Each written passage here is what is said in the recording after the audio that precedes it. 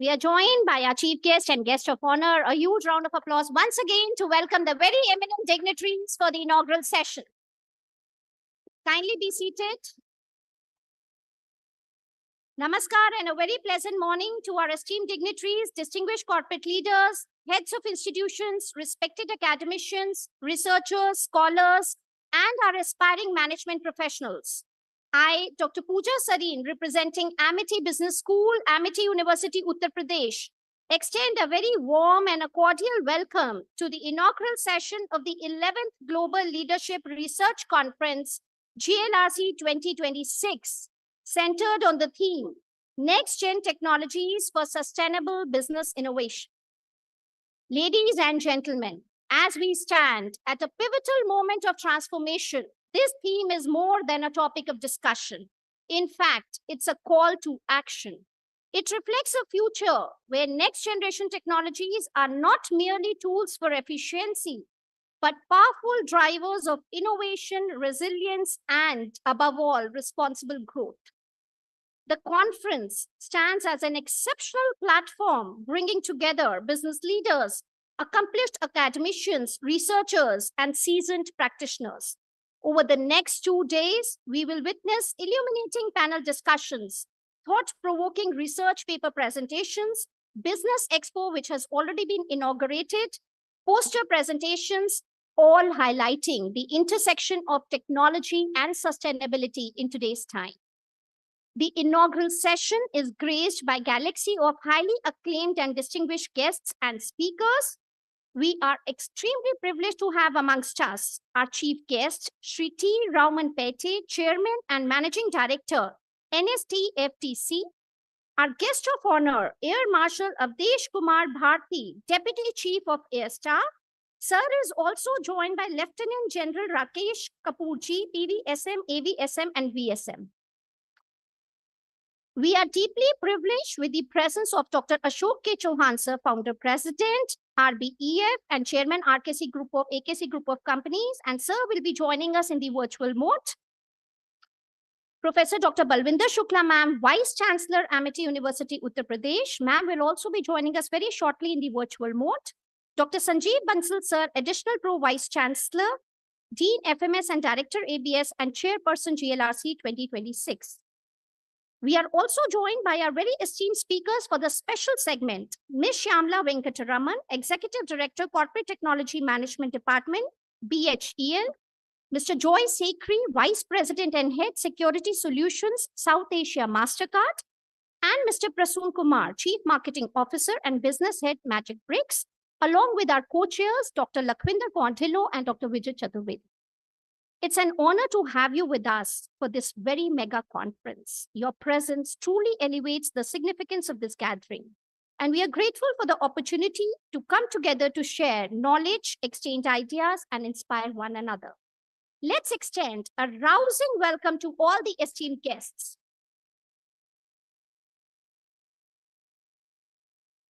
Amity University is a beacon of research and innovation, and is a part of the Amity Education Group, established more than 3 decades ago.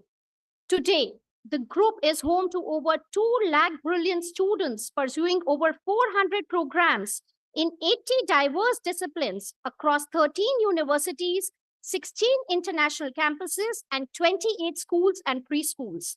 We are ranked among top 3% universities globally by QS, and we feel immense pride in sharing that we have more than 7 lakh alumni across the globe. Amity Business School, the flagship institution of Amity University, Uttar Pradesh, works with a mission to create an ambience of academic excellence in which new ideas, research projects, leaders, and innovators of tomorrow emerge. Under the transformational leadership of our visionary founder president, Dr. Ashok K. Chauhan, Sir, our honorable chancellor, Dr. Atul Chauhan, Sir, our dynamic vice chancellor, Professor Dr. Balwinder Shukla, Ma'am, and our very inspiring additional pro vice chancellor, Dr. Sanjeev Bansal, Sir, Amity Business School has continuously scaled unprecedented heights. Ladies and gentlemen, as we begin our proceedings, we invite our esteemed guests and dignitaries to light the ceremonial lamp symbolizing the illumination of ideas, shared wisdom, and a journey towards meaningful progress.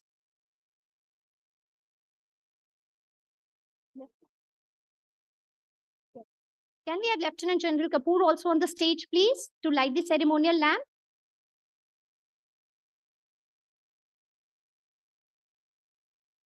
या कुन्ते तुषारहारधवला या शुभ्रवस्त्रावृता या वीणावरदण्डमण्डितकरा या श्वेतपद्मासना या ब्रह्माच्युतशङ्करप्रभृतिभिः देवैः सदा वन्दिता सा मां पातु Saraswati Bhagwati निःशेषजाड्यापहा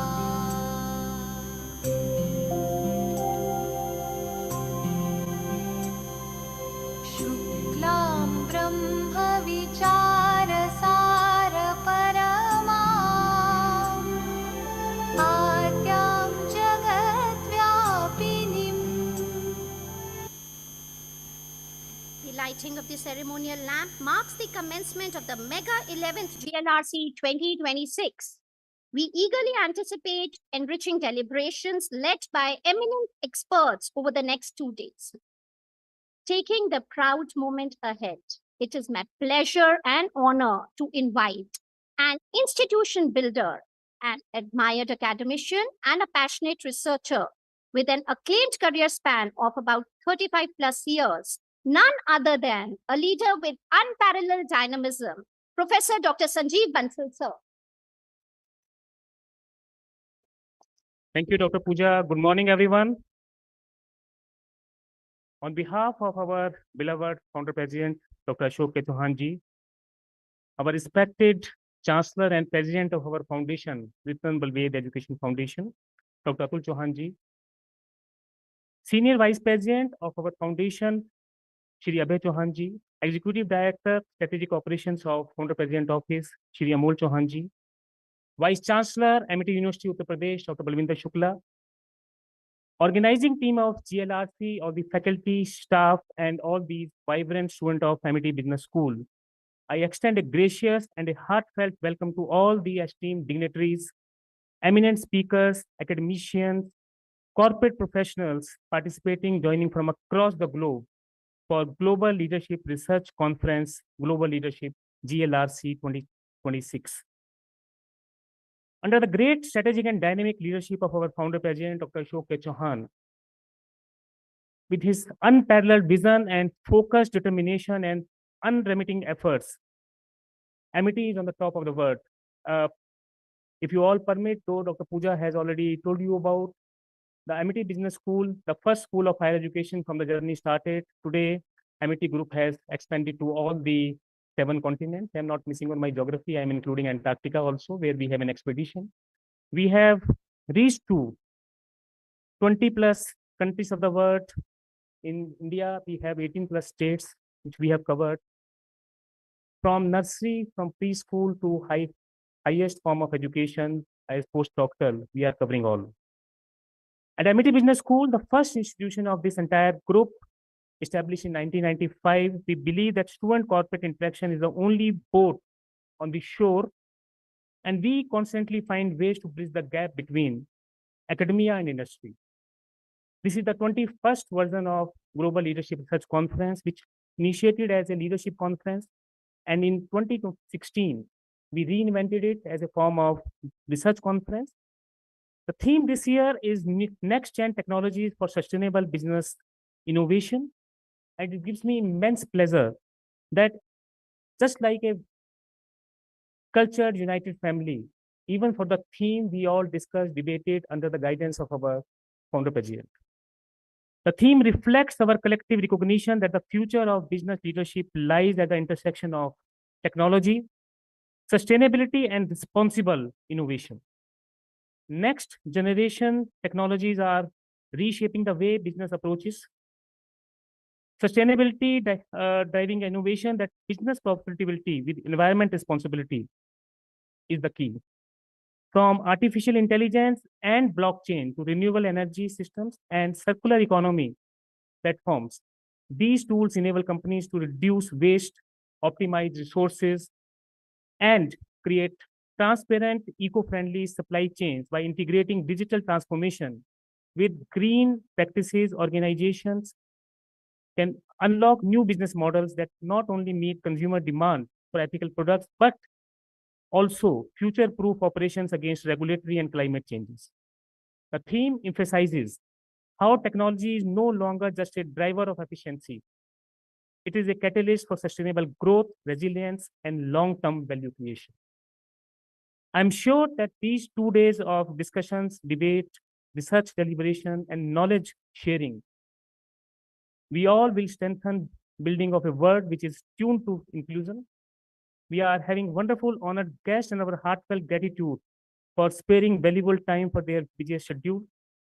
I am thankful to Shri Sunil Kumar Sharma ji, Minister of Electronics and Information Technology, Shri VK Singh ji, Governor of Mizoram, Mr. Pulkit Trivedi, MD of Snap India and Snap Inc. India, Mr. Deepak Bagla, Mission Director of Innovation, my apologies, Mission, for their video messages and wishes for GLRC.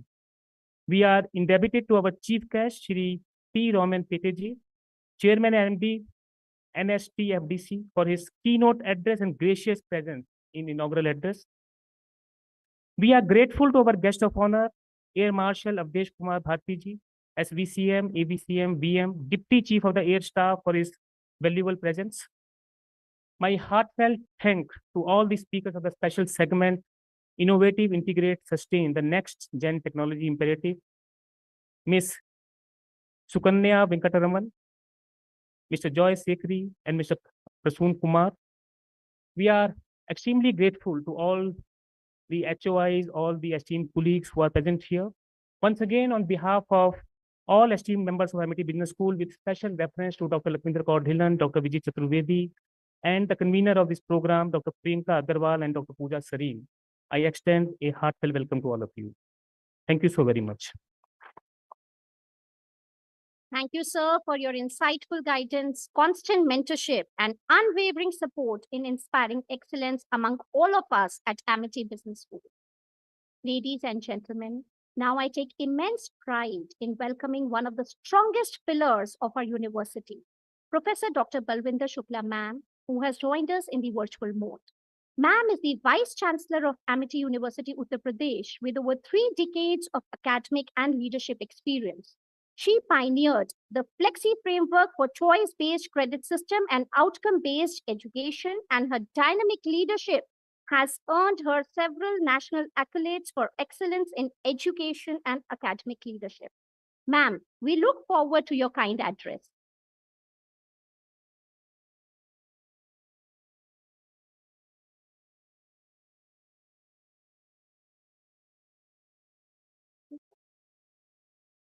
I request the IT team to kindly facilitate.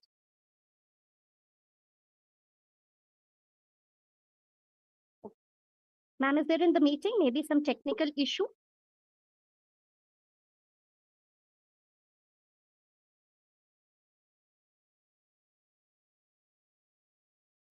Ma'am is there? A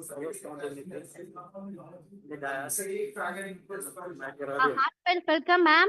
A huge round of applause for our Honorable Vice Chancellor. Thank you, ma'am, for joining us in GLRC 2026. Thank you so very much. I'm so happy and delighted to be part of this 11th edition of GLRC. Most respected Honorable Founder President, sir, Honorable Chancellor, sir, our esteemed guest of honor, Air Marshal Avdesh Kumar Bharti ji, Deputy Chief of the Air Staff, Shri Sunil Kumar Sharma ji, Ministry for Electronics and Information Technology, Government of India, and all the people on the dais, our additional Pro-Vice Chancellor, Dr. G. Bansal, the faculty members, various participants in the conference, and the future leaders, as well as our distinguished chief guest, Sri D. Roman Pate, Chairman and Managing Director of NSDF DC. I, on behalf of Honorable Founder President, Honorable Chancellor, and on my personal behalf, extend very warm welcome to all the distinguished guests, speakers, and participants to the 11th Global Leadership Research Conference 2026. The theme chosen by Dr. G. Bansal and team is Next Generation Technologies for Sustainable Business Innovation.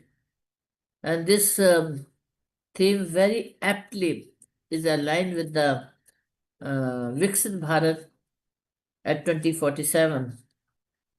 And at the Amity University, all the activities which we are doing as per the vision of Honorable Founder President, Honorable Chancellor, we must align ourselves with the agenda of the Viksit Bharat.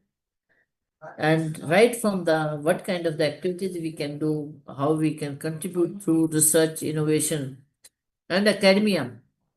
Right from the very first vision, the empowered citizen, to the sustainable economy, to the research, innovation, and technology leadership, and to make India the Vishwa Bandhu and the education superpower. So, as we know that the business environment is changing every day. In 2020, when we had the national education policy came, and at the same time, just before that, the COVID pandemic happened. And as per the COVID pandemic, all offices, all education institutions, went online, and many of the business sectors were adversely impacted, while some businesses were, for them, the COVID was a blessing, but many of the sectors, the COVID was not a blessing. But what it did, it brought the whole world together due to the digitalization, due to the global competitiveness. And the result of that was not remained only till the COVID pandemic. Even today, people prefer to do many of the communications, businesses, discussions to online rather than traveling to various far off distances. And therefore, even we have seen the next generation, they prefer to use the digital tools and like to work remotely. And and I would like to quote here the vision of our Honorable Founder President, that it is my dream and mission to see that India becomes a knowledge superpower. Each one of our students will be a success story. And we have, in view of that, looking at how the internet, how the digital or the social media are impacting the youth.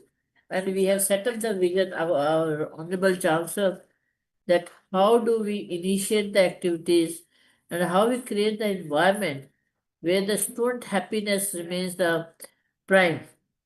So I'm happy that Dr. G. Bansal, who is our additional Pro-Vice Chancellor, is also responsible to see that the student happiness is ensured at the university. Therefore, taking those initiatives, organizing those activities, and creating those support systems so the students' issues and challenges are addressed.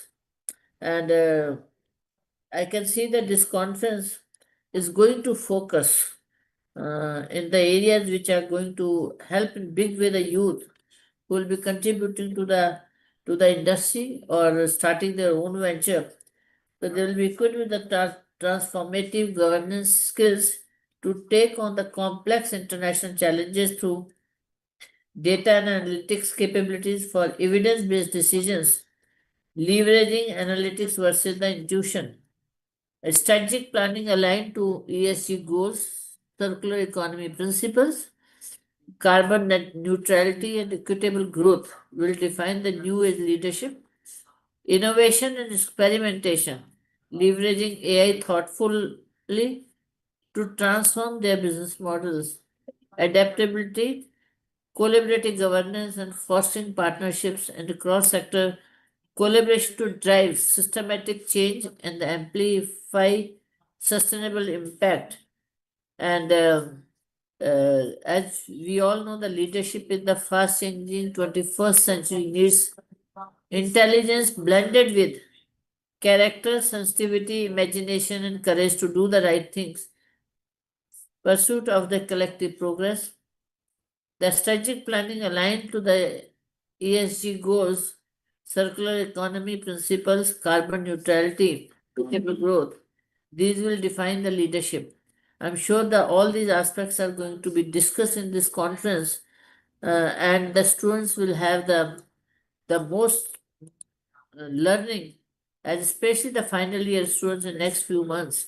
They will be entering into the corporate world, and for them, this conference becomes extremely important. So, my congratulations to Dr. Sanjeev Bansal and his entire team who have very thoughtfully chosen the theme and the sub themes, and have invited the speakers who will be able to give them the global perspective as well as the local orientation, which is extremely important to contribute to the nation building and realizing the vision of Viksit Bharat. Thank you very much and many congratulations. Thank you, ma'am, for your charismatic leadership, and your worthy guidance is always highly solicited. You are a source of great inspiration for all of us. I feel immensely privileged to mention that we have received blessings and best wishes for our conference from leaders including Sri Mohan Charan Majhi, Chief Minister, Orissa, Government of Orissa; Sri Dharmendra Pradhan, Chief Minister of Education, Government of India; Sri Piyush Goyal, Minister of Commerce and Industry, Government of India; Sri Raj Bhushan Chaudhary, Minister of State for Jal Shakti, Government of India; Sri Bhagirath Chaudhary, Minister of State for Agriculture and Farmers Welfare, Government of India; General Dr. Vijay Kumar Singh, Governor of Mizoram; Sri Bharat Bhushan Batra, MLA, Rohtak, Government of India; Sri Ranjan Kumar, MLA, Muzaffarpur, Bihar Legislative Assembly; and Mr. Abhisar Sharma, Managing Director and CEO, NESL Asset Data Limited, among many others. Ladies and gentlemen, we are deeply honored to have the very illustrious presence of our guest of honor, Air Marshal Avdesh Kumar Bharti, Deputy Chief of the Air Staff. Sir is an alumnus of NDA Academy and recipient of President's Silver Medal. Commissioned in the fighter stream in 1987, Sir was awarded with Sword of Honor. In 38 years of illustrious service, Sir has trained the pilots of the Royal Malaysian Air Force on Sukhoi 30 MKM aircraft. Awarded Vayu Sena Medal in 2008, Ati Vishisht Seva in 4, and Sarvottam Yudh Seva Medal in 2025 by the Honorable President of India. With an illustrious career marked by exceptional leadership, operational excellence, and the nation's highest service honors, he truly stands as a distinguished exemplar of dedication and service to our country.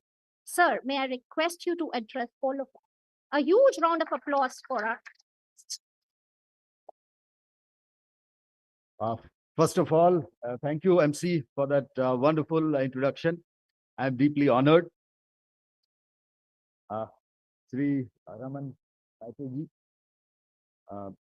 Professor Dr. Sanjeev Bansal, other distinguished personalities on the dais, distinguished guests, faculty members, delegates, industry leaders, and students of Amity University. A very good morning to all of you. I would like to start by thanking Dr. Bansal and Amity University for having given me this opportunity to stand in front of you and convey my thoughts on this very contemporary topic. I'm indeed honored, and I always look forward to tearing myself away from the routine that we go through every day at our jobs that at headquarters, and it's such a wonderful feeling to be among the young crowd. So thank you very much for getting me away from that environment and giving me this opportunity to interact with you. As the VC just now has mentioned, that the topic chosen for this summit and for the session, it couldn't have been more contemporary. And my compliments to the faculty for choosing this topic, which is highly contemporary, which is next-gen tech for sustainable business innovation. The subject is most relevant in the emerging world order of today. And you would be able to relate when I say the emerging world order of today, what all is at the background. I don't need to spell that out. So in this emerging world order of today, where economic and military might are increasingly going to decide the future trajectory of nations and well-being of its people. So the topic couldn't have been more contemporary. Investing in future technology ushers in economic growth, and the two together enable buildup of military capabilities. The world today is investing heavily and rapidly in next-gen technology. As a country, if we don't invest in future technology today, we risk being relegated to the status of a third-rate power.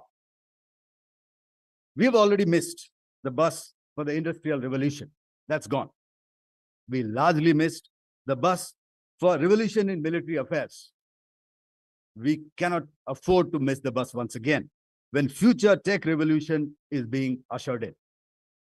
This is because next-gen tech is going to shape our comprehensive national power, be it in terms of economic growth, cybersecurity, infrastructure development, or military power, to name a few. I will focus on the military portion of it. I guess that's what you have called me here for, and I'll try to do justice to that aim.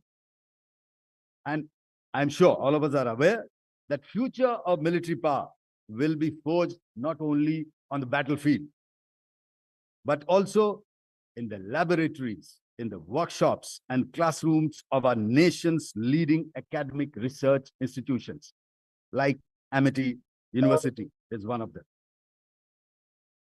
Ladies and gentlemen, today's soldier not only needs the best weapon in his hand, he or she needs to operate in a highly intelligentized environment on a highly informatized battlefield.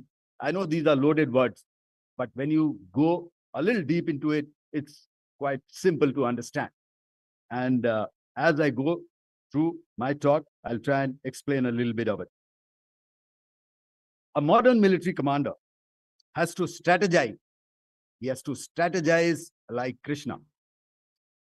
He has to see like Sanjay, and he has to fight like Arjuna, all compressed in one entity in a compressed time frame. That is what we are looking at. And next-gen tech enables him or her to do exactly that. The geographic buffers that once afforded security to any defending force are diminishing. The enemy today does not have to come on top of your power grid and bomb you to plunge the whole city into darkness. A cyber attack on your power grid control room, sitting thousands of kilometers away, will achieve the same result with no risk for the adversary and no accountability for the adversary. That is the kind of threat that we are looking at. So, what are the next-gen technologies that will bring disruption on the future battlefield? And where should we look to invest and innovate? So let's have a look at that. There's no rocket science. These are in the fields of artificial intelligence, big data analytics, quantum computing, robotics, and advanced seekers and sensors, to name a few. I'm sure I don't need to spell that out to this informed audience, but allow me to elaborate how and where these technologies may be used in the military domain. Let's first talk of AI. What we are looking at from the military perspective is use of AI, let's say, for multi-sensor fusion. In a battlefield, you will have a number of sensors, a radar here, aircraft flying out there, a ship somewhere else, okay, all picking up various inputs and all picking up multiple inputs, all giving you multiple inputs for the same threat. What we need is to be able to sift through these inputs and thereafter come out with one comprehensive picture which has got high degree of fidelity. So we need AI engines to help us do that. Give us a multi-sensor fusion. AI-based recognition. Now, that is very interesting. We operate in peacetime. We all the time try to gather intelligence. Your adversaries will be operating with certain SOPs, with certain electromagnetic, with certain on certain frequencies, with a certain electromagnetic signature. Come wartime, all that will change. So what we need is the AI engines to give us that information that, hey, this is the same guy whom you are looking at, who was sitting at Quetta. Now he's sitting at Lahore. This is the same threat whom you are looking at. Yesterday he was in Karachi. Today he's in Islamabad. So what we need is engines which can fingerprint the inputs that are coming and thereafter identify the knowns and identify the unknowns and put them into identified bits. So that is what the power of computing and AI we are looking at. We need AI-based data aggregation. There's a whole lot of data and analysis so as to shorten our OODA loop, so as to shorten our decision loop. We'll get all the inputs, but if it comes to us after 24 hours and we can understand it after 36 hours, the window of opportunity is lost. We need to have these inputs in real time. And with the amount of data that will be coming in, aggregating, sifting through that and making sense of it. Manually, it's not possible. So we need to use AI engines for that. Change detection. Our satellites, our int agencies give us a lot of input. Okay, but it is not possible to go through it frame by frame, day after day, and try and decipher which threat is coming up where.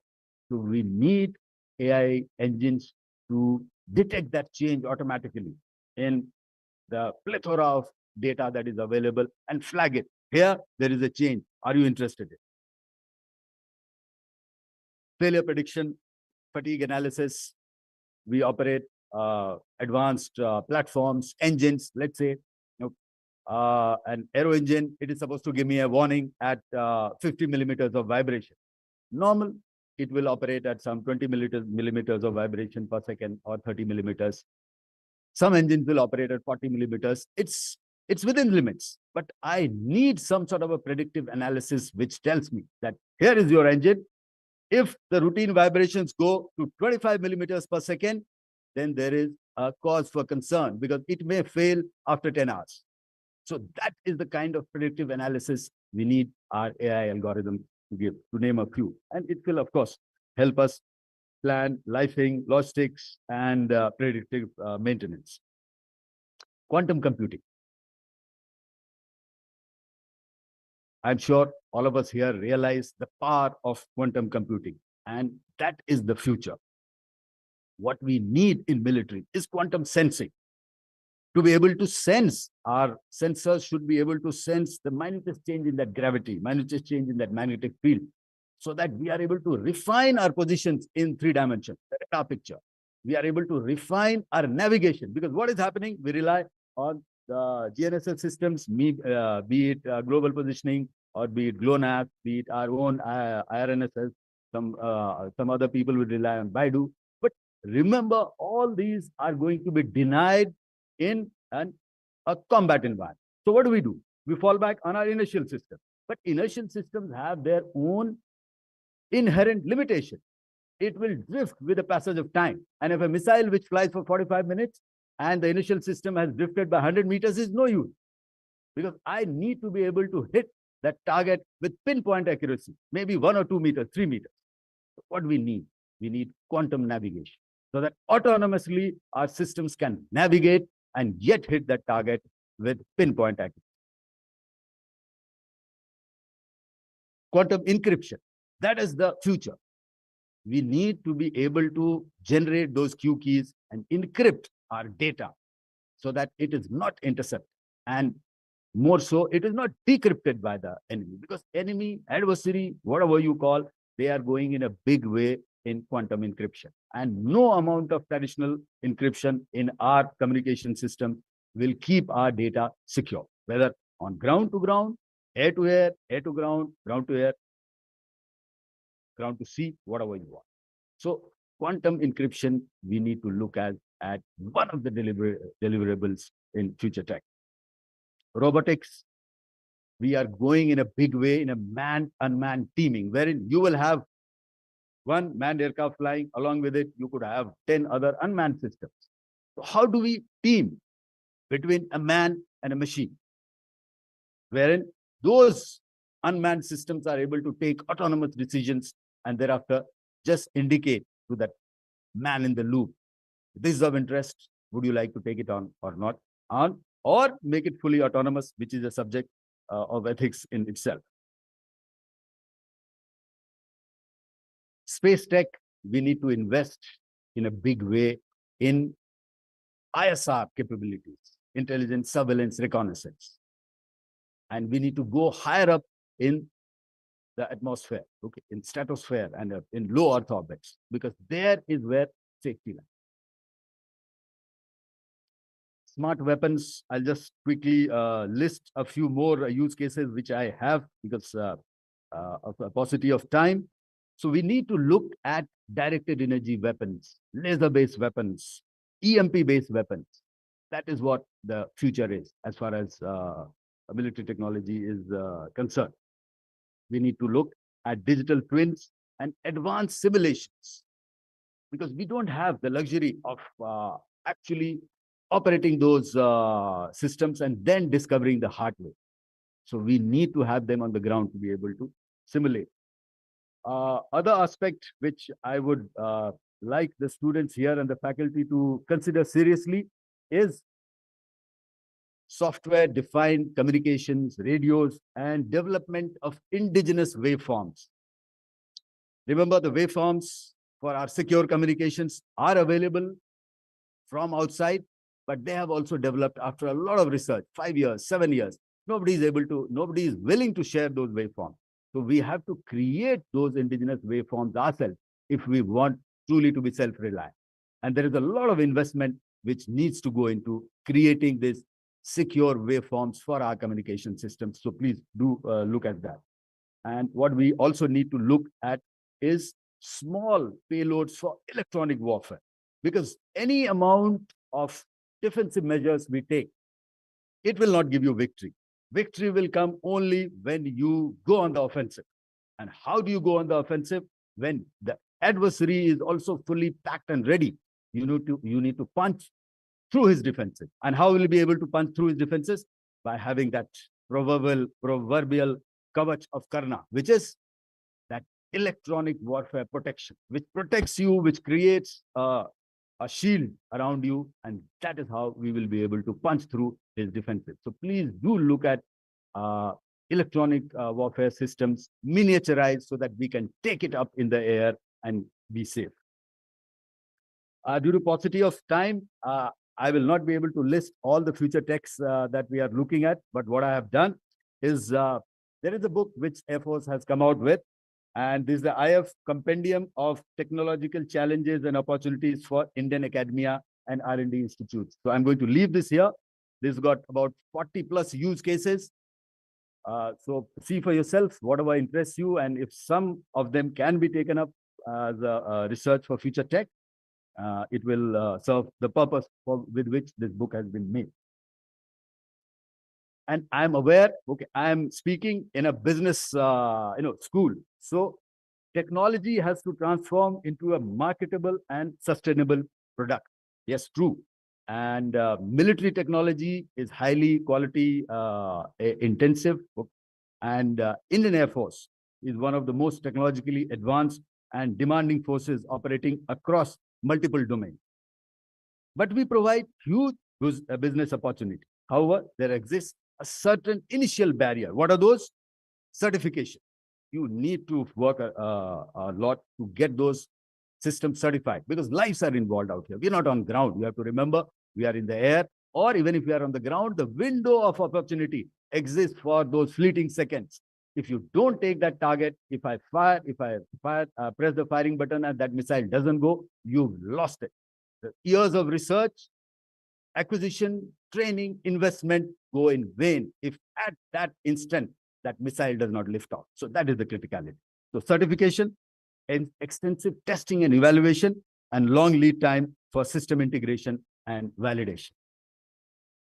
But once a product or technology passes these gates, the business potential multiplies exponentially, primarily due to long life cycle contracts, high credibility for exports, civilian spin-offs, and access to a global supply chain aligned to military-grade products. In conclusion, all I would like to say is that the indigenous development of critical technologies is a national imperative. However, significant challenges remain, and overcoming these requires sustained investment in research, a culture of risk-taking, and strong collaboration between academia, industry, user, and armed forces. We must encourage our young minds, scientists, innovators, and entrepreneurs to think out of the box and innovate. Each radar built, each sensor design, each algorithm coded within our borders is not only a step towards self-reliance, but it is also a statement of power. The power to defend, the power to deter, and the power to choose on our own terms. And only with power comes respect. And I would like to leave this audience with a couplet from our national poet, Shri Ramdhari Singh Dinkar, when he has very aptly summarized this compact between power and respect. And I quote, when he says, सहनशीलता, क्षमा, दया को तभी जग पूजता है, बल का दर्द चमकता उसके पीछे जब जगमग है. Unquote. I thank you, ladies and gentlemen, for your patient hearing. Jai Hind.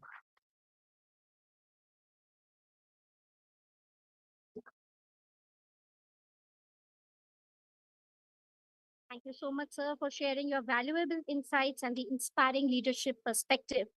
Everyone at Amity is honored with your very, very gracious presence. Thank you so much, sir. As we chart the course ahead and aspire for visionary leadership, the guidance of our country's leaders light our way.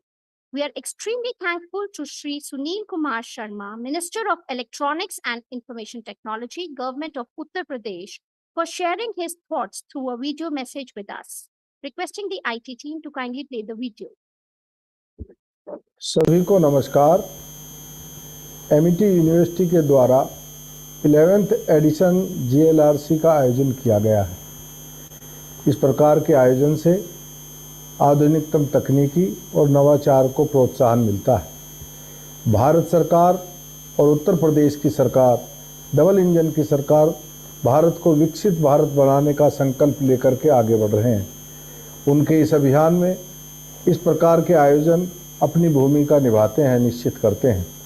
मैं Amity विश्वविद्यालय के vice chancellor और सभी faculty को और इस आयोजन में जुटे सभी आयोजकों को बधाई देता हूं और शुभकामना देता हूं तथा इस कार्यक्रम की सफलता की कामना करता हूँ।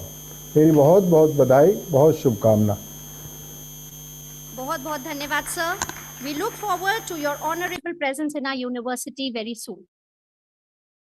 We are all honored and privileged with the very gracious presence of our chief guest, Shri T. Rauman Pete, Chairman and Managing Director, NST FTC. Sir is a 1996 batch Indian Revenue Service officer from Manipur with wide-ranging experience across major postings in Delhi, Shillong, Guwahati, Mumbai, and Bengaluru. A specialist in corporate and international taxation, he was impaneled as Joint Secretary in 2021 and currently serves as CMT, National Scheduled Tribes Finance and Development Corporation, with additional charge in the Ministry of Tribal Affairs. Sir exemplifies impactful leadership at the intersection of policy, finance, and inclusive development. Sir, we are all eager to listen to your insights. Can we welcome him with a huge round of applause?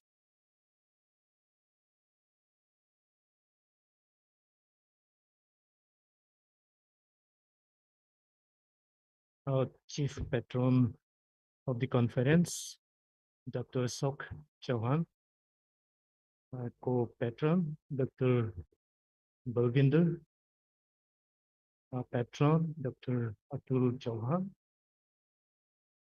a chairperson, Professor Dr. Sanjeev Bansal, a guest of honor, Air Marshal Avadis Kumar Bhatti, Dr. Dhillon, Dr. Vijit, distinguished speakers, esteemed participants of this conference.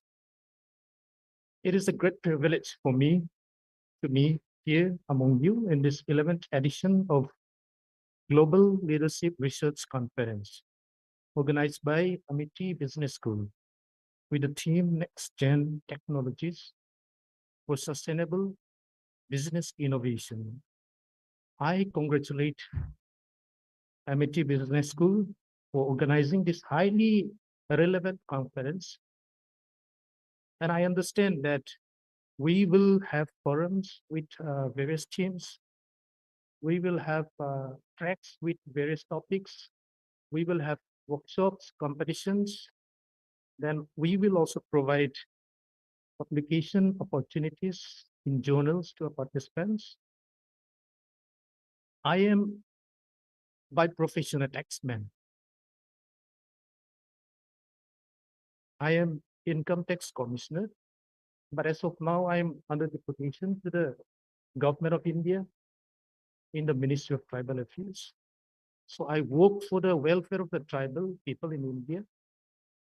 I don't know what comes into your mind when you hear the word tribal or tribal people.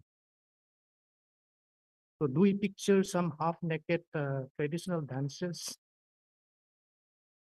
Or some people with bows and arrows? Or some people hunting wild animals? Today, I want to tell you, the world is looking at the tribal societies for answers and solutions for our various problems and issues that we face today. I hope many of us must have heard the African tribal concept called Ubuntu, U-B-U-N-T-U.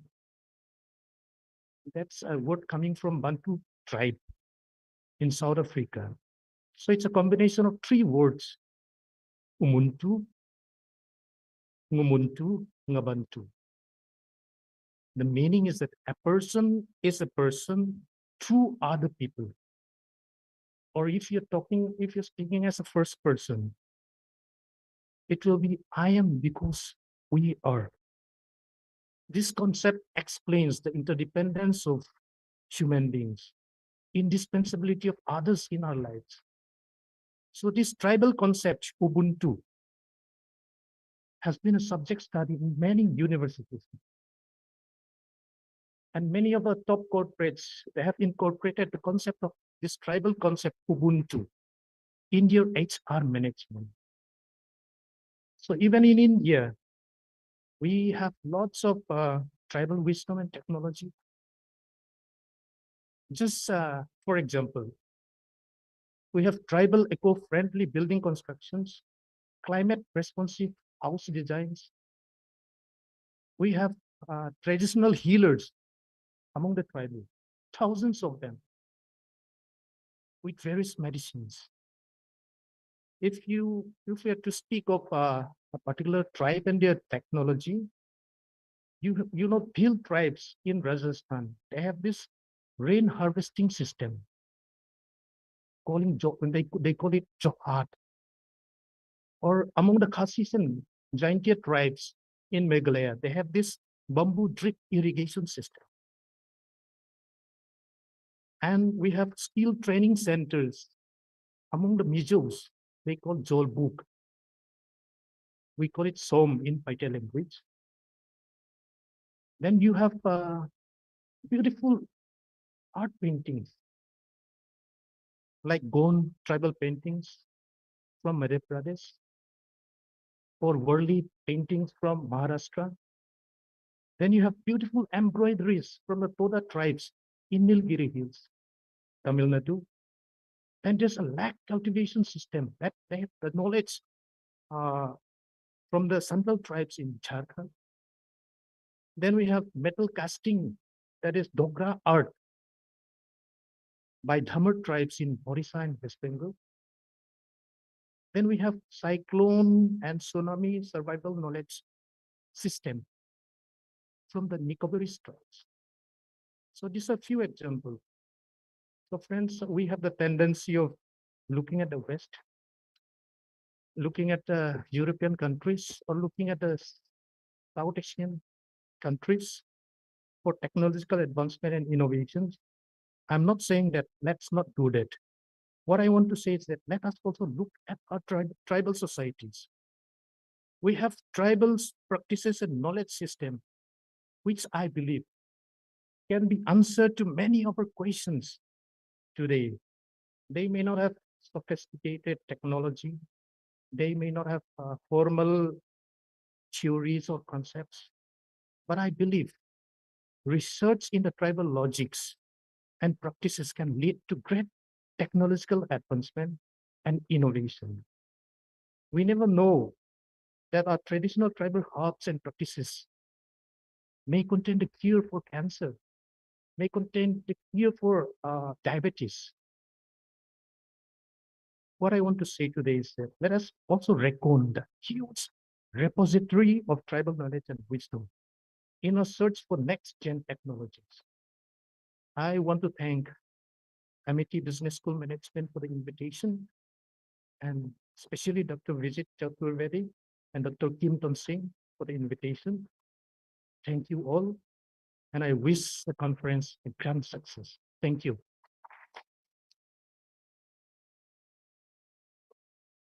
Thank you, sir, for sharing your valuable perspective on leadership and its pivotal role in India's growth journey. We are honored to have your very gracious presence in the inaugural session. Ladies and gentlemen, we now present a special and insightful video bite from the respected and esteemed Sri V.K. Singh, Honorable Governor of Mizoram, as a part of the groundbreaking Voices segment of GLRC. May I request the IT team to kindly play the video. I'm delighted to extend my warm greetings to the Amity Business School, Amity University, on the occasion of the 11th Global Leadership Research Conference, GLRC 2026.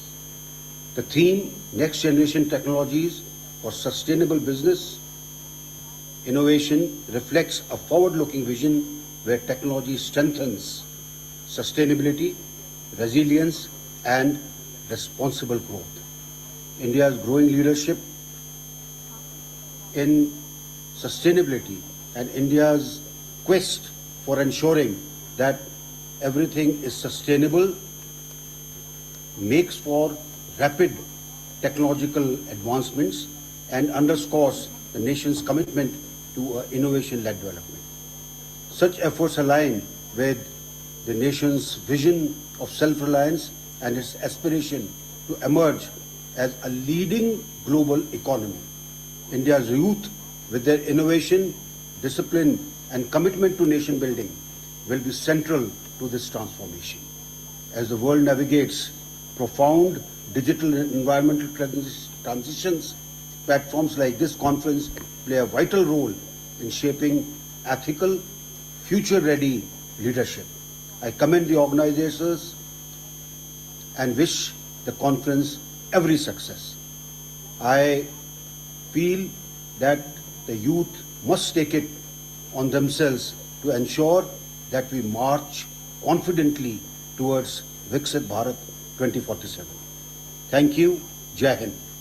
Thank you, sir, for sharing your visionary perspectives with us. Your message has greatly enriched this inaugural session.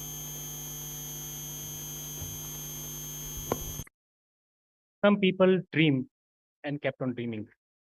Some people dream, convert their dreams into reality, but for themselves only.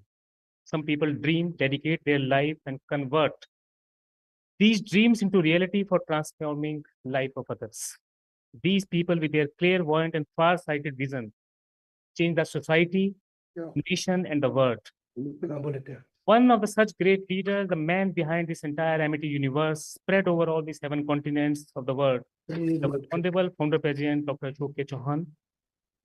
I am too small to read his vast profile, which goes in dozens of pages, but would like to introduce him with some selected achievements. Dr. Chauhan left for Germany as a scholarship in 1966 with 3 sterling pounds in his pocket, worked hard day and night to reach to a senior most position in the corporate world in West Germany. At that time, he was the only one such highly placed person in the corporate world from Asia. As chairman and CEO of AKC group of companies, he built his industrial commercial empire all over the world, beginning from Germany. He attained the status of most successful NRI of continental Europe. In the year 1992, Dr. Chauhan was awarded the honor of Man of the Year in London.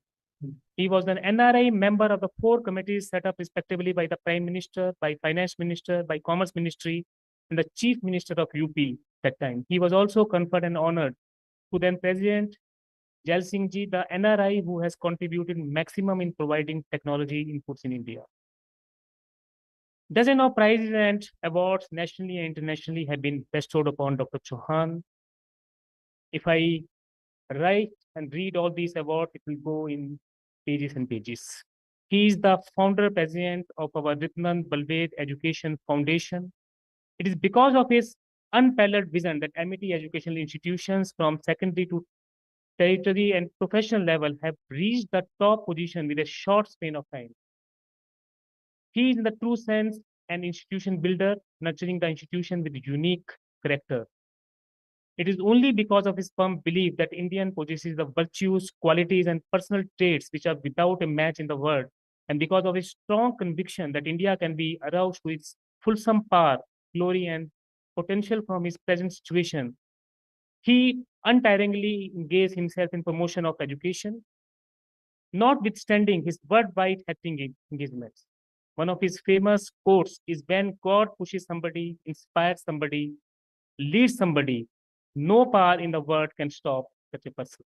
He is well known with various names, the man with the Midas touch, the Barter King, and the people who know him closely describe him as an entrepreneur, an educationist, a philanthropist, a doctor, a priest, a psychiatrist, and a humble person all in that.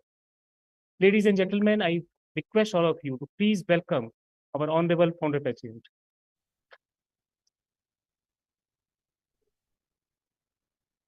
Dr. Sanjeev Bansal, what you told about me, I have also not all in mind, but all was correct.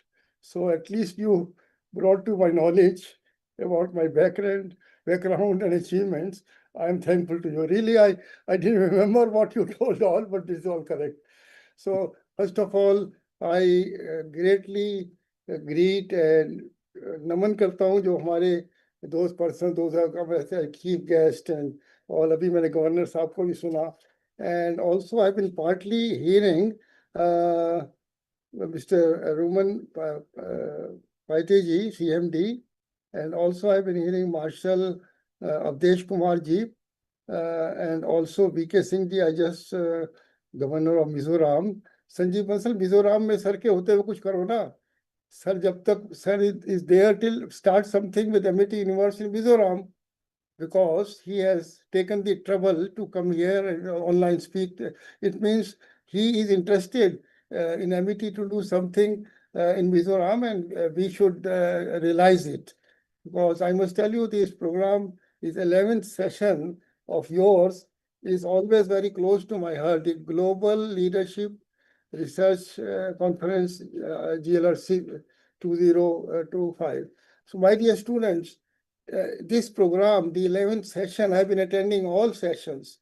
And I think Sanjeev Bansal, kitna 20 years you are with me or how many years you are with me? 21, sir. 21. I know what. So I would say all those who have come here, they should go back with some take home. What is the take home of today? Because if you have heard all these carefully, the speakers, everybody, I could not listen the full. At least 5 programs are running on my table. Just now, Manoj Pandey and Sujata Khandai and these persons. So, but partly I heard, and that gave me the feeling, Sanjeev Bansalji, that we should keep constant contact with them. What their words of wisdom was a really light for me. And now, please see that I also get in contact with them because I always utilize every minute of mine. This minutes of your program is the greatest outcome is that all those who spoke, they are for us a jewel, an asset. Now it depends upon us what we make out of them. They are all very busy persons, but as they have come कि वो आज आए हैं तो इसका मतलब Amity में थोड़ा उनका इंटरेस्ट है तो उसको हम लोग को नर्चर करना है. My dear students, in life, if you have a mission, if you have an aim, then do anything and everything to reach to that main. I always say to my dear students that have a zeal in your mind, have an aim in your mind, और वो नहीं पूरा होता तो आपकी गलती नहीं है, पेरेंट की गलती नहीं है. This is my mistake. I repeat, this my mistake and I don't want to fail. तो मेरा ये है कि लाइफ में काम तो क्लर्क को भी करना पड़ता है, चपरासी को करना पड़ता है, CMD, DG को भी करना पड़ता है. तो मैंने कहा कि why don't you become at the helm of the affairs? And Sanjeev Bansalji told, I was head of the great organization for science, technology, innovation, because that is the same burden of work as a clerk has. And he told that in the unification in 89, I'm telling it not to praise me because my praise is my university, my universe. When I get worldwide, these programs are all on the YouTube. I'm getting dozens of calls from India and globally, sir, what a great program. Because it is my initiative, what I put immediately on website and this video which was running. So my dear student, when you go away from this room, I would say that take home that if you want to be successful, depend upon me. I know how to make a successful person because I've done it myself. And these worthy guests, they are so busy, so important, so asked for. They have come to us. Why they have come to us? They find that coming here, spending their time is worth it. Otherwise, they must be having 3-4 invite same time, but they came to us, our faculty members and all. So I think this MIT Business School was the first when I came in 1994. And now my aim is that with all of you, my dear students, research scholars, in 2047, I will dance and in MIT campus, a mega event from calling all over the world. And my worthy guests, those who have spoken, sir, we will call you also with folded hands because you must be thinking, what is the age of founder president? I don't hesitate anything. Today I'm 83 years old. In 2047, I'll be 104 years old. And I speak every day in the morning after saying that to God. तो भगवान ने कहा कि तुम्हें 106 साल का तो मैं देता हूँ भी. अशोक जी उसके बाद की बात आगे करेंगे. मैं इसलिए कह रहा हूँ कि if you are doing something for the humanity, for the world, for global welfare, God takes care of you. All those who have come here from tomorrow onwards, God will take more care of you because you have motivated my students, inspired my students, and my students are brilliant. when I see 7 to 8 lakh alumni all over the world, I have difficulty in understanding how they became so extremely successful. Extremely successful because somebody must have told me, teach here also to satisfaction and proud of your parents, अपने गांव गली मोहल्ले में करने के लिए, you achieve high success, everybody feel proud of you. And otherwise, who asks? There are 140 crore people in India, who bothers for whom? But if you are successful, and when you go home, tell to Sanjeev Bansal, sir founder president ने कहा था अगर हम successful नहीं बनते, top पे नहीं पहुंचते, तो फाउंडर प्रेसिडेंट की गलती है, ये उनका फेलियर है. That you will see whatever you want, I will make you. I promise you. You just write to Sanjeev Bansal, sir मैं बड़ा बनना चाहता हूँ. दिक्कत यह है कि लोग चाहते नहीं है, सोचते नहीं है कि अरे कैसे बनेंगे. अरे हमारे सामने एक बंदा बोल रहा है जो जिसने बन के दिखाया है. कोई मैं किताब नहीं पढ़ता, मैं टेड स्पीकर को नहीं सुनता. तो अगर मेरे यहाँ जो भी स्टूडेंट आए हैं या रिसर्च वो बड़े नहीं बनते, that I cannot afford. So I would say to my very worthy guest, Sanjeev Bansal, it's a wonderful program, and I am attending all your GLRC every year. This is 11th year, I think. So I would say my heartiest thanks to all my worthy guests. Sir, guide me, help me. I just tell you what is my immediate take home from these programs. I have, when somebody has a dream, one should have some targeted mission. Revolutionary moment, mission outcome. My dear students, जहां भी तुम जाओ industry में, कहना sir यहाँ तो outcome 25-30% है, और मैं चौहान साहब से सीख के आया हूँ, मैं 95% करूंगा. He will salute you. Outcome is my mission. Revolutionary outcome from 30 to 95%. Then MBT Education, Science, Technology and Innovation Forum. In this, I want to connect the whole world, brilliant people. The other day when I was sitting together with the PSA, Ajay Sood, he told in MIT University, Gwalior, Haryana, when I was there, I gave this word, MIT Education, Science and Innovation Forum. So this is making, because I think globally, India is having a image now, a respect now that whole world wants to connect with you. Whenever I call people from abroad or India, I see they come to my program. Why do they come? They feel that their association will be benefiting my students, scholars. The next, my aim is global leaders connect in education and science and technology. Because, until you cannot use the brilliant and the experience of all, alone you or with my people, I cannot become what I want. Then the next is retired scientists and Dr. Sramurthy announced yesterday in the retired scientists and technologists connect. The people, those who have retired, sitting home, they don't get the proper platform. And I want to have thousands of global retired people. And if you give them respect, love, and affection, they will be with you. So these are some ways and means to him. My aim, I told you, to MIT universe. 8 lakh alumni and I think millions of students, lakhs of students. So I think I'm grateful again to all those who have come. I will now keep contact with me. Sanjeev Bansal, you please enable me to learn from them. I will meet them. I'll go to their office because I want to take my film. My dear students, have aim, high aim. And when you go home, few people will write me, others may not dare. But whatever you want to achieve, you tell me, I will get it achieved. Thank you, Dr. Sanjeev Bansal. Thank you. Thank you so very much, sir. So, esteemed guests, all the dear students, this is our founder president, your founder president.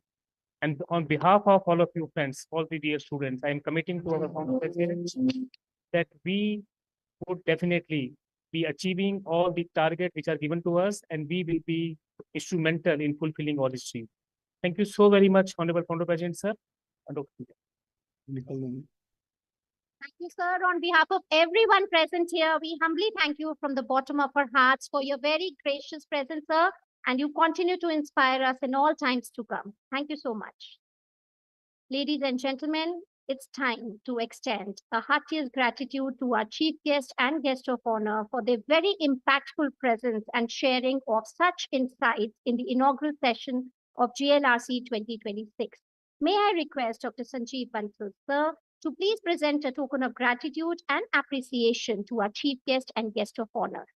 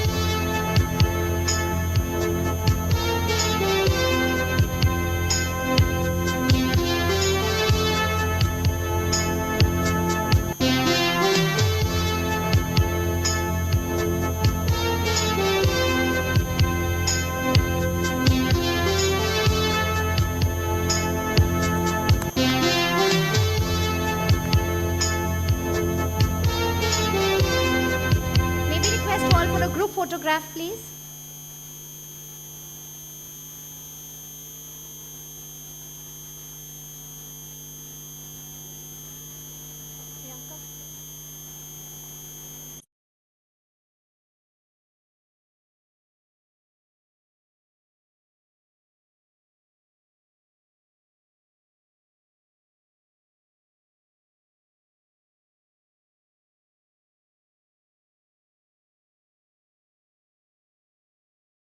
We also have one very distinguished guest with us today, Lieutenant General Kapoor. Kapoor sir, can I request you to be on the stage for a minute, please?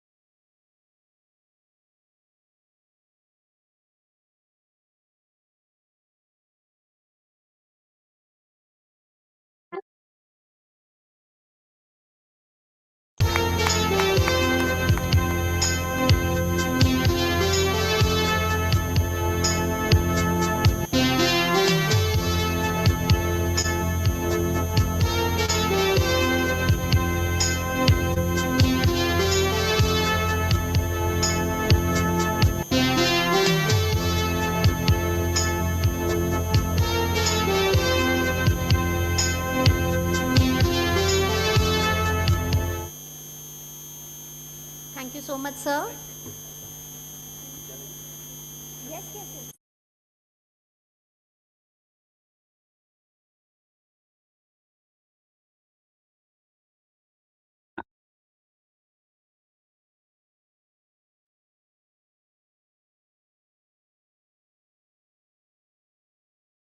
We move ahead to our upcoming special segment themed Innovate, Integrate, Sustain, the Next Gen Technology Imperative.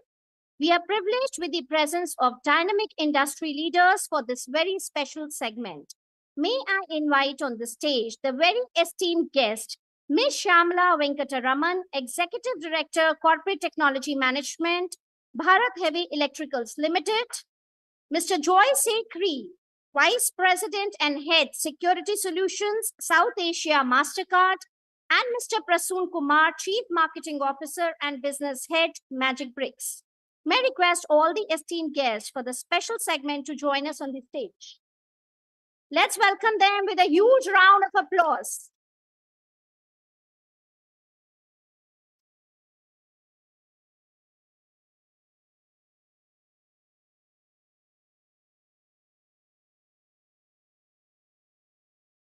Dr. Sanjeev Bansal sir will be chairing the session and will be joining us shortly. I take a very proud moment to introduce our guest for this special segment, Ms. Shyamla Venkataraman, Executive Director, Corporate Technology Department, Bharat Heavy Electricals Limited. A seasoned technology leader with 38 years of experience in power systems and real-time engineering, she has successfully steered landmark initiatives, including the joint collaborative project between CPSEs under Vision New India 2022, and is the principal inventor of 9 granted patents. An active mentor and faculty contributor, she continues to shape the future talent through her engagement with leading institutions such as ESCI Hyderabad, CPRI Bengaluru, NIT Calicut, and BHEL's Corporate Learning Division. She stands as a visionary technology leader, seamlessly blending innovation, mentorship, and nation building through impactful engineering excellence. A heartiest welcome, ma'am. We are privileged to have amongst us Mr. Joy Sekri, the Vice President and Head of Security Solutions for South Asia at MasterCard, where he leads initiatives to enhance the security and convenience of electronic payments. His work spans security product development, identify management, artificial intelligence, and cybersecurity. Previously, he spent over a decade at SBI Card, American Express, and GE Capital, holding leadership roles across operations, product management, business development, and quality. He brings a sharp, future-focused perspective on building secure, intelligent, and trusted digital ecosystems at scale. A heartiest welcome to you. Mr. Prasoon Kumar is a business and marketing leader with 23 plus years of experience across consumer internet, telecom, retail, and advertising, and currently leads marketing and growth at Magic Bricks. He has held senior leadership roles at Just Dial, Reliance Communications, Sony, Levi's, and McCann Erickson, and is known for launching industry-first innovations. A highly awarded thought leader, he runs the YouTube channel Guru Prasoon and is featured in the Economic Times. He's a dynamic growth leader whose innovation-led marketing vision continues to shape some of the India's most influential consumer brands. A heartiest welcome to you. The session is chaired by a dynamic and visionary leader, Professor Dr. Sanjeev Bansal, sir. Sir, over to you.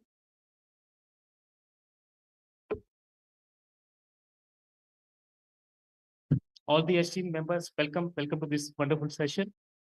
Though Dr. Pooja has asked me to moderate, but I think among us we have Ms. Shyamla Venkataraman ji, and she was the first one to reach here. So I actually request you to moderate this session. How will it be fine? But at the beginning, I can just ask you from your point, your point of view regarding the topic. If you can, we can start with Mr. Prasoon.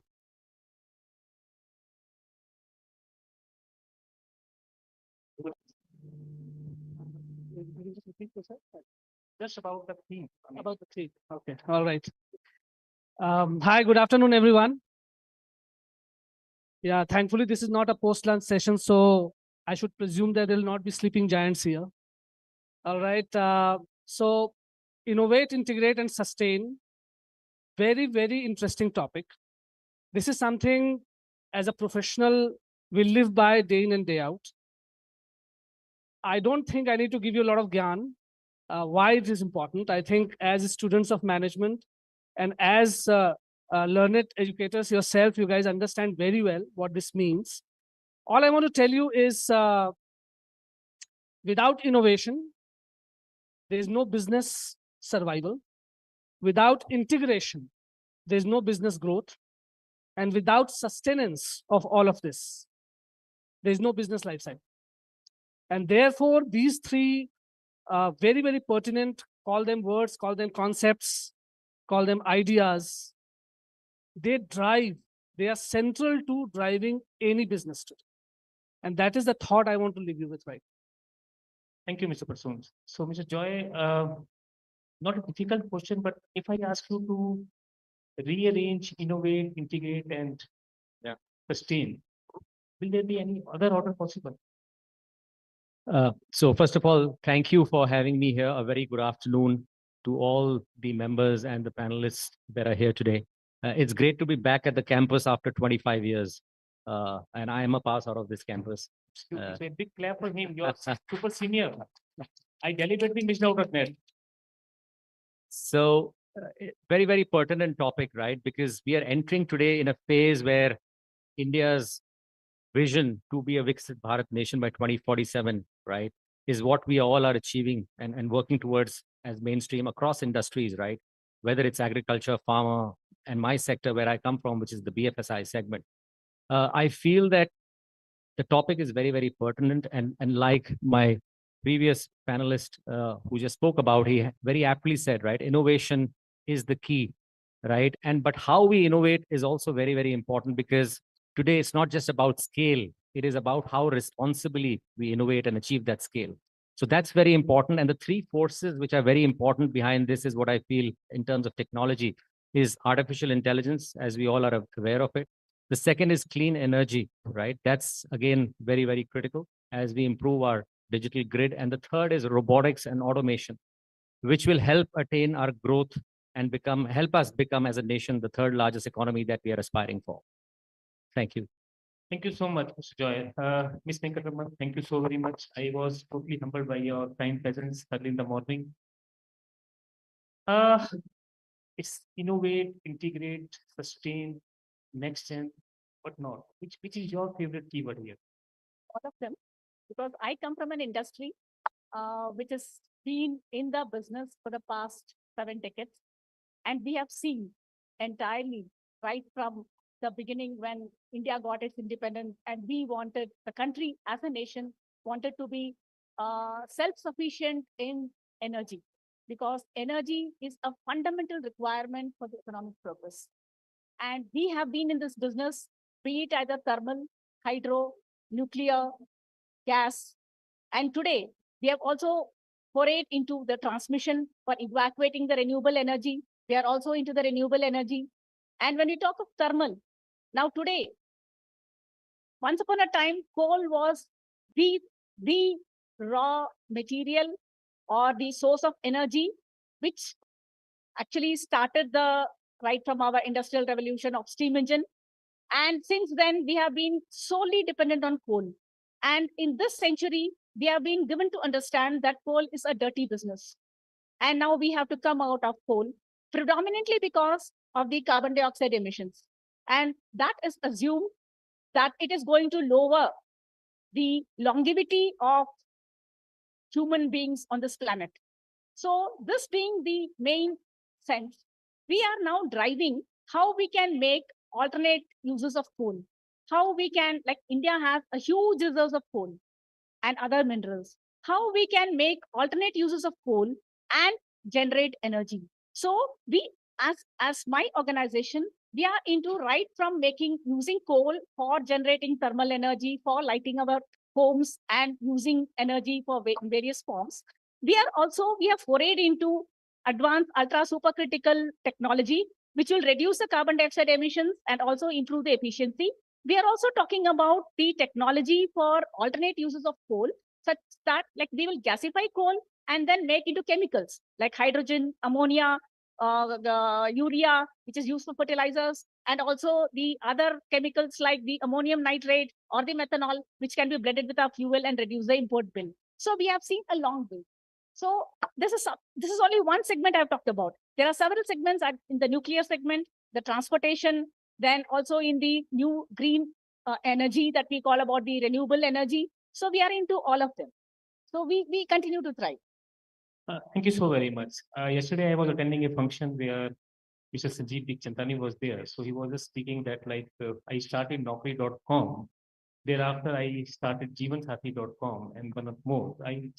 Somebody asked like how come basically you reached to all these portals? He said I was in Germany. I just saw something people there, and it basically gives me an idea that like I should be basically innovating something. So my first portal was on the basis of the advertisement, which as a journalist he was receiving. I mean, all the advertisement which he was receiving, he said the most of the advertisement basically were for Naukri.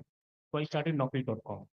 Then he said like the second most prominent advertisement requirement was basically for matchmaking. He started jeevansathi.com and then thereafter definitely spoke about shiksha.com also.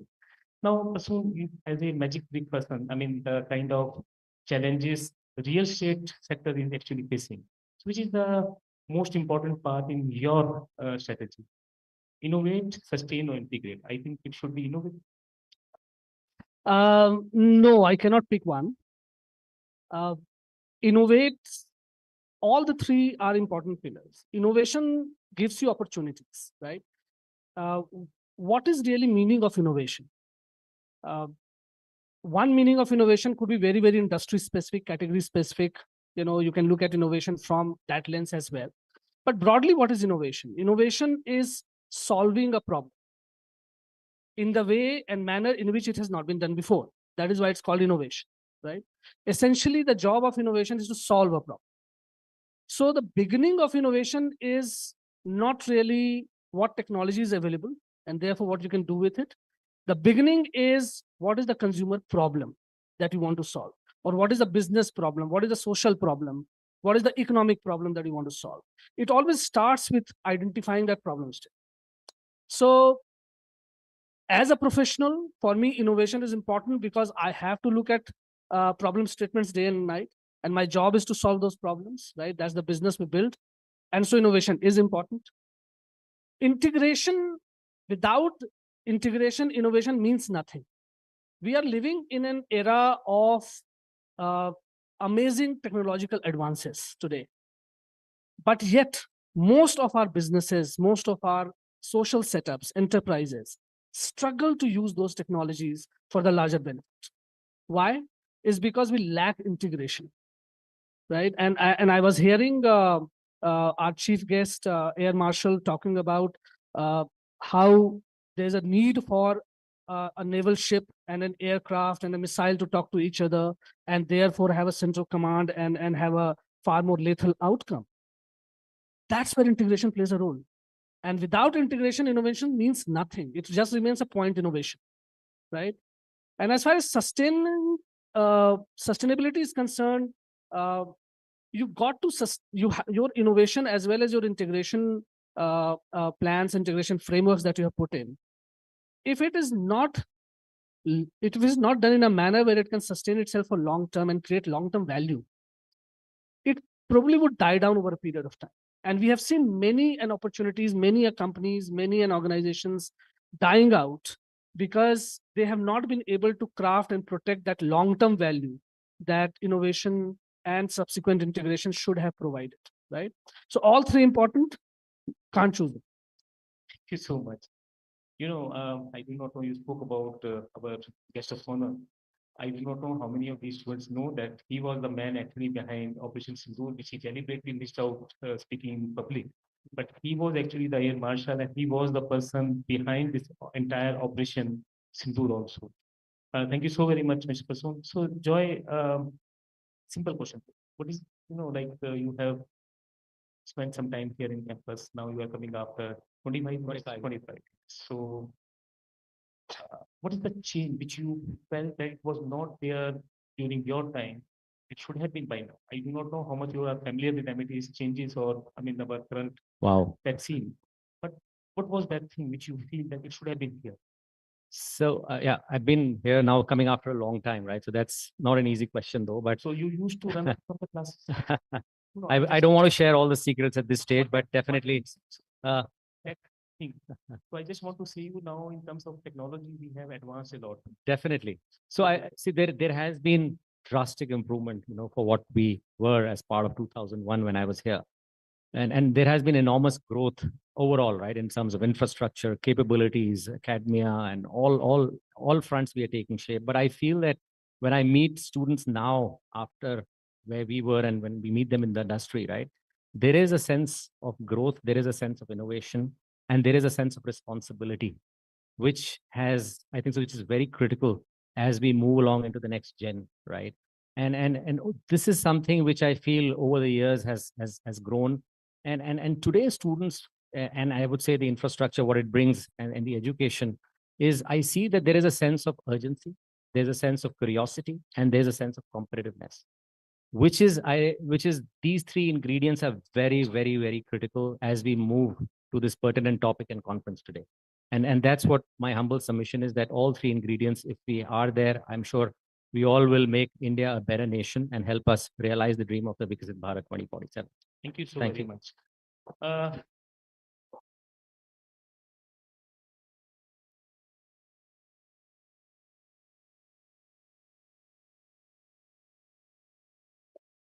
Ms. Venkatraman, so you heard to, Magic Bricks, Mastercard, and you are into a different sector altogether. Their challenges and your challenges are somewhat different. Far different. Your innovation, again, they are free to do lot many things, and there may be number of challenges for you. Just comment about that. In fact, the Indian public sector utilities, they have come a long way. And if I may recall, that in the 50s and 60s, the PSUs which were set up in the strategic areas, they were allowed. Like initially, we did not have the technology. So we had to partner with, like the government facilitated partnering with Russian, Czech, US, UK companies, so that we could easily transfer the technology and then adapt, assimilate, and then manufacture within the country. So this paved a long way that today we are able to go ahead with the latest state-of-the-art technologies, be it either in the integrated chips, the technologies which in the decades from 60s, 70s, 80s, 90s, I'm talking about the entire range. And especially for a company like a manufacturing company like us, we were dependent on the foreign collaboration for the turbine, the boiler, the generators, and also the transformers, because these are all the primary equipment that is needed for manufacturing. And the government of India gave us full freedom to do the complete innovation, to assimilate. They enabled us to work hand in hand with the foreign counterparts, and we were able to assimilate. And today we are able to design even the 1000 and 1200 kilovolt transformers, boilers, etc. on our own. We have developed the advanced ultra supercritical technology that I was talking about on our own. We developed the gasification technology on our own. So the innovation, the sky is the limit as far as the Indian government is concerned. So innovation is possible, but then we are all dependent on the public funds. So that is the primary criteria regarding any monetary decision that will be taken. It is always viewed with lot of due diligence, the vigilance, etc., that there is no misuse of the public funds. So this is one particular thing which might look like an hurdle, because we have several policies, we have several the sort of boundary conditions which doesn't enable us to invest or to try out different technologies or to try out different methods. But then we do have the guided under the guidance of the government of India, they enable us later several country to country collaboration, which enables us to go in a focused manner with partners who have already proven such technologies, so that we don't go into a sort of a wild experimentation or testing and then waste the government funds. So this is one thing which we have seen. So innovation, there's no boundary. And my company is an example that for the past 70 years, we are going strong and we are still going ahead because we have been able to continuously innovate. We are also able to sustain ourselves. We are thriving. And that is also an example that innovation, sustainability go hand in hand. Thank you so much. It's wonderful to have you all here. And, if time permits, I could have actually extended this session beyond a time, but definitely since time is a constraint, and this was very important to us, and that is why I requested that this particular session should be a part of inaugural only, because this is a session which we have kept absolutely in sync of the theme. So one last question from all of you, Mr. Prasoon, this is slightly out of syllabus. I'm a teacher by choice, and usually we do when we say that, the respondent is knowing all the answers, then we change the question. So may I? So, Mr. Prasoon, we are the wonderful students of MBA with you. You have passed out your graduation, post-graduation at different time altogether. This is a time of different generation, different technology. So if you want to recruit them, then what should be your message to them on the basis of these requirements? How they should be prepared? Okay. Yeah, this is a out of syllabus question. So what traits and qualities students should have today to be able to become part of any organization, successfully go through any placement program or recruitment program?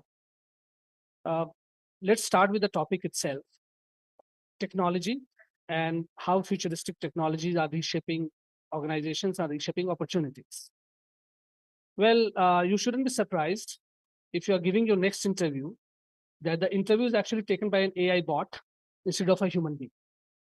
Don't be surprised, because the implementation of conversational AI and agentic AI is happening at a speed that even we can't fathom at this stage.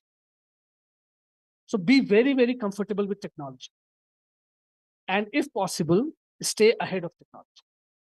That's one. Second, don't be fearful of technology. AI is not going to replace human jobs. Wonderful. I disagree with those propositions. AI is just going to replace humans who do not know how to use AI with humans who know how to use it. Right? So do not be fearful of technology. Be one with technology, and just be prepared in your daily lives.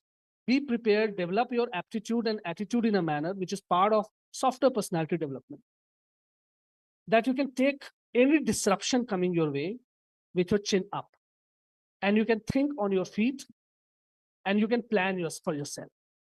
If you have these qualities, if you have this confidence, if you are good with technology, if you are comfortable with it, not fearful with it, and have the right aptitude and attitude inside you, there should be no problems in navigating your career, getting your first job, and from there on growing in your career. This is related to the topic, the kind of advice that probably I would want to. Thank you so very much. I think it's wonderful. The takeaway here is machines cannot replace humans, and you have to always stay ahead of the time. Thank you so very much, Mr. Kusum. It was actually wonderful listening. Mr. Joy, so when you were a student on the other side, so when you were appearing for your interviews, your campus placements, many apprehensions, thought processes, so you were prepared in a different way altogether. So how would you basically now guide them that they should be now prepared, especially keeping in mind the new challenges which they have? Thank you. So yeah, like I think so, he very well covered and Prasun covered in his topic, right? One should never be scared to embrace technology. And the best part today in the 21st century for us is that we should embrace technology and ensure that we use all the information that is available to our advantage, right? 20 years back, all of this was all manual and we didn't have various sources that we have today, right? Whether it's a chat bot, whether it's AI, whether it's internet, all of this has exploded. All of us have at least 4 to 5 devices today. So it's very important that we use this information rightfully to our advantage and keep the learning spirit always on, right? Because you have to be abreast of the situation and embrace it very firmly. That's one. And the second is, I think so, if you do not know anything, be very, very clear and candid to say that, I am not aware of this particular topic at this point of time, rather than giving, different answers where you are not there in your territory. So that's another second important area where I feel which is important. And the third is just be open to change and don't just set your mind to any one direction, right? Because people today feel that with AI, that's the way to go, right? With robotics, that's the way to go. Who knew 10 years back that AI will be a technology that will be there? We never knew, right? We were all running for internet at that point of time. Before that, we were running for some other technology. But yes, we are in a transformative world. The topic is very relevant. So we need to be open to change and go with an open mindset. And obviously, like I said, urgency, competitiveness, and curiosity. These are 3 critical elements that will set you apart from each other. Thank you. Thank you so very much. It's wonderful listening to you, Mr. Joy. Ms. Venkatraman, so your final message to all these youngsters, and you can just sum up also the point which you want to share. So I see a room full of young architects who are going to lead the nation for Viksit Bharat 2047. So we are all dependent on you. We are all looking up to you, because today we could be sitting on the dais, but it is you people who are going to drive this nation. And I have immense amount of pride and faith that you people will lead this country to where it is going to become a superpower, and the days are not far off. 2047 is a landmark we have fixed for ourselves, and I'm very sure much before that, the pace has set in. And today, when I see at this past into your lunchtime, when I see an auditorium full of eager faces sitting, I can be rest assured that yes, you will not let us down. You are going to take us forward. You are going to make this nation Viksit, and we are all there to give you the emotional support. The experience that we carry will definitely be passed on to you. And as my other co-speakers had very rightly put up, that today, when you look for the next gen solutions, as I have been telling you, that we have been going from the first industrial revolution 4, and now we are transitioning to the 5th one. We have seen, the mankind has seen several such transformations. And today it is not something, this has always been there. Whenever there is a sort of a binary from 0 to 1, when it goes to the next level, always there is a sense of a sort of confusion. But please be rest assured, we have traversed a long path and we will make it happen. And innovation, sustainability is the matter of the day, because without the circular thing coming back, it will be very difficult for us to have a vision of reaching the Viksit Bharat. And as youngsters, I would like to tell you that please have faith in yourselves. We have faith in you, and you need to have faith in yourself. Please go ahead, take risks, have your own startups, be an entrepreneur, and we are all there for you, both for the capital investment as well as any technical support that you need, or any sort of emotional or any sort of support that you need. Please reach out to us, and we are all there for you. And please take this nation forward. And my best wishes to each and every one of you. All the best. Thank you. Thank you to all our esteemed panelists for sharing such insightful perspectives. And yes, the youth of our country, our dear students, the message is very clear. Sit in the driver's seat, take charge, transform, and grow. And we are all with you. Thank you so much to the esteemed panelists and to the session chair. Ladies and gentlemen, we are honored to present a distinguished and perspective-rich video message from Mr. Pulkit Trivedi, Managing Director, Snap Incorporation, India. Can I request the IT team to play the video? Hi, I'd like to congratulate and extend my heartfelt greetings to Amity University for organizing the 11th edition of the Global Leadership Research Conference. A huge call out to the Amity faculty members, its students, and the entire leadership team for organizing such a wonderful event. Amity, as we all know, has been at the forefront of driving educational excellence in India for so many years. And in the context of where India today is, which is India is kind of leading a global economic power, the fastest growing economy in the world. India has a very young demographic, one of the youngest nations in the world, is making significant progress around several areas of technology. It brings even more context to what Amity is trying to do out of this two-day conference. I'm sure many a bright mind will come and engage and stimulate conversations that really spark innovation in the theme of next generation technologies that are really vital for India's sustainable growth. I wish you all the best and good luck again for the upcoming two-day summit. Thank you. Thank you, Mr. Trivedi, for your words of wisdom. Ladies and gentlemen, we are deeply delighted to receive a video message from Mr. Deepak Bagla, Mission Director, Atal Innovation Mission, Niti Aayog, Government of India. Delighted to know that the Amity Business School is organizing the 11th edition of the Global Leadership Research Conference. My compliments to Mr. Chauhan for creating such a brand which makes us all so very proud. I remember very fondly being a part of this conference a few editions ago, and I was very impressed by the deliberations which had taken place.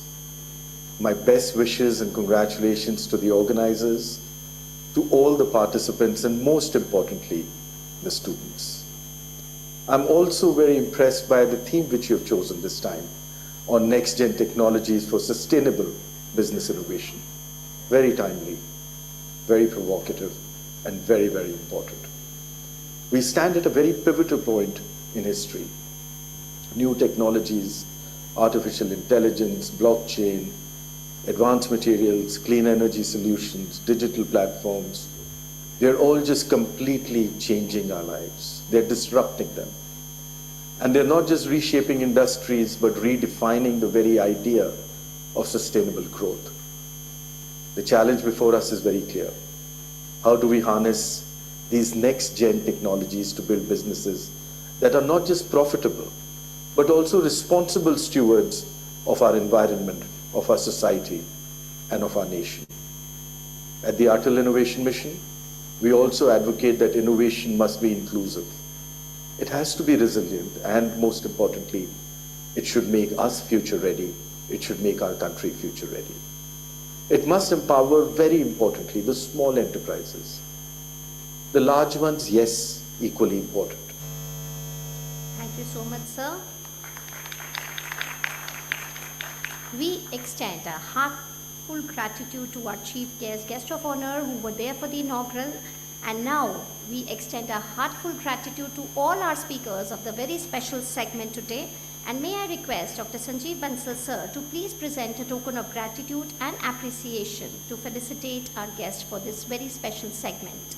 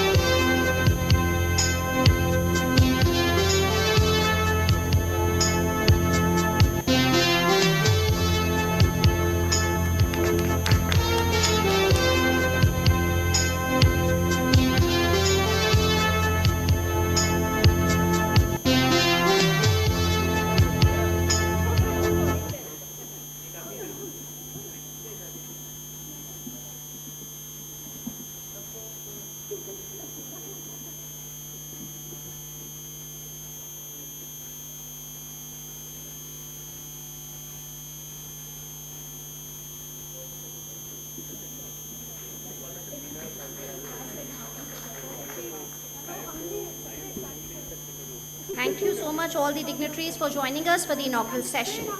We express our heartfelt gratitude to all our distinguished guests and participants for their very gracious and enthusiastic participation. We also acknowledge with thanks our industry partners, Haier, IOCL, GAIL, and Tata Motors, media partner, Fever FM, our gifting partners, Potronics, Fixed Dharma, and Sora Leather, knowledge partner, Atal Innovation Mission, and hospitality partner, Reflections Cafe, for their unwavering support in making this conference successful. Thank you all. May I request all of us to please join us by standing for the national anthem to conclude the inaugural session with the spirit of unity and pride.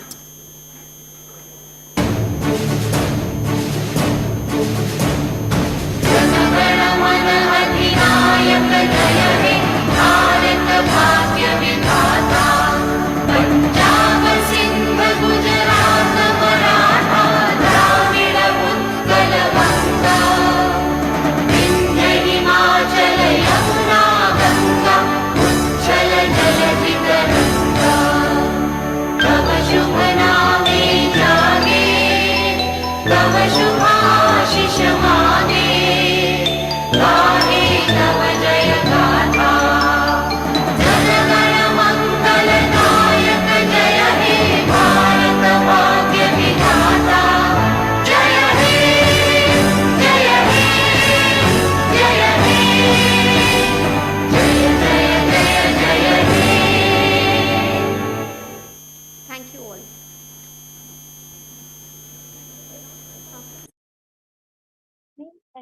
Kindly be seated for another 1 minute. From Foundation for Haier's global branding, Haier India has been committed to embracing change and pursuing innovation. With the power of a global 10+M open innovation platform, Haier's professional local R&D team has achieved rapid innovation and continuous iteration tailored to the specific demands of Indian users. Through smart eco products like note bending, first 3-door side-by-side refrigerator, wash-free air conditioners, with Sudeva Kutumbakam. The world is one family. Through a constant pursuit of innovation, at GAIL, we energize such dreams.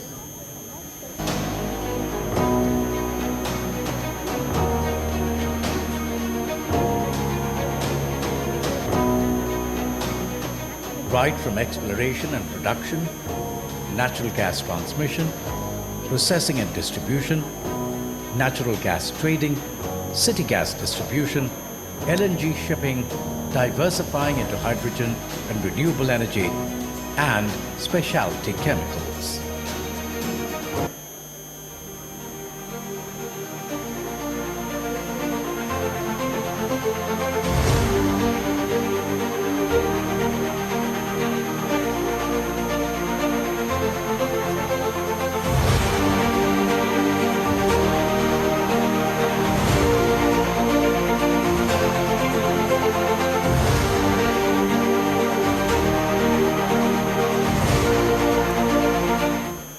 Thank you all for being such a patient and such a lovely audience. Lunch is awaiting for all of you. So please join for lunch. All the participants, to all the dear students, join us for lunch. And we request all the nominated students to be back for the forum well in time, where we'll begin the leadership forum. Thank you, everybody.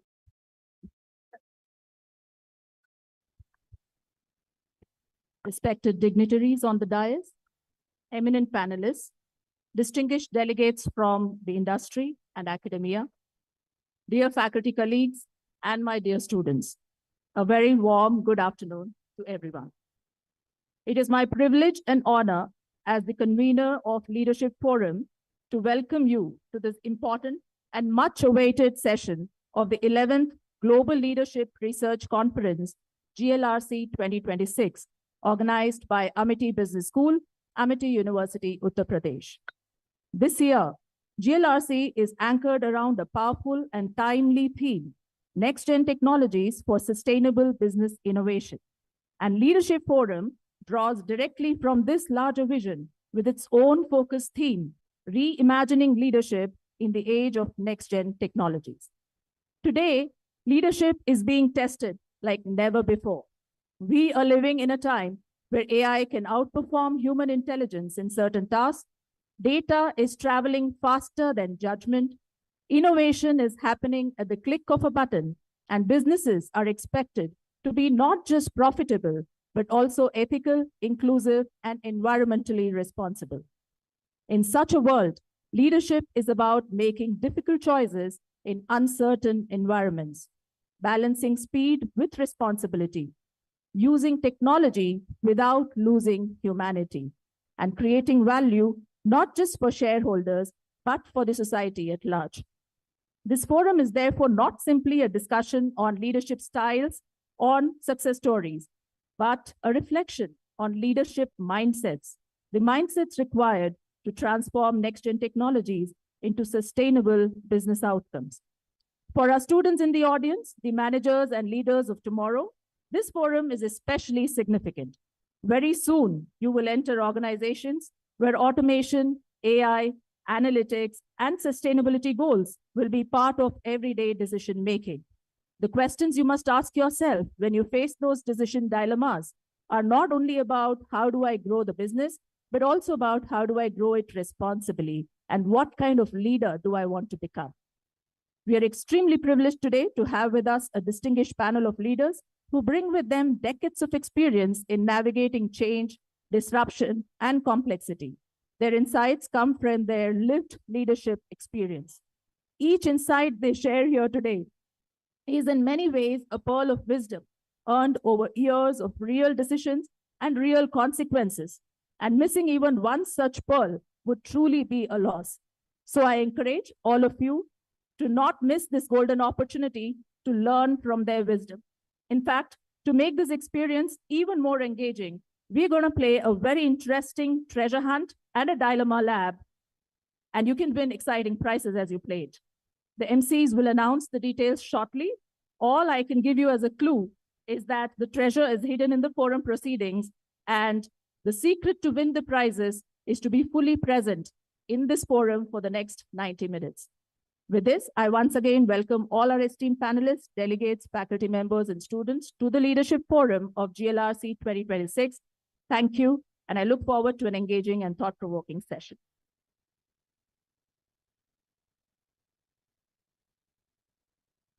Thank you so much, ma'am, for setting the tone for today's insightful deliberations. To provide a broader perspective on the 11th edition of the Global Leadership Research Conference and the vision behind today's forum, it is my privilege to invite a leader who truly embodies academic excellence and visionary leadership, Dr. Sanjeev Bansal, sir, Additional Pro Vice Chancellor, Dean. I'm extremely sorry since the session is already delayed and Dr. Deepa has already set up the tone. So with the permission of all the esteemed panelists here, I will not be speaking much. I just wish to welcome each and every one. All these people sitting on the dais. This is a fortune, good fortune for you. This is a privilege for all of you to listen to the lecture. And since we have already delayed the session, so I will not be speaking much. On behalf of the founder of this entire MET universe, which we call fondly, Dr. Ashok Chauhan ji, our Chancellor and President of our foundation, Vikram Balved Education Foundation, RBEF, Dr. Atul Chauhan ji, two architects of management, Dr. Abhay Chauhan ji, Dr. Amol Chauhan ji. On behalf of all the esteemed members of MET Business School, dear students, and everyone, I wish all the participants a great session going ahead. Dwarka Nath ji, former chairman, GSK Consumer Healthcare, Mr. Ajay Podar ji, MD, Synergy Electronics, Mr. Sameer Nigam, CEO and founder, Starbeams, Mr. Anshul Juneja ji, Executive Director, Cybersecurity, Deloitte, and our very own Ms. Jayashri Kurup, Director, Real Estate and Cities. Once again, I welcome everyone and I request Dr. Jayashri, since you are here, I would be requesting you to please coordinate for this and moderate this session. It will be a very difficult session, so I just want to skip away actually. So I think you are the easiest scapegoat, being a student of mine. So I can take that liberty and you be here and please moderate. My only request, friends, all of you here is that please listen to each and every word which all these stalwarts are going to say. This session is very important. This is a session on leadership. And I actually see all of you as a future leader. And for this is the concept of this conference also. We have to discuss about all the challenges and all the difficulties which we have to face, especially in the new era. Thank you so very much, everyone. Thank you, sir. Before we proceed, I have an exciting announcement. Today's forum features a treasure hunt and a leadership dilemma lab with attractive prizes. We will be awarding prizes across 4 categories. Curious mind for the first Q&A question, attentive achiever for cracking the treasure hunt quiz, ultimate synthesizer for summarizing the key learnings, and the highly engaged for bringing the highest energy to our forum today. So listen closely and participate to win exciting prizes. And now, as we navigate the future of leadership and transformation, we are privileged to hear from our eminent thought leaders who are at the forefront of this change. We are honored to present exclusive insights from distinguished leaders in our groundbreaking voice segment. We are privileged to showcase the messages received from Mr. Vijay Kumar, Chief Technology Officer, ESRI Technology, Ms. Kumud Iyer, Head of Global Capability Center, IT Conversions, Mr. Puneet Sachdev, Principal Architect, Amazon.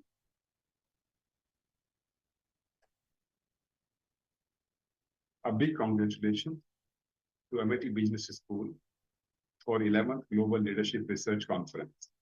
The theme, Next Gen Technologies for Sustainable Business Innovation, is very relevant and will help all the participants to brainstorm, learn, and build their mindsets towards critical role of next-gen technologies for shaping a sustainable and resilient future.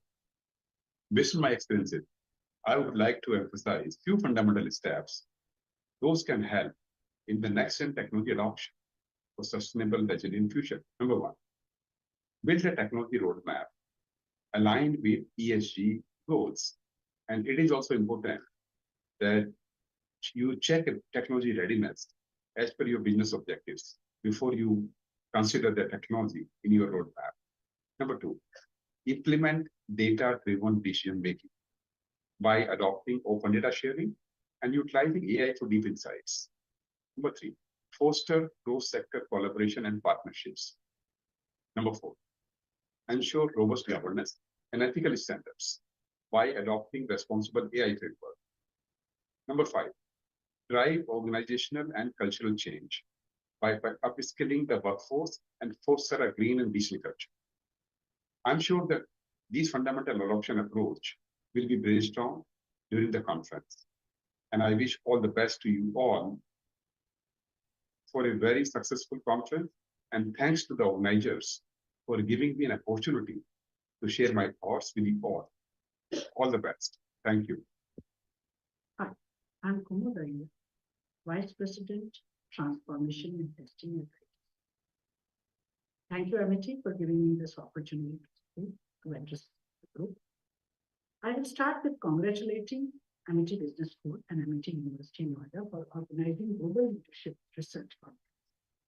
Creating platforms and where academia and industry meet with purpose is not, and doing it consistently with leadership.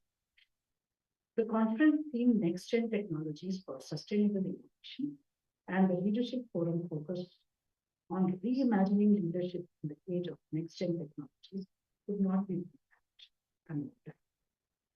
For over 2 decades, I have watched technologies evolve from support function of the business strategy, or you may say backbone of the business strategy. Yet one truth remains unchanged. Technology does not equal. Next generation technologies such as AI, automation, data platforms,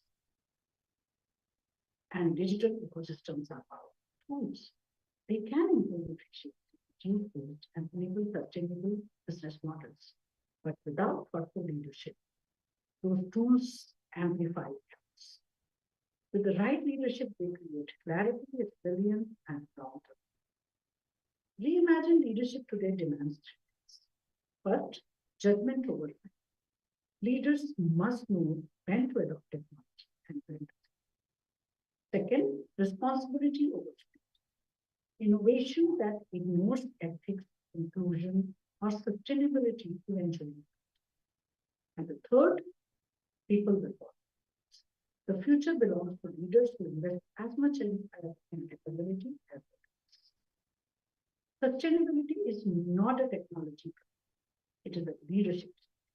When leaders align innovation with purpose, profitability, and responsibility, stop competing and start reinforcing each other, build trust. To the researchers, students, and practitioners gathered, I encourage you to think beyond tools and trends. Focus on outcomes, impact, and the kind of leadership you want to be. My best wishes to the organization and participants for a meaningful and impactful conference. I look forward to the ideas and conversation that emerge from this one. Thank you again and wish the Global Leadership Research Conference every success. Greetings to all. I'm delighted to extend my warmest congratulations to Amity Business School and Amity University Noida for organizing the Global Leadership Research Conference. The conference theme, Next Gen Technologies for Sustainable Business Innovation, could not be more timely or relevant.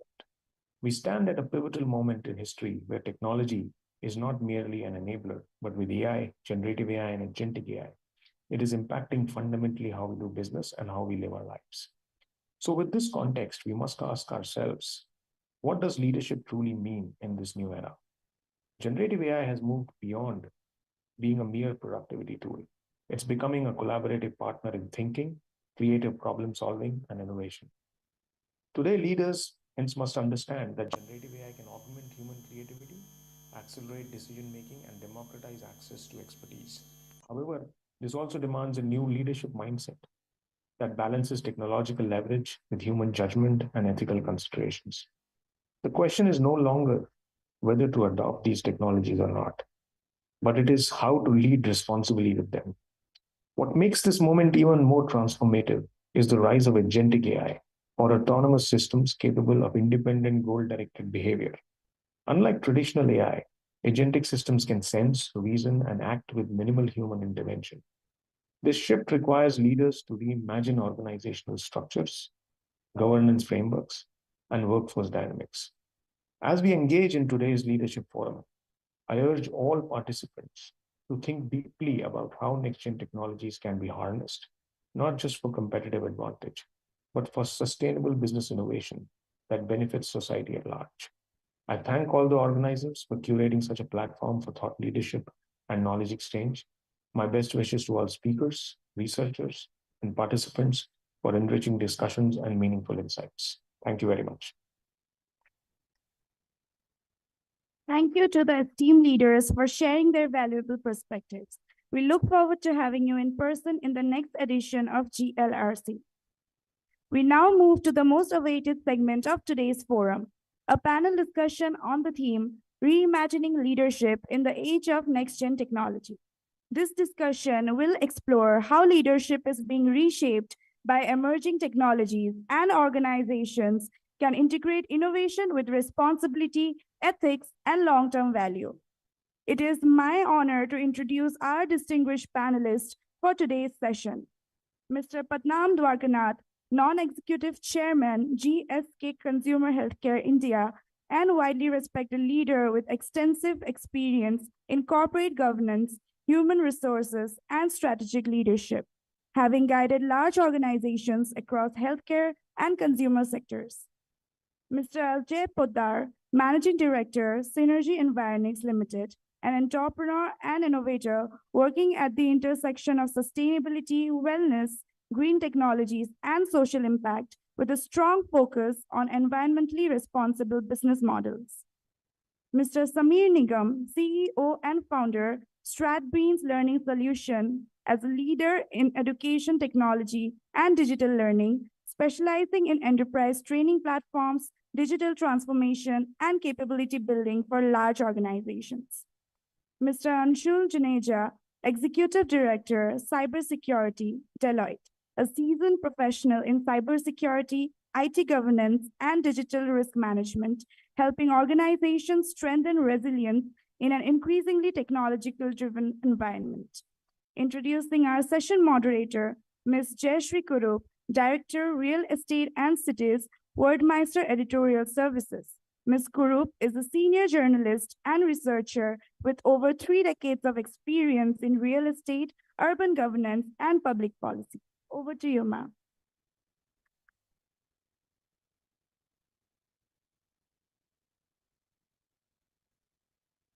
Good afternoon, everybody. Now that you've had lunch, remain awake and let's listen to some of the best minds in the industry. We're talking about leadership. We're talking about leadership in a time of dramatic change. AI, new technologies, it's something that you could be scared of. It's something that you would consider tools for your growth. And especially your generation, you are entering a workforce which is faced disruption, has adapted to change, and will be recruiting you probably using those same technologies that the last generation was scared of. So let's talk about leadership in this very, very dynamic time. Let me take a few minutes to tell you what I have noticed. I was in the leadership team of Magic Bricks for 15 years. Magic Bricks is a property portal promoted by the Times of India Group. And we were a startup in an enterprise. Times of India came with a system of values, but we were a startup. We could afford to break everything. We could break the mold. So what happens is that you define your strategy, you define your ethics, you define your culture, and allow people to grow into that. All you do is create guardrails around yourself and you're protected. And I think this is a universal truth. If you create the guardrails hold. And as leadership, our function is to make sure that those guardrails work. And if they don't, to change them, alter them, and make sure that everybody fits, right? So let me go first to Vartananta.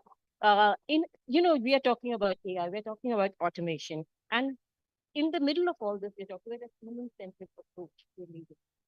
Would you like to? Yes. Firstly, thank you very much, Dr. Mukherjee, Amity School, for having invited me. It's always a pleasure to be here. I've been here for many times. Incidentally, my son also studied about 25 years back here for some time. I had a great connection with the founders, brothers. But with that note, you are at the young students, you are at the right time at the right place. First, don't take it in the negative sense. It's off glass full, not off glass empty. Its challenges will always be there. Just to start, Madam has said about disruption, dramatic changes. Just to build on my own personal thing, I don't know why I'm sitting here. I'm not competent to talk because I'm a grandfather. But having said it, it's the mindset which is more important. Nothing to do with the age and authority. That A-squared syndrome is gone. You killed it.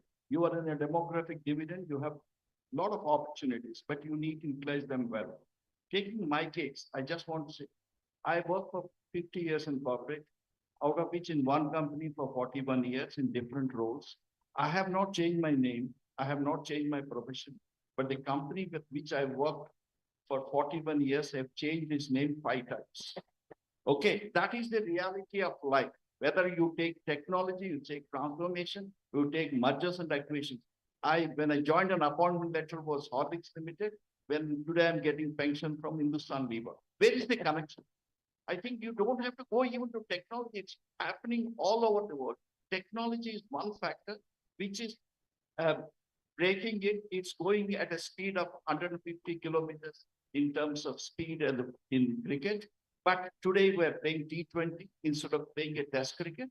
But having said it, take it as a positive. That's number one side. Number two, a leader, according to me, I've read this, is not my own judgment or irritation. Leader is one who can cope up with change. You have the ability to cope up with change.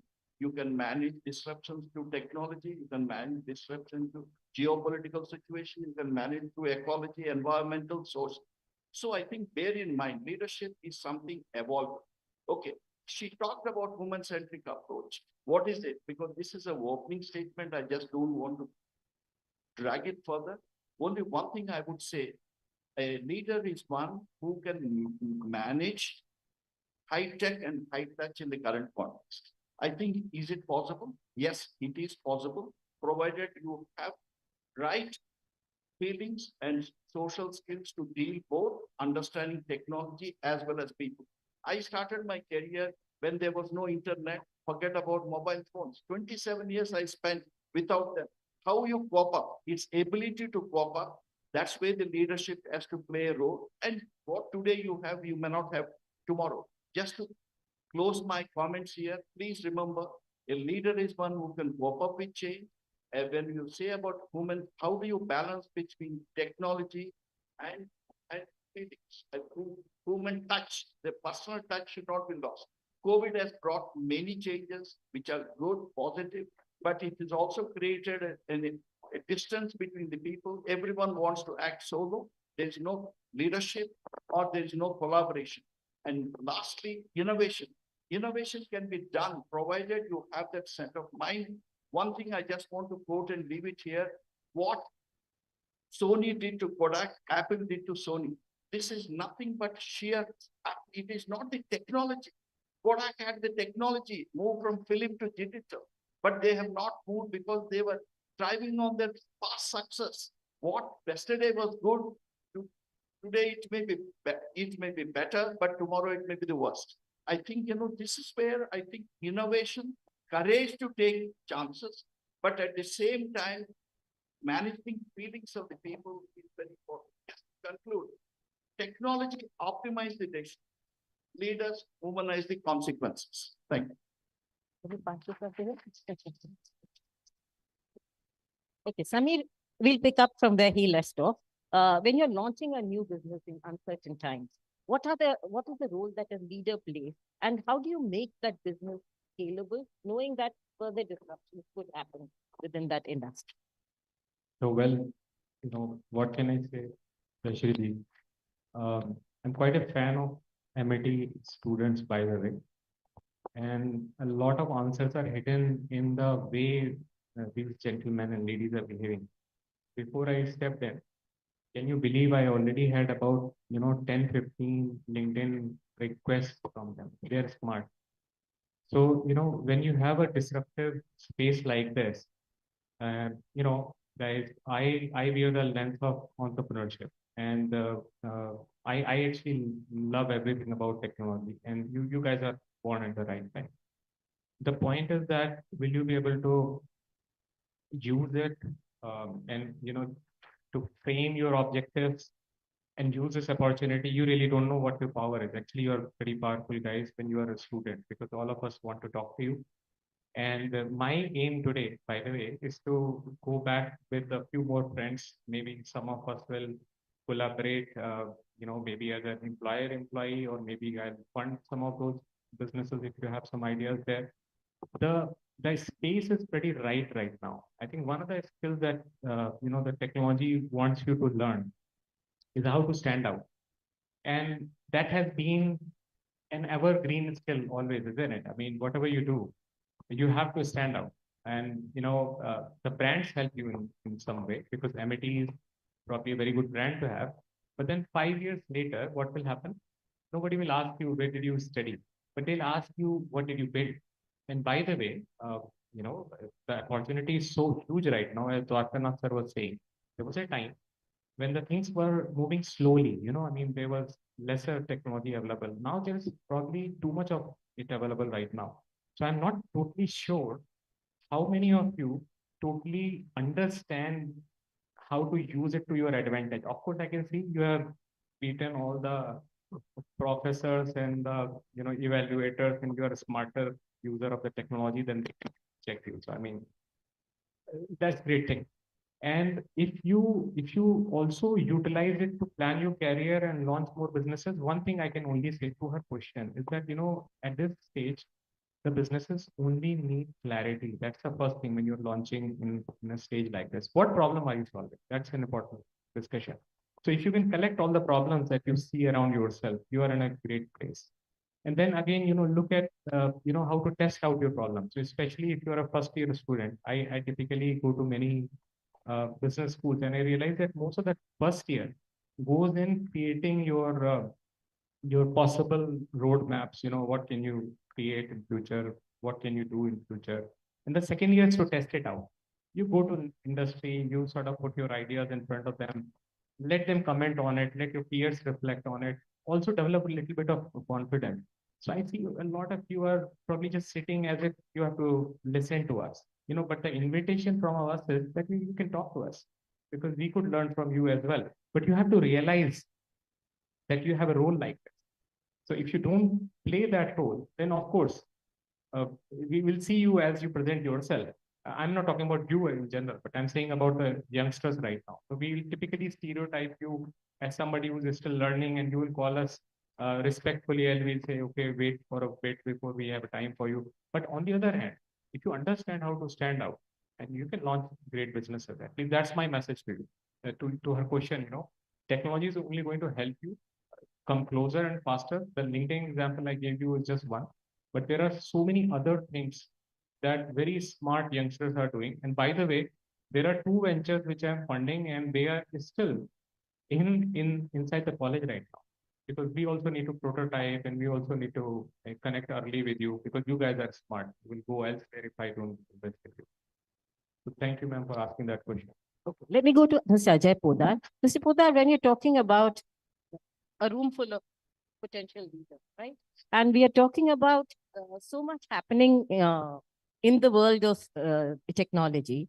How do you incorporate ethics into this entire thing? And how does a leader enforce ethics without being coming down with a heavy hand? Hello. Yeah.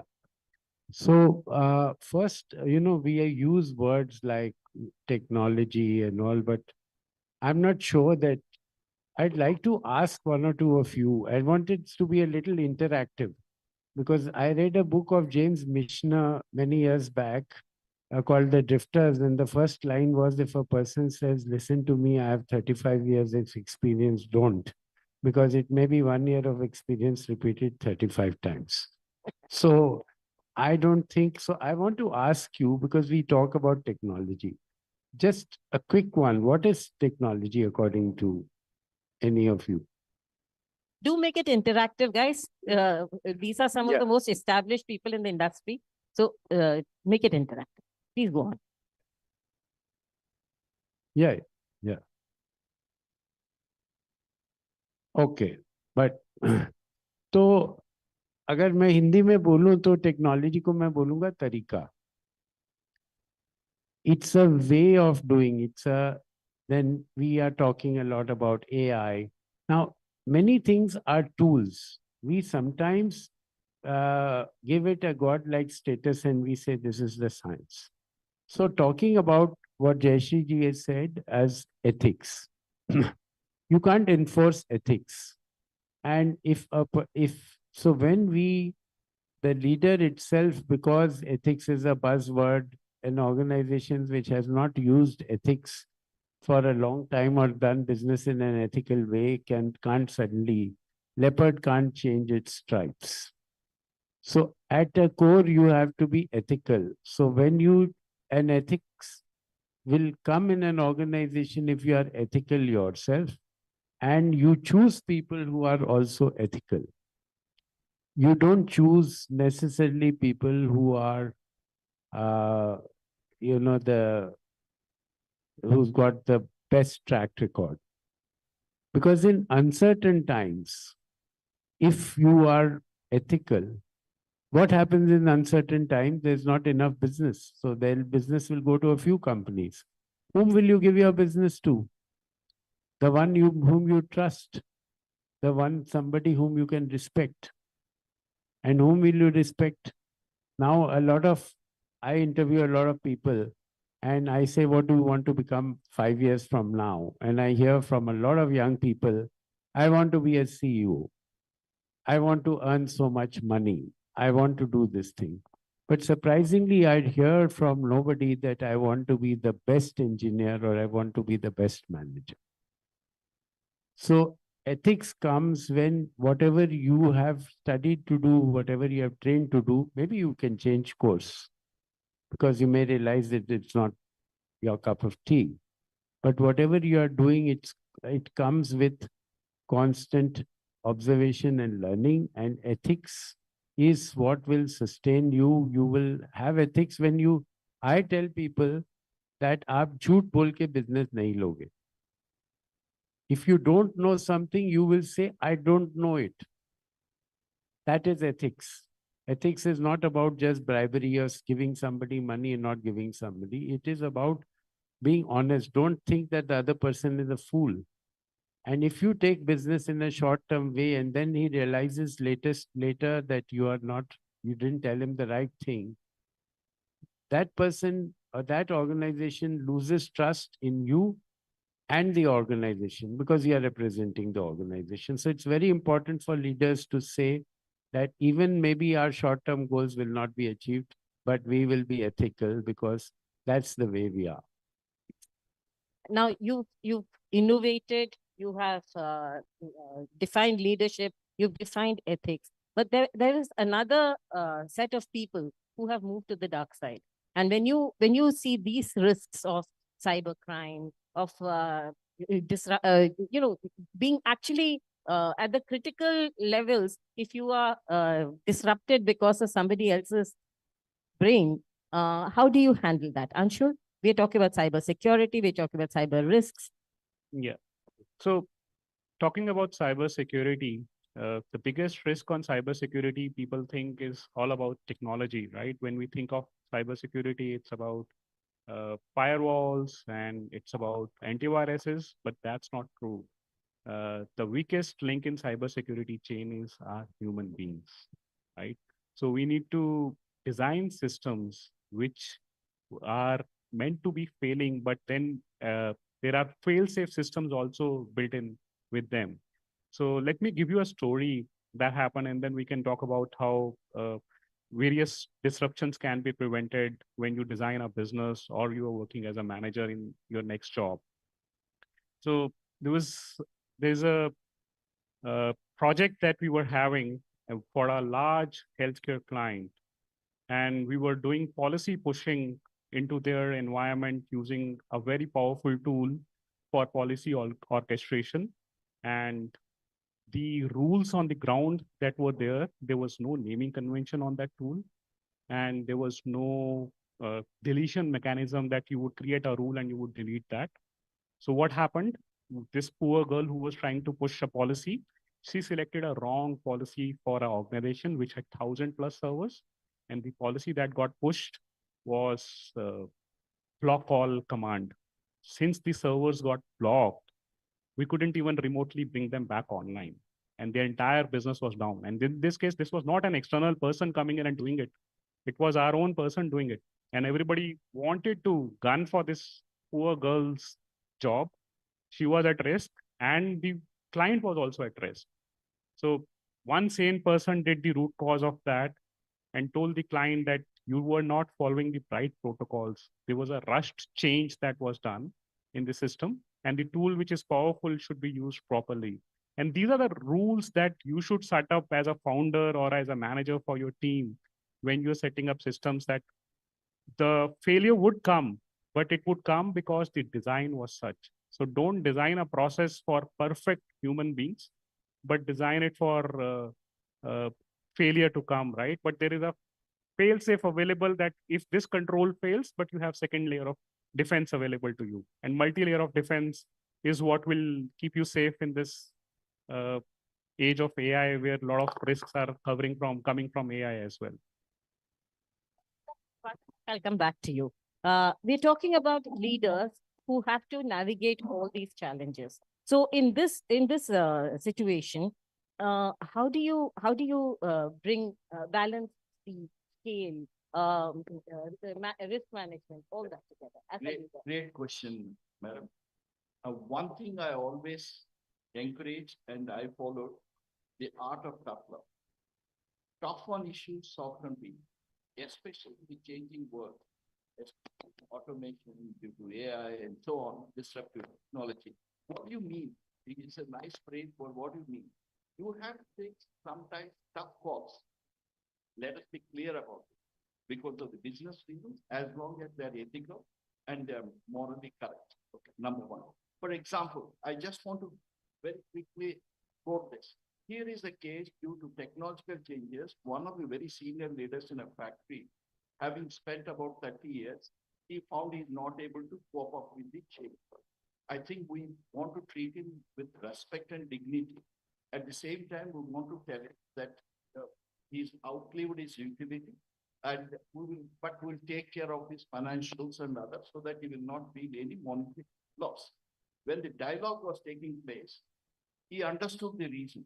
He made one request. Instead of 3 months notice pay, allow me to stay for 5 months, but adjust the compensation. And one of my colleagues, who was a Brit, who follows the process, he said, sorry, our rules policy does not allow that. You know, I stopped him. I said, what is the reason? He said, I come from a small place. I am a very senior guy in the factory. My daughter is getting married in next 2-3 months. Okay. But you know, if you allow me to stay 5 months, there will not be any social stigma, but no financial. This is what I'm saying. Technology can bring a lot of disruptions. In the process, people may lose their job. What I'm advocating is show empathy, respect, and communicate the reason why we are doing it, rather than that you are online in a call at 5 o'clock is over, you are dealing because you are no longer on the roles of the company. Or when you come to the office next day, you don't find your punching card. So those are not the aspects, you know, because of technology, you can't become arrogant. Technology brings speed, it brings precision, decision-making can be faster, but at the same time, the human touch, which helps you to empathize and create a culture, not only ethical point of view, not from a fraud or crime point of view, even as the way we work and the way we live, it is open when you give that human touch to any tough decision. You have to take a tough decisions in life. And I'm not saying you can't take it, but don't also avoid saying, merely because you avoid saying, you know, this will not help you. And secondly, sometimes a last message I want to give is, don't think you are empathetic, compassionate leader while you are driving the agenda in terms of automation or otherwise. You are a soft or a weak person. It doesn't mean that you need to be soft and weak. You can demonstrate your toughness, but toughness on issues, but not toughness on people, in the sense that you have to tell him that we have to leave, but the way you say, how you appeal it, why you are saying it, what are the reasons, makes a lot of difference. So for me, weak leaders avoid tough calls, and strong leaders make tough calls without making people follow, with people as a collateral damage. This is my message. Sameer,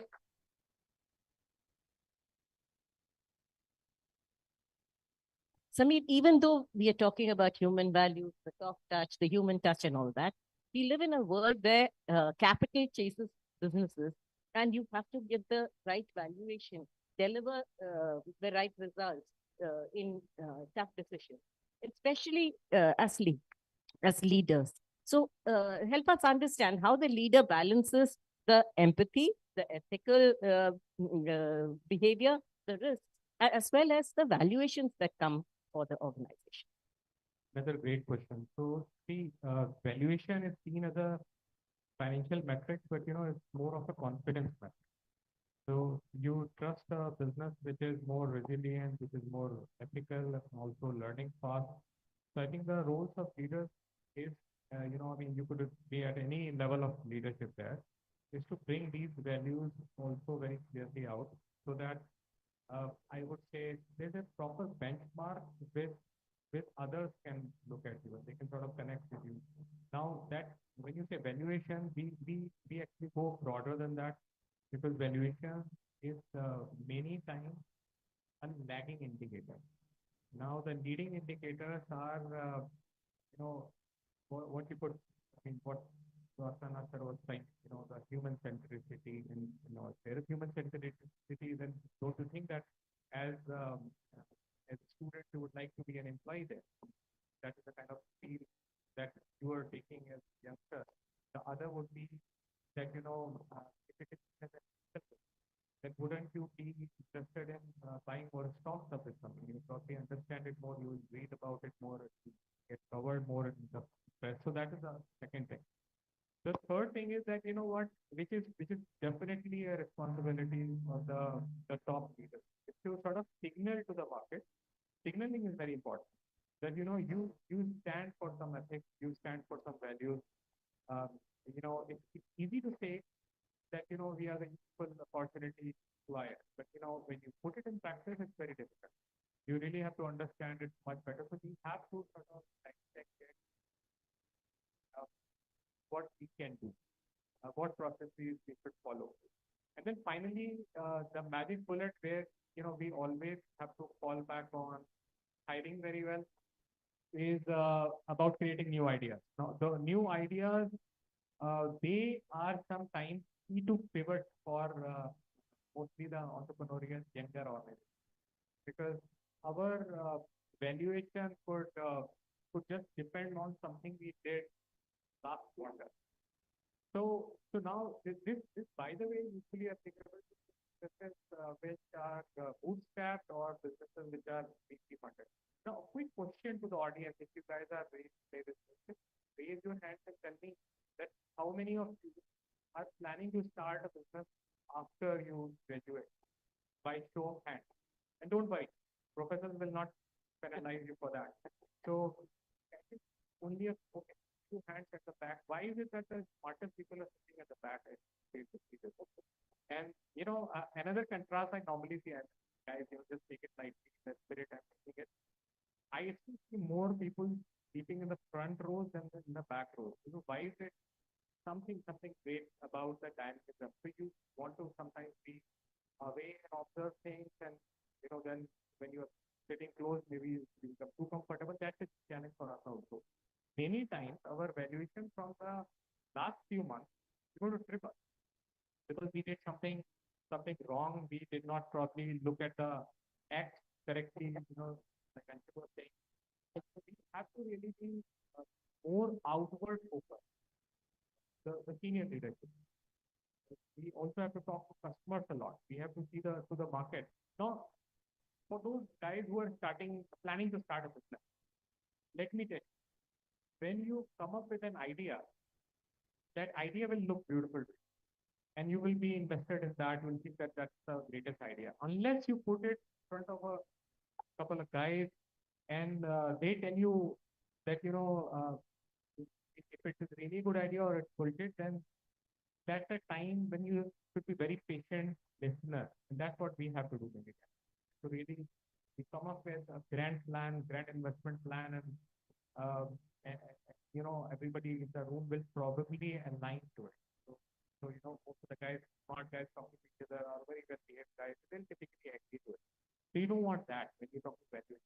Valuation is like bone marrow. You know, I mean, if you mess with it, you could totally spoil it. But you know, the great news is that at least in India, the business environment looks like much better than it was about 20 years back. My experience of that time is that that's when I sold my first company, and US and San Francisco perhaps was the best place to be. Now Delhi is like that. Now the metros in India are like that. So valuation is definitely key to create through you know, a lot of good quality work that you do, but to guard it, you need all the guardrails that, you know, my co-panelists were talking about. It really needs to be to communicate that value. You need to be very humble. You have to listen, take feedback. Still, you have to stand out. So that remains the same strategy, you know, perhaps both. Things are changing fast, so AI has brought more momentum. Ajay sir, when we talk about let's do something for the students. They've got the tools. They know about the risk. They've got various, you know, you've drawn the guardrails of ethics and so on. But after that, how do you make them think about first the first principles thinking instead of becoming just dependent on the tools that are available to them? How do you do that? So, you know, tools will keep changing. And the point is that it's important to know who makes the rules of the game. So if, let's say, AI is been started or invented in the US, then we might play catch up. We might be there. We might even go ahead. But if somebody else has the power, they will change the rules of the game. So play the games by your own standards. You must realize what is the tool, because for being proficient in your job or whatever you are doing, the tools will change very quickly. Today, what you know as AI, it may be completely something what you've learned today. In 2-3 years, the change is much faster and much more disruptive. What holds is your original thinking that what are the basics? And for that basics, if you go back to nature, if you try and observe how does a plant grow, what is the role that sunlight plays, what is the role that water plays, can you simulate that in a lab? Then you'll find that you look for the science in the things or the thought behind things. So, for example, I want to make a small demonstration to show you a science in things. So all of you use a mobile phone. Okay, what is the average screen time which you use? 6 hours, 7 hours, 10 hours, something like that. Okay. Has anybody of you read? So if you are using smart devices, but isn't it smart to read how to use that smart device? Has any of you read a mobile phone manual? Anyone? No. So is that smart?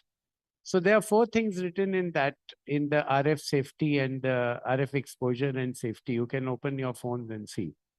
One is recommended talk time 6 minutes an hour. Second is text more than you talk. Third is keep the device at least 10 millimeters away from your body at any given time. So do we follow all this? Now, I will show you, when we talk about science in things, there is something called frequencies. All of you have heard about frequencies, wavelengths.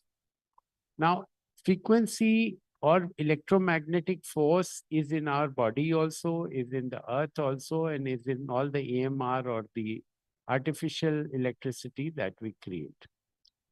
But how does it affect us? So the science in things is vibration. Science of things may be, so heat also has vibration, cold also has vibration. Your mobile phone also has vibration. So suppose you say, I'm using a 4G phone. What does that mean? Does anybody know? It works at 4,000 megawatts, whereas megahertz, sorry. And if you say 5G, then it is 61 gigahertz, which is 300 times more than. So if you think 3G is 3,000, 4G is 4,000, 5G is not that. So it works on different frequencies. What does it do to your body? So I want one of you to come up, if I, with your permission. 10 minutes. So It will take 30 seconds. So I want to show you how a vibration works in your body. Anyone, whoever considers himself or herself strong, quickly, quickly, just come up. One volunteer. Don't be shy. Don't be shy. Come on. Come. Come, please come. Okay. Thank you. You have your mobile with you? Okay, doesn't matter. I will take more time, that's all. Yeah. Okay, so you stand like this and I'm going to push your hand down. Your right hand is stronger. Okay, I'm going to push your hand down and you resist. Don't let me push it down. Okay, so I have some difficulty, but if I exert more, I might be able to push it down. Yeah. So, okay, we can do it together. So you also put your hand up. Clench your fist. I'm going to put it down. Resist. You don't have your mobile with you? She's strong. Wow. So I put my 82 kilos on her hand, doesn't move. Wow, what do? You do weights or something? So now I'm going to take a mobile phone. I tried for her, you don't mind. So it's more. Now you hold it in your left hand. Okay. And again, I'm going to push it down and you resist the way you resisted. Ready? Okay. Now I'm only able to push it with two fingers. Okay. Now I'm going to, so what happened to her? What happened to you? Yeah, what thing happened to you? Everybody of you hears an aircraft that, switch off your phone as it's likely to interfere with the communication system of the aircraft. The body is also communicating. Brain sent the signal to the hand and it reached the hand. So whatever was your strength, you're able to resist. The moment you held the phone, your brain, it interfered with your communication system. The brain was sending a communication but didn't reach the hand because our waveform is random and the Wi-Fi waveform is a sine wave. So two different languages. So it intercepted and it didn't reach your hand. So that's why your hand fell. And of course, we have a product, but I'm not going to go into that. So when you put that at the back of the phone, then again, if you do this experiment, or I might as well show it to you. Okay, give him back the phone. And now again, you hold your hand and again resist. Ready? Okay. Again, I'm not able to. So what happens is that your vibratory frequency got disturbed. Your body vibration got disturbed. And with this, we cut out the interference, so your vibration was the same. So this is an example of the science in things. Thank you to both our okay. volunteers. Yeah. Thank you so much. Thank you very much. And because of your, I will give you both this because you volunteer. Thank you for your vote. Okay, Thank you. Anshul, one last question, and that's to you. These are all young managers here. They are on their way to leadership. They could be young leaders if they are startups, if they could be working up the leadership ladder. What are the things that they should think about in risk, trust, responsibility when the world around them is increasingly digital? And we are talking about human centricity, but it is an increasingly digital world. So you brought in three keywords: risk, trust, and responsibility. So before I go there, right, how many of you think you are passing out of college in next 1 year or 2 years? Raise of hands, please. So so I had a good outcome of my question, but then let me tell you a good news.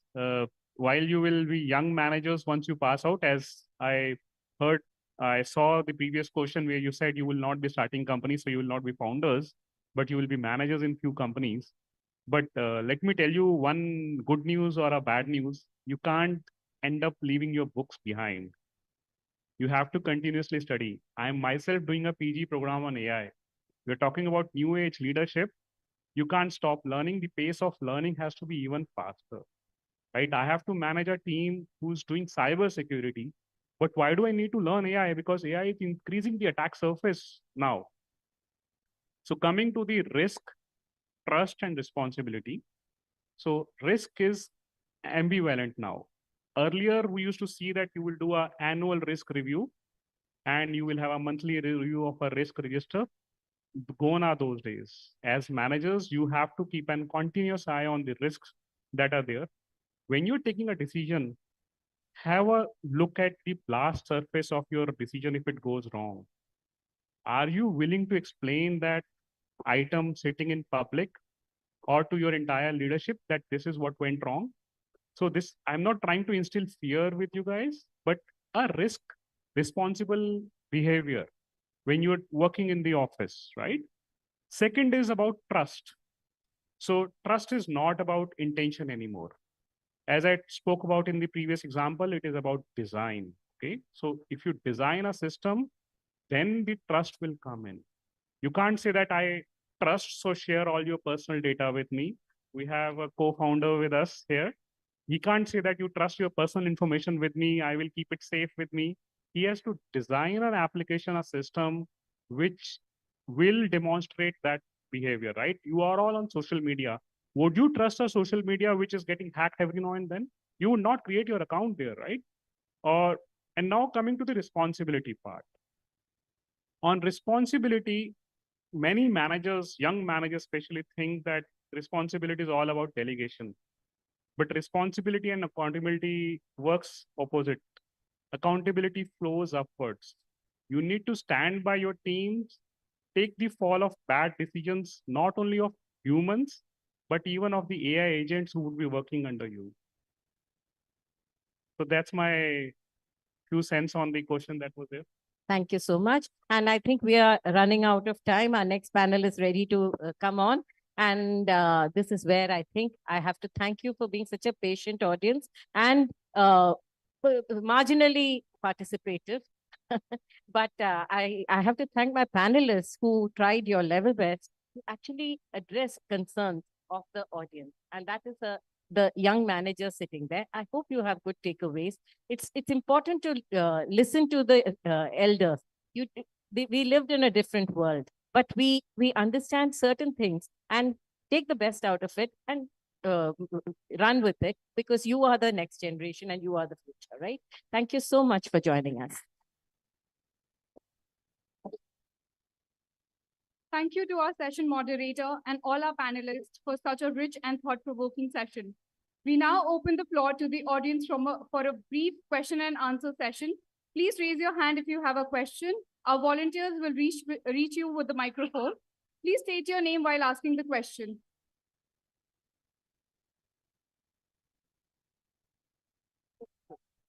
Good afternoon. Yeah. Can you hear me? So you have talked about, my name is Vanshika from NBHR, a batch of 2027, and you have talked about standing out, but the mindset that we all carry is the fear of being left behind. So how do we shift to this ideal mindset of human AI integration without compromising ethical and moral standards? Would you like to take that? Yeah, good. So as I said, I'm myself at a risk of being left behind, right? Because of these gray hairs in the office, it's not easy that you will not face a risk while you have reached a certain level, right? And we are at the cusp when AI is not going to take anybody's job. It's going to be a person who is armed with AI, who knows AI, who's going to do your job. But don't be at fear. This cycle has happened multiple times in the history also. If you go and see New York or Manhattan Square, in 1910, the pictures were that it was full of bullock carts. And in 5 years, 6 years, it was full of cars. But what happened? Did the horse or Tonga pullers, did they lose a job? No, they matured into mechanics, tire repair people, right? Or drivers. So it created a new age economy for everyone. Same is the one thing that's AI is going to do. And it's going to do it at a much faster scale. So don't be scared, but learn and be on a continuous learning path. This college is not the end of your learning. And even while you have learned what you're continuously learning, at every point, morality is important. Nowhere can we sacrifice morality. At some point, it will bring us down if we do that. Similarly, ethics. Ethics are very important for us, and which is why organizations pay so much attention to what are the value systems, what is the culture of the organization. Listen into those. Like he said, have you read the phone manual?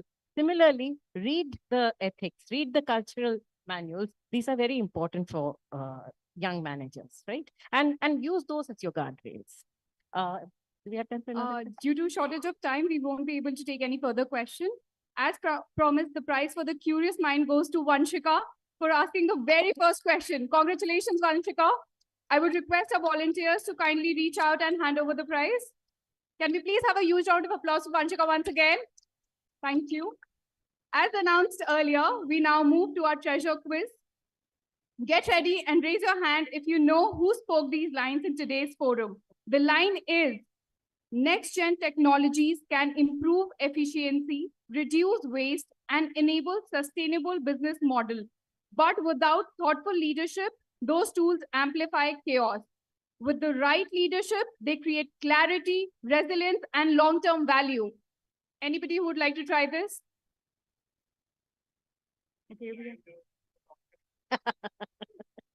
This whole voice side by speak. Sorry? Can you please repeat that? Kubudai. Congratulations, that's the right answer. So we have our attentive achiever here. I would request the volunteers to please, can we please have a huge round of applause for him?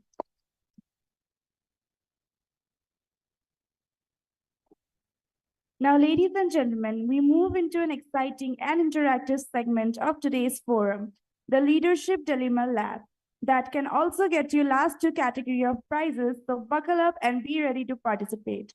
We have heard how experienced leaders navigate leadership dilemmas and take complex decisions. Now let's see how you, our future leaders, would respond. We will present 3 different leadership situations and invite you to choose the decision you would take. Decisions would be presented as options. You need to shout bingo in favor of your preferred option. The option that receives the strongest and loudest bingo will reflect the collective mindset of the audience. To capture this accurately, we have an audio meter that would record your voices. So listen carefully, take a clear stand, and let your voice shape the outcome. Let's begin. The first situation, data is the new oil, but trust is the new currency. Let's see how you would lead. Your company can monetize customer data using advanced AI analytics to significantly boost revenue. However, customers are only partially aware of how their data is being used. As a leader, what would you prioritize? Option A, maximize data-driven growth within legal limits. Option B, restrict data usage to protect privacy even if growth slows. Option C, use data responsibly with full transparency and customer consent. All right, audience, on the count of 3, 2, 1. Those who favor option A, shout bingo. Okay. Those who favor option B, shout bingo. And those who favor option C, shout bingo. Okay, all right, Piyush. What do the leaders of tomorrow have to say? The perspective of future leaders tilts towards option C. That was a clear win. Option C, that's interesting though. We move on to the second situation. Sustainability sounds noble until cost hits the balance sheet. Your company can switch to a green technology that reduces environmental impact significantly, but it will increase operating costs by 10 to 12% in the short term. As a leader, what would you do? Option A, delay option until cost reduce. Option B, adopt immediately despite short-term cost pressure. Option C, phase adoption while redesigning the business model to absorb cost. Come on, audience, let's hear it once again. Which option would you choose? Those with option A, shout bingo. Can we please have some more energy? Those with option A, shout bingo. Okay, let's move. Those who are there with option B, shout bingo. Okay, and those who are there with option C, shout bingo.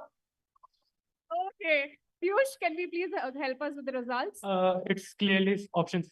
Okay, option C is the winner. Now we move to the third and the final leadership dilemma. Automation is inevitable, but its impact on people is a leadership choice. Automation and AI can replace 30% of the roles in your organization, improving productivity and margins.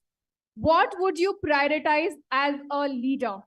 Option A, automate aggressively to stay competitive. Option B, limit automation to protect jobs. Option C, automate with a parallel commitment to reskilling and redeployment. Audience, make some noise for this one. Option A, shout bingo. Option B, shout bingo. Option C, shout bingo. Okay, so I think we know the answer, but still, Piyush, where do we stand on this question? Option C. That's amazing. Thank you so much for your high energy and enthusiastic participation. We hope you enjoyed this interactive session. As mentioned earlier, we now move to our third prize. This one is for anyone who would like to sum up today's leadership forum in just few words or one short thought. If you would like to try, please raise your hand. I think we have a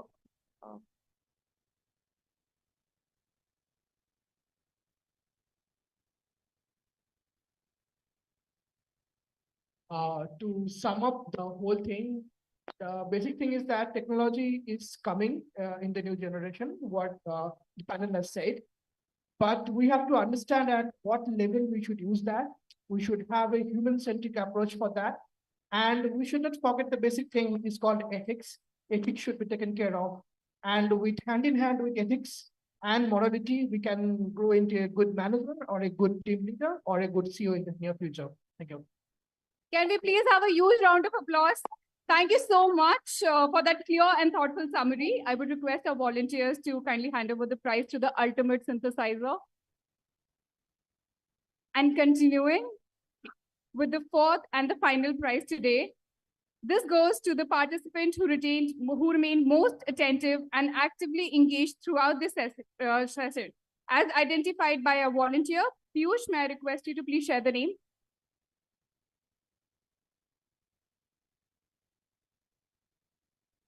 Hello.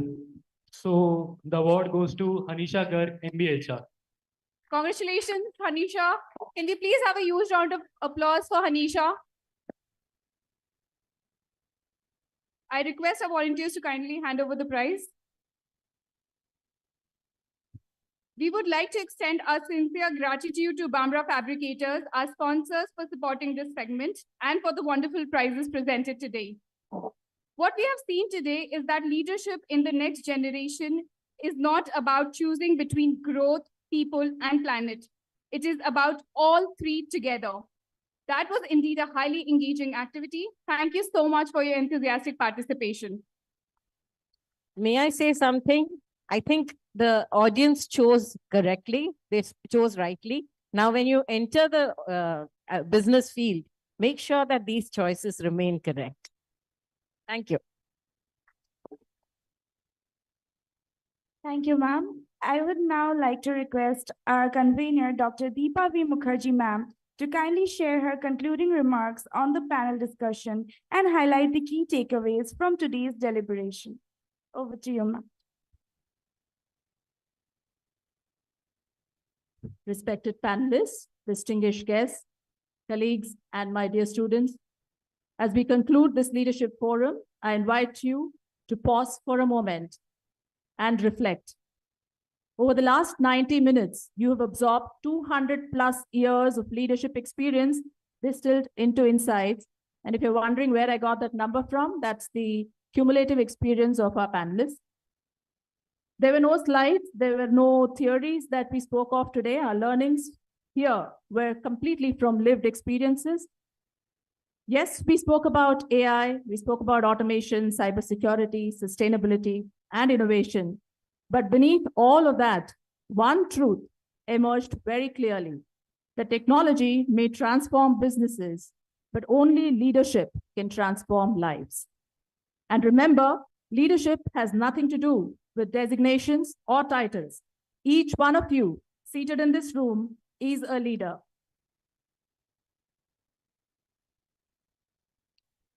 Regardless of your role, your industry, or your seniority, you will influence decisions that shape teams, organizations, and the world around you.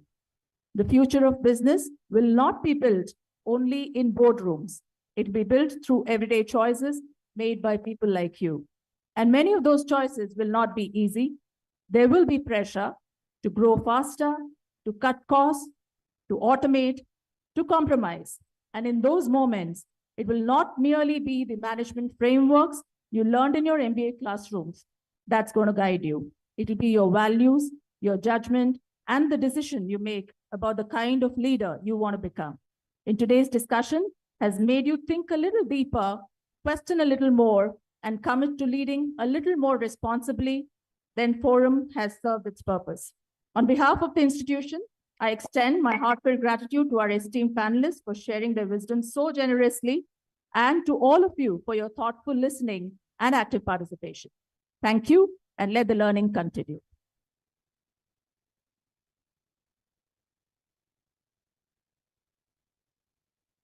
Thank you, ma'am, for your insightful summary and for beautifully bringing together the key perspectives shared during the panel today. We now move to a moment of appreciation. May I invite Dr. Sanjeev Bansal, sir, and Dr. Deepa V. Mukherjee, ma'am, to felicitate our distinguished speakers with a token of gratitude.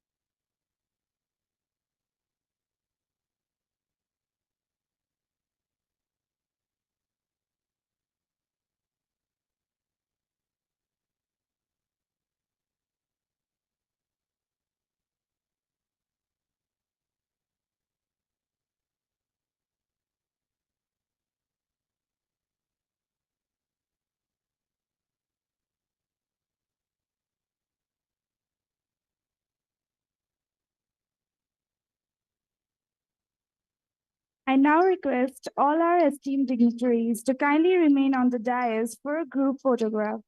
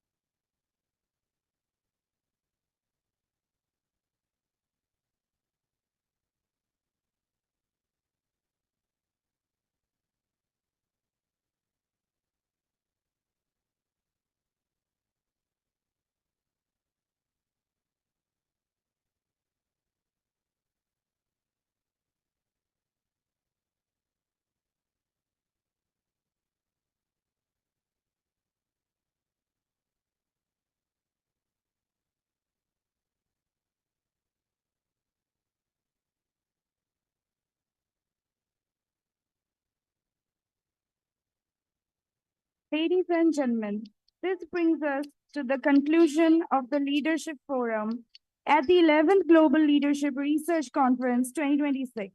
On behalf of Amity Business School and GLRC 2026, we thank you for your presence, participation, and enthusiasm. We look forward to your continued engagement in the sessions ahead.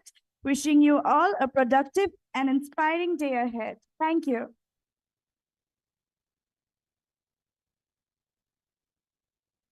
Ladies and gentlemen, esteemed guests, respected delegates, worthy academicians, scholars, and students, a very pleasant afternoon. As we begin with the prestigious Finance Forum, I kindly request all our distinguished speakers and panelists to join us on the dais.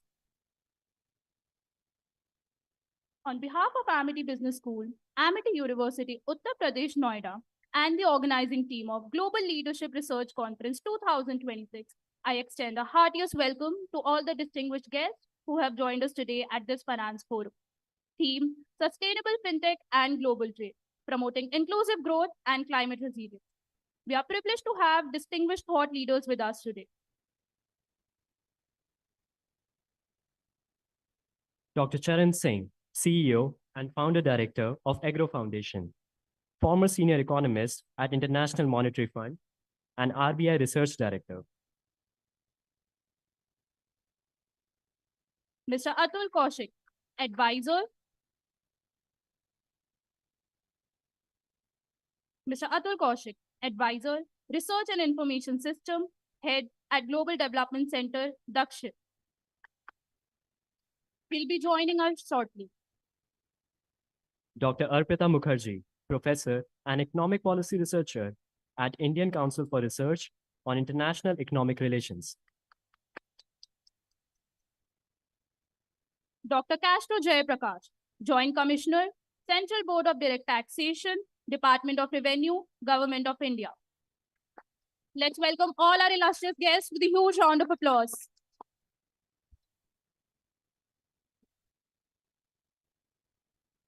May I now invite Dr. Alka Chaudhary, Assistant Professor, Amity Business School, and convener of this forum to deliver the welcome address.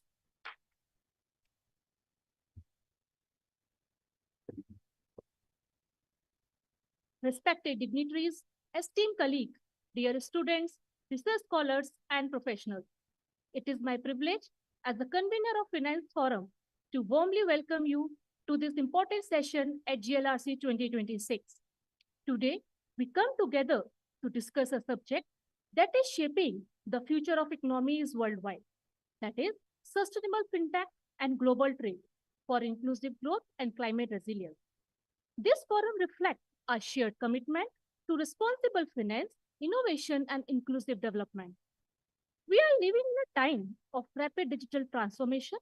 Financial technology is redefining how business operates, how government delivers services, and how individuals participate in economic growth. At the same time, the world is facing serious challenges like climate change, inequality, and economic uncertainty. The discussions we hold today are therefore not only academic, but deeply relevant to society and the future we wish to build. To our students who are the future leaders who will shape financial system with integrity and creativity, to our research scholars, this forum offers an opportunity to connect knowledge with real-world impact, and the professional present here, your experience enhances this platform and inspire continuous learning. What makes this finance forum particularly special is the speakers who have agreed to share their expertise with us today. I welcome you also. Your rich experience and insights will make our discussion truly meaningful. I invite all participants to engage actively, exchange ideas, and build collaboration that extend beyond this forum. Let us work together towards a financial ecosystem that supports growth while protecting our planet.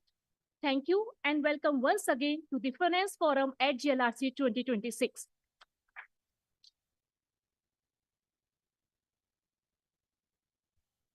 Thank you, ma'am, for your gracious and inspiring words. To further enrich this forum and provide an overarching perspective on the 11th edition of GLRC and the objective of today's forum, it is my privilege to invite the most admired academician an institution builder, and above all, a truly charismatic leader, Professor Dr. Sanjeev. Good afternoon, everyone. So, long learning day. Now, this is basically the final session for today for all of you. Very important session. It's on finance. Unfortunately, I do not know anything about finance. It's not my field. So, I have invited all the experts over here. Esteemed Dr. Charan Singh ji, Dr. Arpita, Dr. Keshto Jayaprakash ji, and Dr. Atul Kaushik ji. This is our leadership conference. This is Global Leadership Research Conference, which was initiated long back. And 2016, we reinvented into research conference. This is the 21st version of the leadership conference and 11th version of our GLRC. The institution which I am heading, which you are all here, is called Amity Business School. The journey of the entire Amity group started from this very institution in 1995. It has completed its 30+ years now.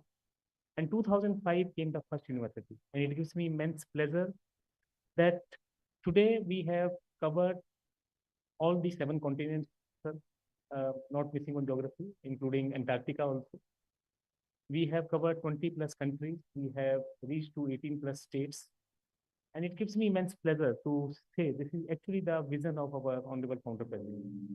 On behalf of our founder, Dr. Ashok K. Chauhan, the man behind this entire Amity universe, on behalf of our Chancellor and President of our foundation, RBEF, Dr. Atul Chauhan ji, on behalf of Shri Abhay Chauhan ji and Shri Amol Chauhan ji, 2 architects of management who are taking this mission forward, on behalf of the Vice Chancellor of this university, Dr. Balwinder Shukla, on behalf of all the dynamic students of Amity Business School, all the faculty members, and all the organizers of this event, I extend a grateful welcome to all of you.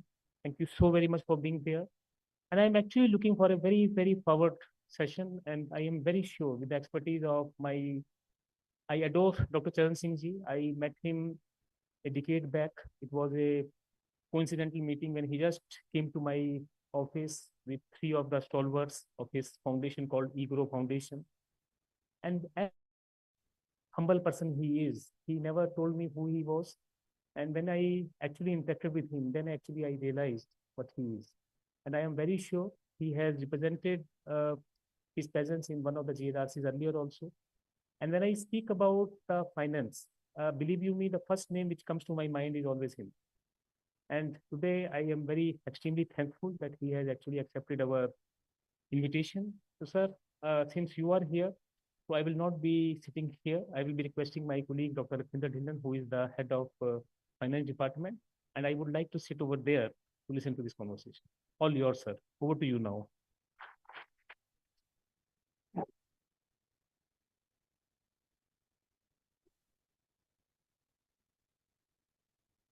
Thank you, respected sir, for your visionary address and for outlining the path ahead for sustainable and impactful leadership.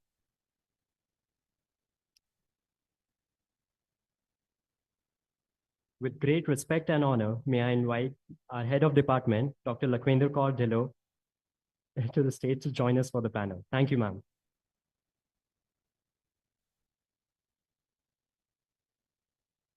As we navigate the future of finance transformation, we are privileged to hear from the eminent thought leaders who are at the forefront of this change. We are honored to present exclusive insights by our distinguished leaders in our groundbreaking voice segment. We are privileged to showcase the messages received from Mr. Ravindra Mani, IRS, Executive Director of Insolvency and Bankruptcy Board of India. My sincere congratulations to Amity Business School, Amity University, Noida, for organizing the 11th Global Leadership Research Conference 2026. This conference has emerged as an important platform for bringing together academia, industry, policymakers, and future leaders to deliberate on the issues that will shape our collective future. Last year, the discussions were aligned with the vision of Viksit Bharat, highlighting the role of youth, technology, and collective national effort in building a developed India. That spirit continues this year as well, with an even sharper focus on technology-driven and sustainable development. The theme, Next Generation Technologies for Sustainable Business Innovation, is extremely relevant in today's context. We are living in a time of rapid technological transformation, climate challenges, economic restructuring, and digital disruption.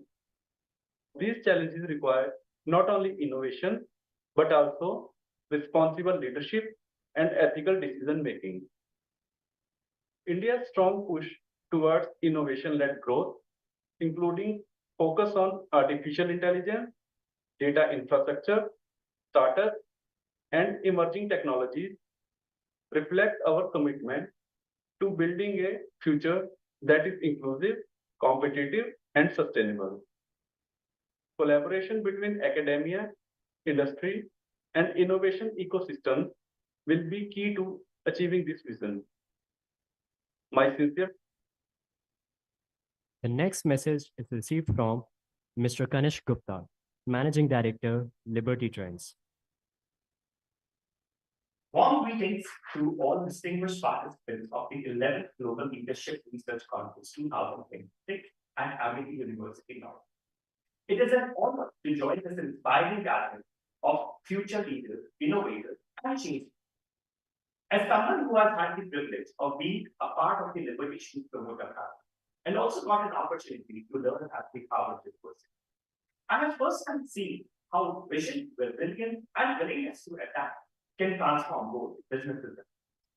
The theme of this conference, the next gen technologies for sustainable business innovation, could not be more timely or more relevant in today. We are living in an era where technology is redefining how we design, manufacture, distribute, and experience products and services. But the true progress is not just about speed or scale. It is about responsibility. The real challenge before us is to build businesses that are competitive and profitable, yet at the same time ethically inclusive and environmentally conscious. I would like to congratulate Amity Business School and the entire organizing committee for creating this exceptional platform that brings together academia, industry, and young minds to exchange ideas and co-create solutions. Your efforts are shaping a future where entrepreneurship, innovation, and sustainability go hand in hand. I wish the conference meaningful deliberation, outcomes that inspire all of you to think boldly, act responsibly, and lead with both ambition and empathy. May your ideas today become the transformative innovations and enterprises for tomorrow. Thank you, and my best wishes are with each and every one of you. We are joined by Mr. Atul Kaushik, sir. Please stand up and give him a big round of applause.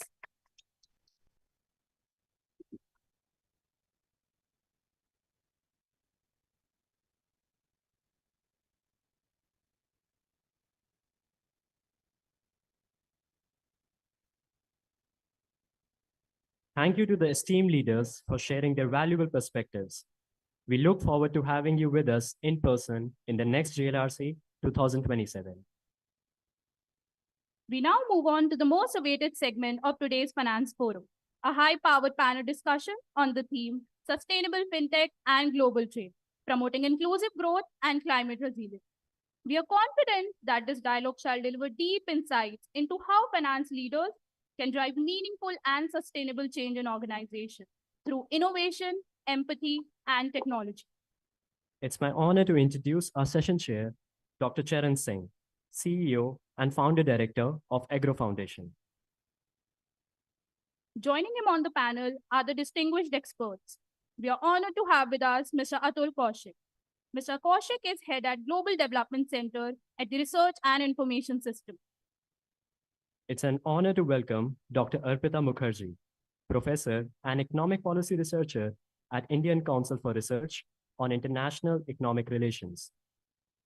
It's a pleasure to have with us Dr. Castro Jayaprakash, Joint Commissioner, Central Board of Direct Taxation, Department of Revenue, Government of India. Without further delays, I hand over the session to Dr. Charan Singh and the eminent panel.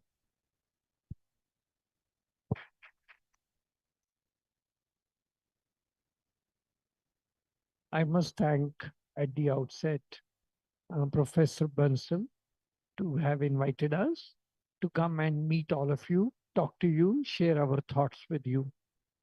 This is a very special year in which we are sitting today. There are three major things that have happened, and those are very, very influential, each of those things. If they are in the right direction, it's a revolution that I'm anticipating in the next few years. The first, in the month of May 2025, just about 6 months, 6 to 7 months back, the Prime Minister of the country said, we are officially on the path to Viksit Bharat 2047. That means in the next 22 years, we want to take a quantum leap from a per capita income of 2,880 to about 18,000 US dollars. That translates, you're all familiar with cricket, run rate per over. That translates into 9% growth annual. That's the required run rate. If we grow at 7%, we are short of the run rate. 7.5, we are short of the run rate. 8% short of the run rate. 8.5 short of the run rate. 9.5 is what we want. We, all of us on the sitting this side on the panel, I do not know in 2047 where and what we will be. But in 2047, I know where you will be. You will be an integral part of Viksit Bharat. Like you took 14 years to come out of your school, having taken admission in kindergarten, and then you are spending time in college. The country has given itself 22 years to graduate from 2,880 per capita income to about 18,000 per capita income. Officially, we are on that path.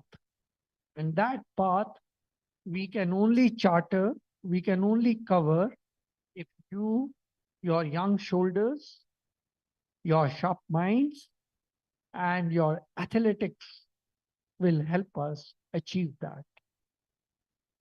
9.5% growth is not impossible. China grew for 30 years, starting from 1980 to 2012 at 10%. Before that, Korea grew in 1962 to 1989, 8%. That was also a very big jump. So therefore, we are on the path to Viksit Bharat. The run rate is 9.5%. We are clocking less than that. To clock that run rate, we have to now work hard. How are we going to work hard? Today we are going to talk about it. Is fintech going to help us? Are we going to do more on trade? Will we take care of the climate? The panel is going to talk about it. The second thing that has happened is Indo-EU Trade Pact. 27 nations are involved there. That's not a small number. And these are the leading countries of the world: France, Germany, Italy, Belgium, they're all there. They're going to open their market to us and our market to them. It's going to be exciting time. There will be opportunities. It's mother of all trade agreements. And I personally was in Germany about 6 years back, before COVID. And they were telling me, sir, I was a professor at IIM. They were telling me, sir, do not have people to run our locomotives. That's why they were looking for driverless cars and driverless trains. We have enough people, they don't. So therefore, they're going to open up opportunities in terms of employment, in terms of trade, and we are going to discuss that. While we are opening that up, are the financial technology, techniques and tools help us. And many more things that will happen. I was looking at the data on diaspora in EU. How many people? What are their per capita incomes? How do they want to relate to India? Would there be remittances or would there be trade opportunity? So that is the second thing which is happening, which will revolutionize Indian economy, Indian markets, and Indian finance will have to rise to meet it. The third thing that has happened, and that's fascinating, is the Indo-US trade. America is about 85,000 US dollars per capita income.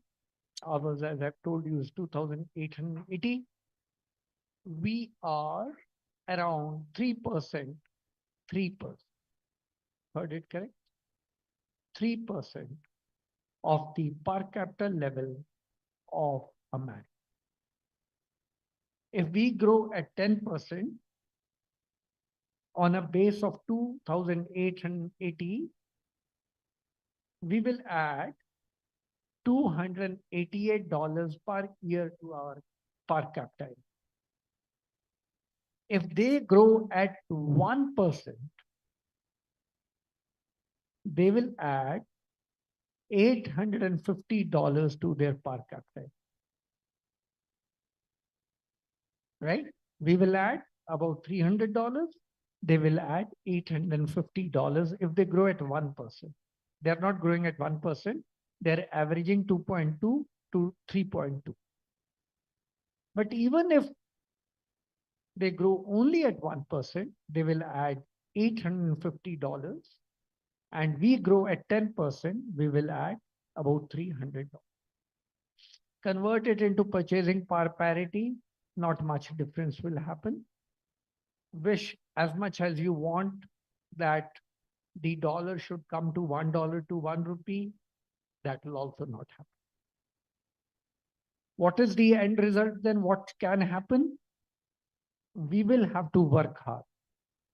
We will have to use all our tools, all our techniques to ensure higher productivity, higher levels of efficiency, and then make the best of this trade agreement. So, three major things which are happening now in less than 1 year.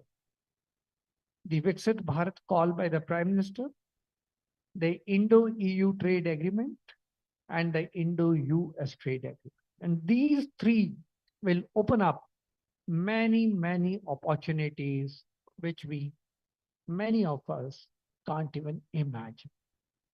In this scenario, something fortunate happened in 2014. We started thinking in terms of financial inclusion. Almost everybody has a bank account now. We have been talking of inclusive growth. That means inequity in income distribution is not very wide. Everybody is a party to Viksit Bharat. Everybody is party to higher income, higher growth. Statistics shows that we have moved many people from below the stark poverty line and improve the quality of life for them. We are providing free food to nearly 80 crore people and health facilities through the Prime Minister's better insurance schemes are there. So in that sense, that stark poverty is no more there. What I have seen in my childhood, you have not seen at all. So there is some difference happening. We have spoken about financial inclusion, the Jan Dhan account. At your stage, probably you have taken it for granted. People on the panel know it, how difficult that journey was. Everybody having a Jam Trinity benefit. You have a Jamdhan account, you have the cell phone, and now we are connected through the Aadhaar card, and therefore all of us have access to some account. That's not all. We are working hard. We are now providing to the world a UPI, a digital platform for transaction. We are also getting headlong into straight digital payment system, and that is also making a very big difference. While trade opportunities are opening up in large number, opportunities for international investment is opening up, FIs and FDIs. We all have a bank account now. There is going to be a transformational change in the world of finance. So far, public sector banks, foreign banks, non-banking finance companies, they were catering to a $4 trillion economy. Within 22 years, they have to cater to $40 trillion. Within 22 years, the economy is anticipated to increase manifold. What will happen to the banking system? What will happen to the non-banks? How will the technology be deployed? All this has to be thought through. And that is why in the recent budget, Government of India announced they are setting up a committee on banking sector reforms. This is the third committee in the country which is being set up after our major reform started in 1991. It is in this scenario, and I want to congratulate the business school, Amity Business School, for their 11th research conference. But more importantly, choosing this topic for today, because this is the topic on which we all need to think about. So what are the aspects that we are going to be looking at? In a way, I've explained those to you. There's going to be a digital transformation of finance. Secondly, the global trade pattern is going to change and is going to be on a scale which we haven't seen. And thirdly, there is growing economic impact of climate change. In this session, we are bringing all this together. Before I go to the panelists, let me share one anecdote with you that happened with me at the IMF in 2012. It's a very fascinating episode that happened with me. I was at the IMF working as a senior economist, and the task given to me was to assess the adequacy of international reserves. Right? International reserves, as you understand, pounds, sterling, dollars, renminbi, euros, including gold. Including gold. Okay. How about oil? Even oil, because you are converting oil into petrodollars. So my task was to go and interact with the country which belongs to OPEC and one of the leading countries. So I went and met that executive director. Obviously, I'm not going to take the name, neither the name of the country. And he met me and he said, Dr. Singh, the oil which is under my soil, to whom does it belong? So I told him it belongs to you. He said, sorry. It belongs to 100 generations that came before me, who took birth and are no more here. It is their contribution. It is my family wealth which is lying under the soil. And it belongs to the 100 generations which have yet to take birth. I am only a custodian in a chain, in a bead, in a necklace. I'm just a bead. I'm just a custodian at this point. And I've inherited this wealth, oil under the soil. And it is my duty to preserve it for my next generations. I had never thought of sustainability intergenerationally so beautifully. And then I thought, the forests in my country, the water in the rivers in my country, the natural elements in my country, have I thought about them the way this gentleman is talking? We had not thought. Climate is now bringing us to that place where we are all thinking together, saying that something is changing dramatically and we need to do something about it. That is the major change that we need to think about and think, how are we going to give to our next generation what we inherited from our past generation? Such difficult are the challenges. While we have the quest to grow, we want to meet the run rate of 9.5%. Should we grow as recklessly as the Western world had the privilege of growing without taking care of the climate? Should we grow recklessly? Can we afford to grow recklessly? Certainly not, given the story of the OPEC gentleman I shared with you. So today, we are now going to discuss as a panel various issues which we think we would like to bring to your notice as young students, as people who are going to be here in this country in 2047 and will lead the path. I'm joined with 3 panelists with me here. You have heard their introduction. I'm going to start with Dr. Arpita and then go over to Dr. Atul and then Dr. Kass. That's the pattern I will follow.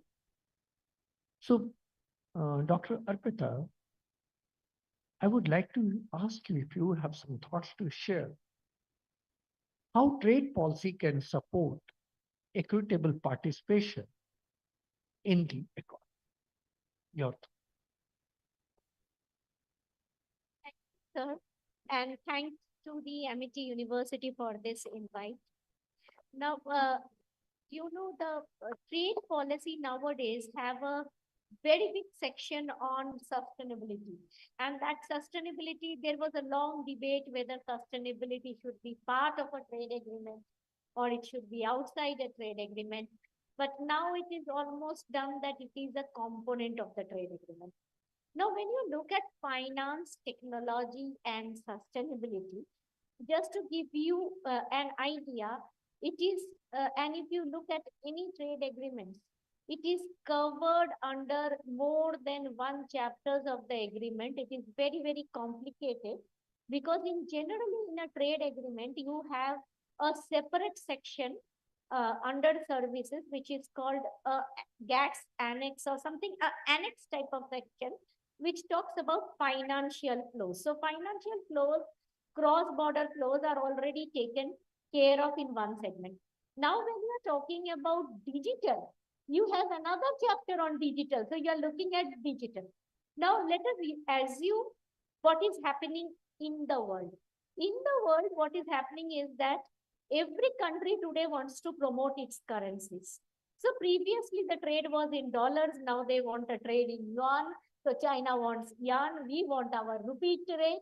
So therefore, the own aspiration to move your own currency means that you have a system. You have to put in a system in place that your currency gets approved in the other market. So it is not a very easy system to put in place. So what India is trying to do, India has brought in UPI. UPI is well taken in India. You can see a small hawker also. You are all using UPI. You are all paying on your mobile. Now India is trying to talk with other governments like France, Singapore, and others, trying to see if this can be done cross-border. So first you try it in your domestic economy, then you try to use a digital technology to see if you can do it across two markets. So that is one part. Now digital has its positive and negative, both in the context of the domestic economy and in the context of cross-border trade when you are applying it to the financial sector. For example, being students of finances and digital, you already know terms like blockchains.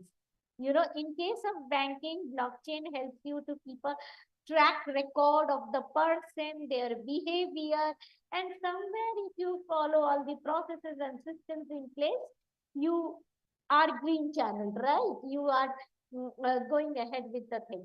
Like what we did in our banking system now is we have connected the mobile, the bank, the Aadhaar. So your government ID of authentication is used through your mobile and your bank. So you are interconnected.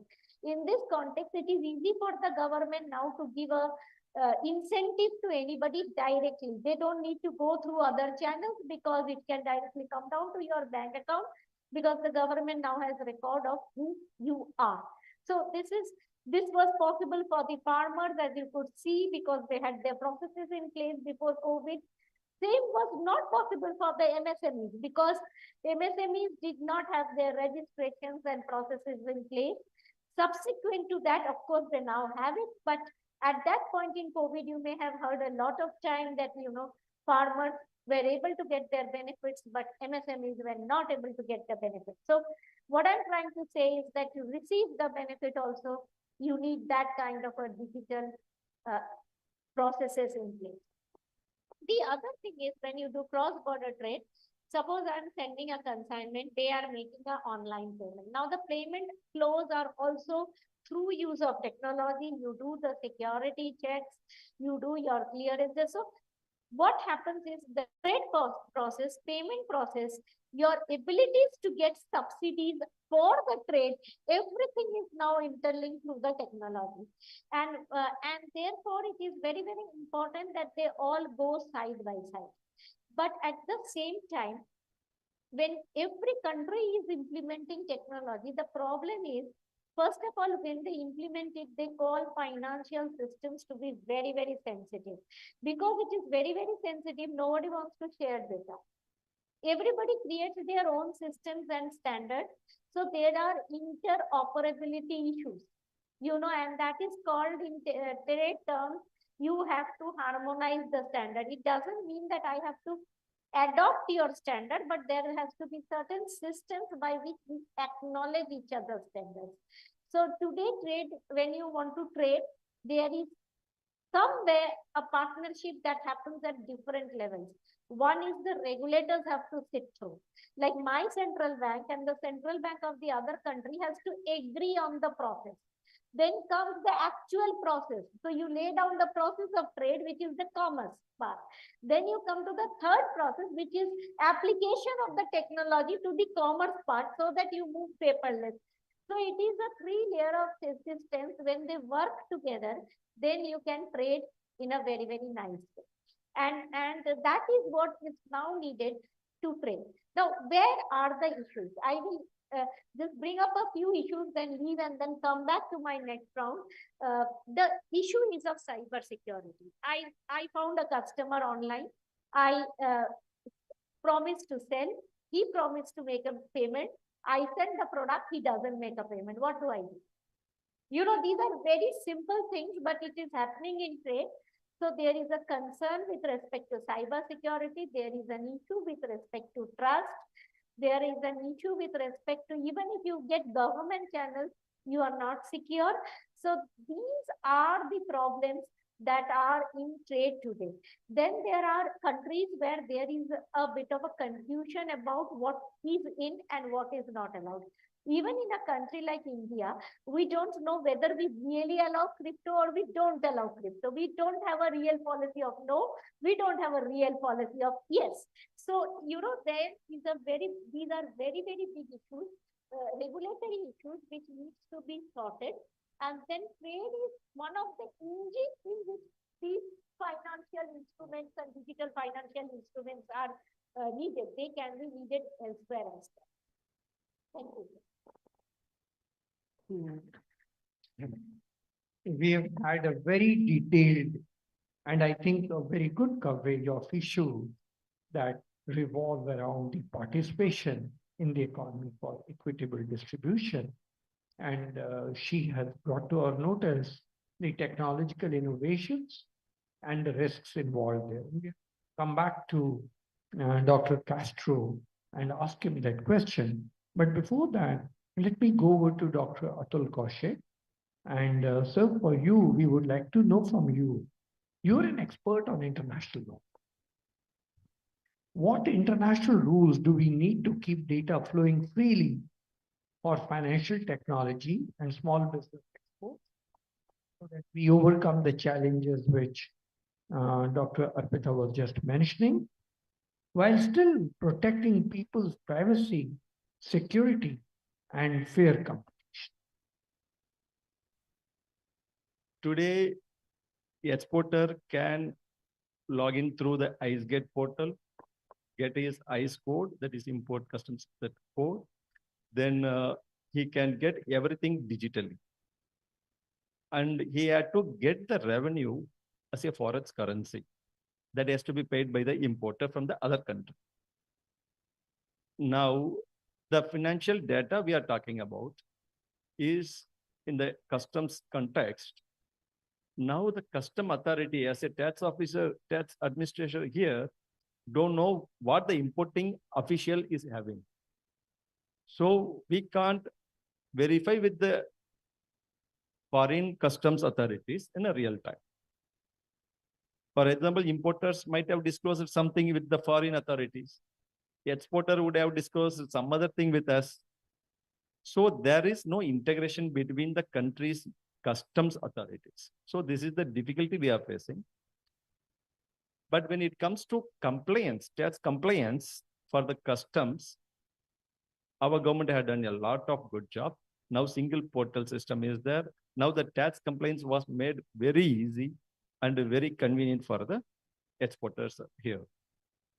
When it comes to direct taxation, when Indian companies are doing business globally, or global businesses are doing businesses in India, so there are exchange of technology, exchange of crucial information, market information, everything happens. As far as technology is concerned, I can say that it is up to the organization and evolving cybersecurity standards, they had to take care of themselves. But when it comes to taxation, international taxation under the domestic direct taxation is a niche area, especially when it comes to double tax avoidance agreement and the transfer pricing provisions. The foreign companies established in India had to pay tax somewhere. But somehow everyone knows how much tax is paid by Apple or Google. The very big companies try to evade through some tax planning. That is the crucial challenge we are facing, because tax is a double-edged sword. If we enforce the tax provisions, then there will be a backlash from the corporate by saying that we are too strict in taxation. When we don't tax it, we don't have revenue for the government. So it's a balanced approach we have adopted. So many direct tax legal disputes were settled with the MNCs. So the financial data shared across globe, as far as the government authorities are concerned, is not integrated. So for example, in direct tax perspective, I can give one example. A foreign employed Indian citizen, for example, IT employee in US. He received salary in dollars. He paid taxes there. But when he came to India, if he became a resident, he had to file income tax here also. Then he had to disclose how much foreign tax credit he had with those authorities, for US authorities. That information he had to disclose, but we don't have any information. Only whatever he discloses, that will be taken care. This is a double taxation avoidance agreement. Though we have some mechanism, but as a government, integrated information is not flowing. Business level integration is happening. So that challenges for government is to facilitate all this process across globe. For example, sir would be knowing the trade facilitation measures, which we are talking in the global trade context. How to lower and standardize our tariff practices and custom practices so that everyone will have the certainty and understanding of how we trade. So those things needed technology, and it requires technology. It needs common international understanding. But currently, there is a turmoil in global context. Everyone knows what happened to WTO. WTO is literally becoming dysfunctional. And only we are focusing on free trade agreements now. It's interesting. Actually, when China grew, that WTO supported. The international trade policies were very supportive. That actually enabled the China's growth. On the other hand, when India is at the cusp of growing, now we don't have WTO support. We have to bilaterally settle with free trade agreements. So these free trade agreements and the data flow had to be negotiated, and security has to be taken care at the level of negotiations. That would be easy. Thank you, sir. I totally agree with you.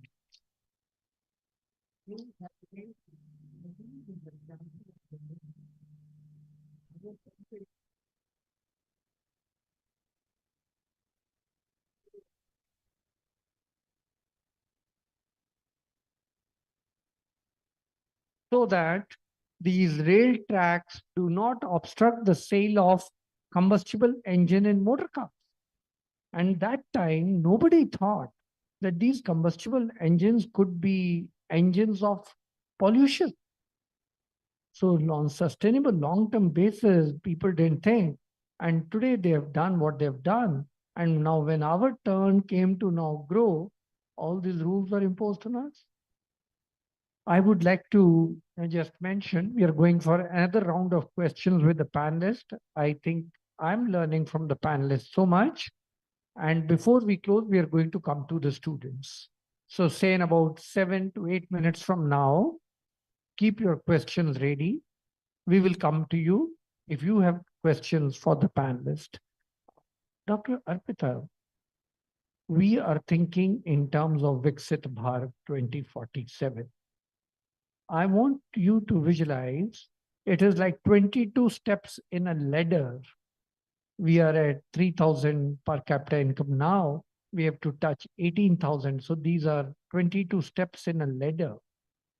The first budget has been announced of that ladder. What would you say in this recent budget announced? What is that policy initiative that you think, according to your judgment, is really going to catapult us very rapidly into 2040s?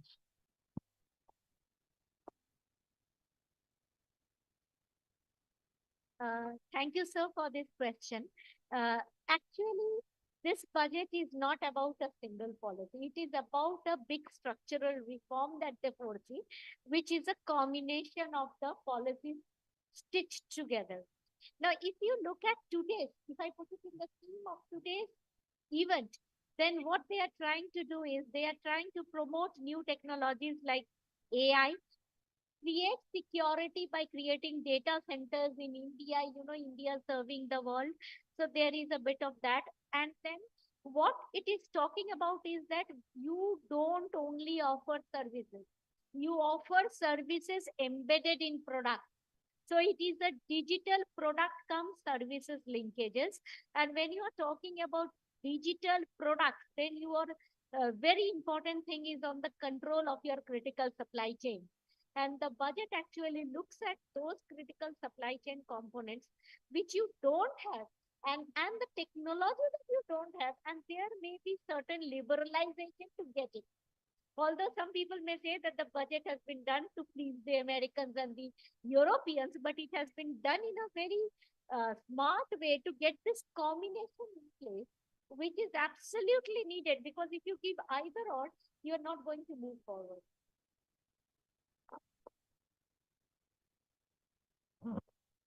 Dr. Atul, you are so well versed with the world trade rules. So I would wonder if you can share some thoughts with us. How can India use green energy to power AI?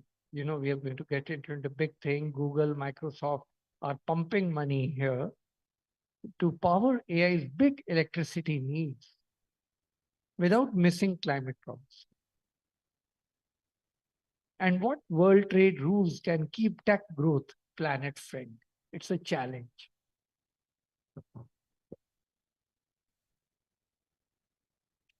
Thank you, Dr. Charan Singh. That is the tough one. So can I answer a simpler one which aligns with what you asked, Dr. Arpita? There were two specific announcements in the FM's budget speech, which are, I think, relevant for this discussion. One about the technology that we are talking about. The government has given a tax holiday to all cloud computing centers and data centers until the day we will become Viksit Bharat. That is, it's a 21-year tax holiday starting with budget 2026-27. And second, in terms of sustainability, since the topic is sustainable business innovations, rupees 20,000 crore has been allocated in the budget this year for carbon capture and underground storage, CCUS. Personally, I think it is too little, but I'm happy that a beginning has been made on CCUS. India has innovative minds. Most of you are future innovative minds sitting here. The world has not found solutions to carbon abatement through CCUS yet. Billions are being pumped into that innovative exercise globally, and India has to be a part of it. So these two aspects I wanted to observe it. Now to come to your question, actually WTO may not be the right forum to look at sustainability elements. However, in this interconnected business operations, you would be missing the wood for the trees if you talk only as a trader without talking about sustainable trade. And Dr. Charan Singh gave a very good example of somebody understanding who owns the oil underneath our earth, our soil, our lands. Similarly, climate and other sustainability related issues are intergenerational concepts. Businessmen think of their quarterly profits, their annual report, their taxes that they have to pay, the shareholders' interests. So the two have to match. Now, WTO is a very mercantilist organization where the trade ministries of the world sit together to address the interest of their businesses. So when you talk about sustainability with them, they say you go to the United Nations Framework Convention on Climate Change. If you want to look at climate related issues, you go to the United Nations Environmental Program. If you want to go to the larger environment related, sustainability related issues, And there are several other forums I can talk about them. The reason for that is that there has to be international policy coherence on these interdisciplinary conversations that need to be had for converting trade into sustainable. And at the last round that was successfully concluded, called the Uruguay round of the GATT, which gave birth to the WTO, the ministers, after signing all the plethora of agreements and understandings and decisions, added one ministerial decision on constituting a committee on trade and environment. So that Committee on Trade and Environment, the World Trade Organization, has been discussing the interrelationship between trade and environment since 1995. Now, to give you a glimpse of what is happening there, I was the Indian delegate who was handling it in the run-up to what was the first ministerial conference of the WTO at Singapore in 1996. And we were tasked as officials of the membership to bring a report with a recommendation to the ministers on what should this interrelationship be and how should WTO deal with it. So I would recommend to you to go to the WTO website and click for WT/CTE/1. That is the only agreed document in the World Trade Organization annals on the relationship between trade and environment. It was negotiated by us. And there we have said that there need not be, nor there should be any contradiction between improving trade on the one hand and improving it sustainably on the other. So this aspiration is continuing to be the guiding principle, not only in various committees and councils of the WTO, but also in most of the intergovernmental environment-related organizations like UNFCCC I talked about, like UNEP, like the Biosafety Protocol, like the Convention on Biological Diversity. But they haven't come to a kind of a fix on where should trade stop and sustainability begin. Because they believe, since I read out that one sentence which is relevant, that they believe there should not be any contradiction between improving trade on the one hand and doing its sustainability on the other. In the UNFCCC, since you mentioned climate, I want to add one last point. Some good initiatives were made.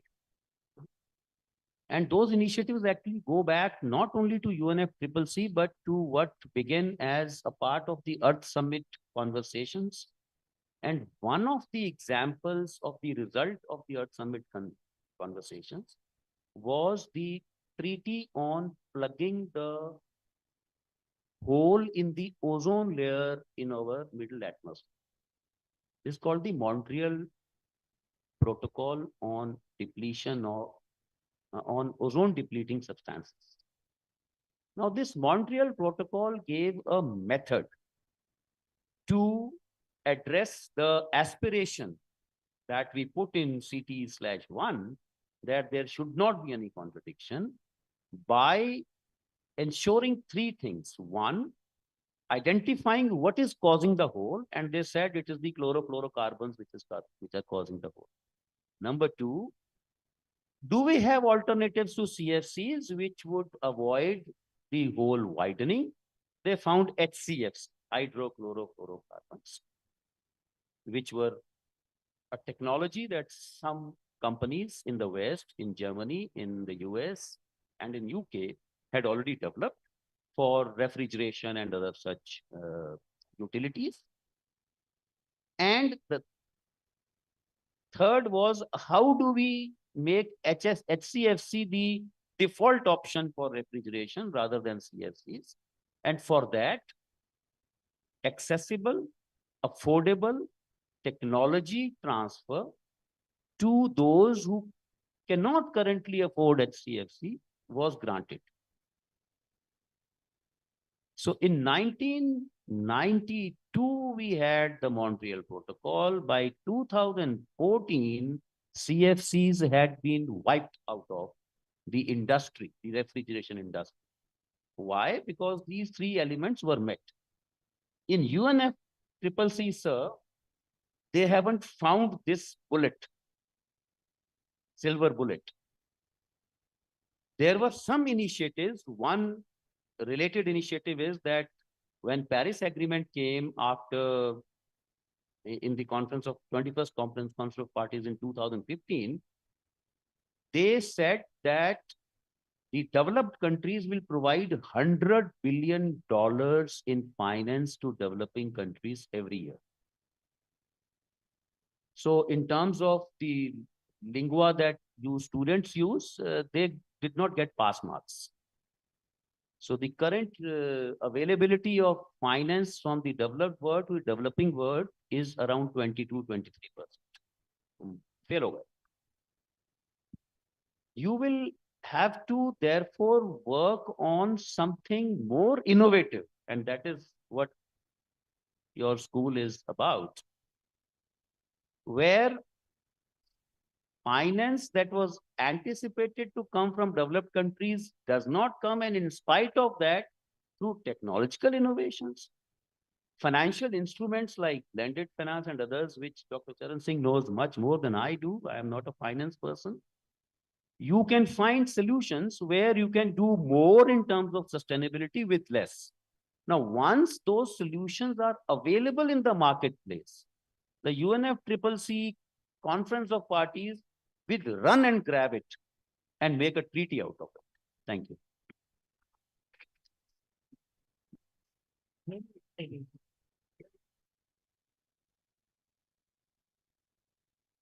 I think we're coming towards the close because of the time.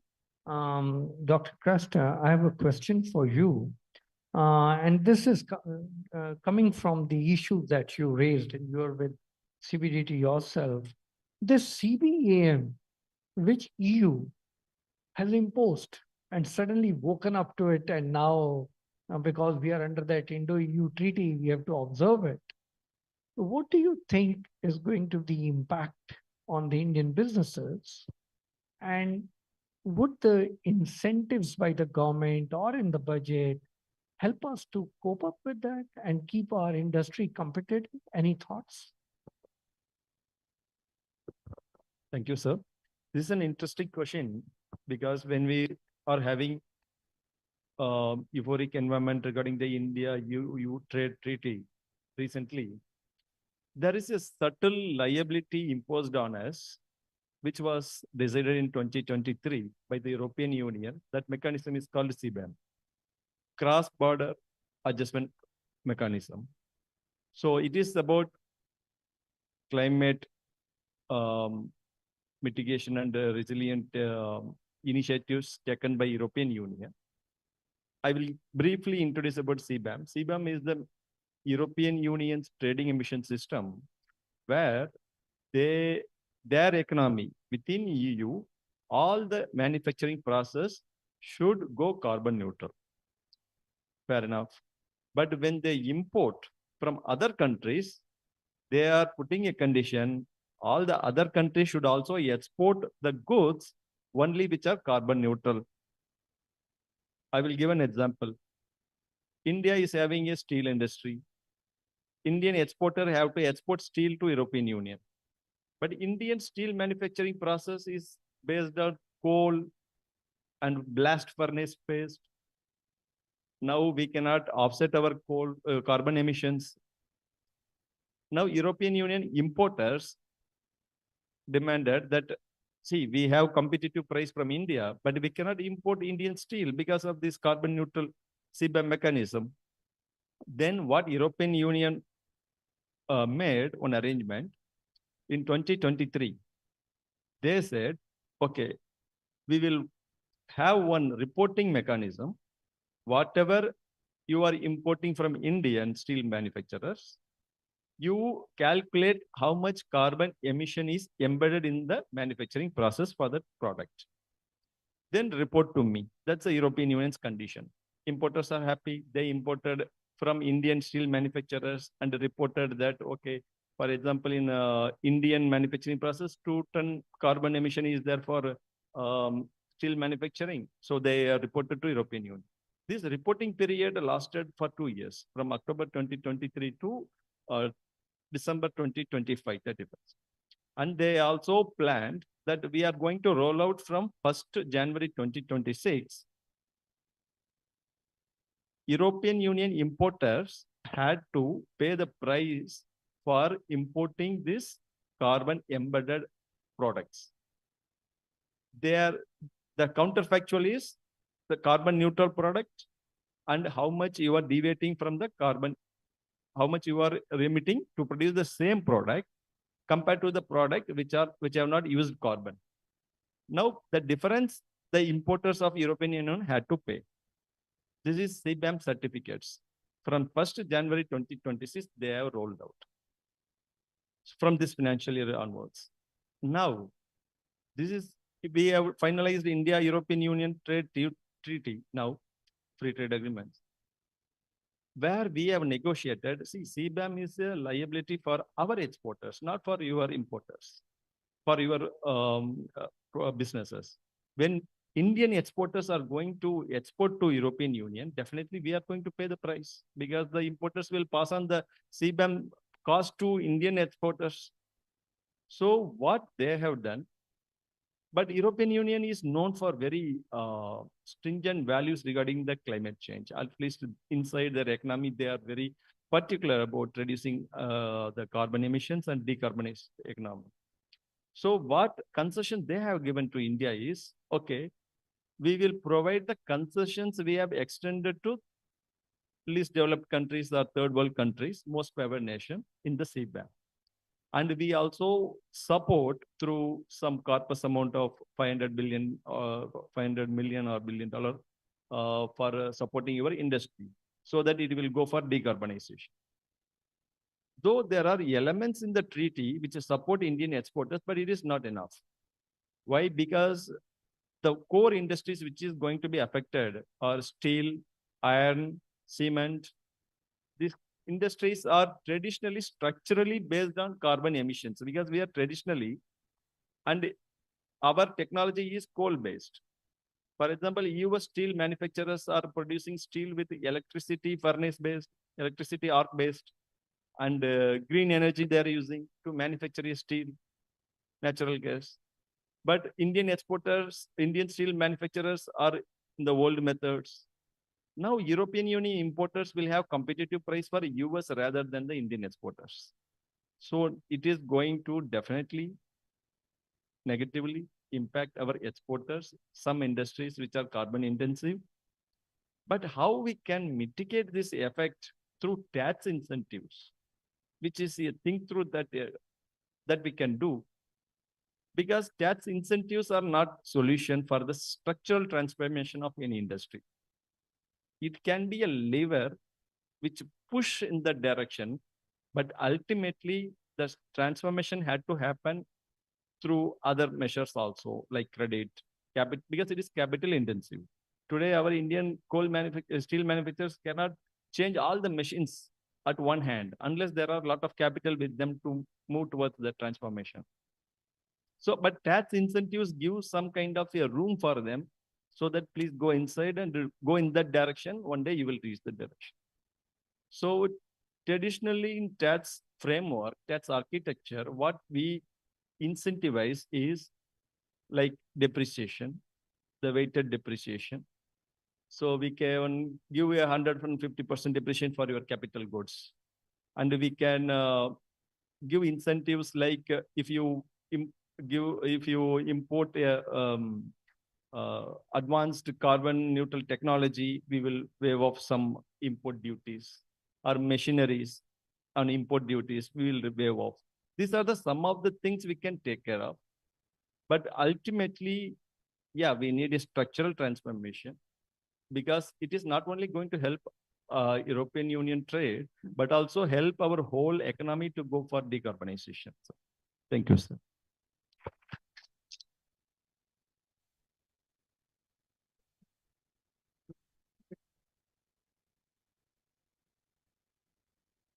I think you would agree with me, this has been an extremely informative session on a very complex issue. We started on 3 different fronts, and we tried to bring in the synergy in all the 3. We spoke about climate, we spoke about opening up of the trade, and we spoke about the Jan Dhan, the financial inclusion exercise. And in our way, the panel has been successful in bringing all the 3 together. I must thank each of the panelists for the information and wealth in such a short time that they've brought for the benefit of all of us. Thanks to all of you. I must thank the organizer, Professor Bansal, Professor Lakwinder, for having arranged this panel and giving us an opportunity to come and share thoughts with you. Thank you very much. The floor is open. Thank you, Dr. Charan Singh and our distinguished panelists for such a stimulating and insightful discussion. We now open the floor for the audience for a brief Q&A session. Kindly raise your hand to ask your questions one by one.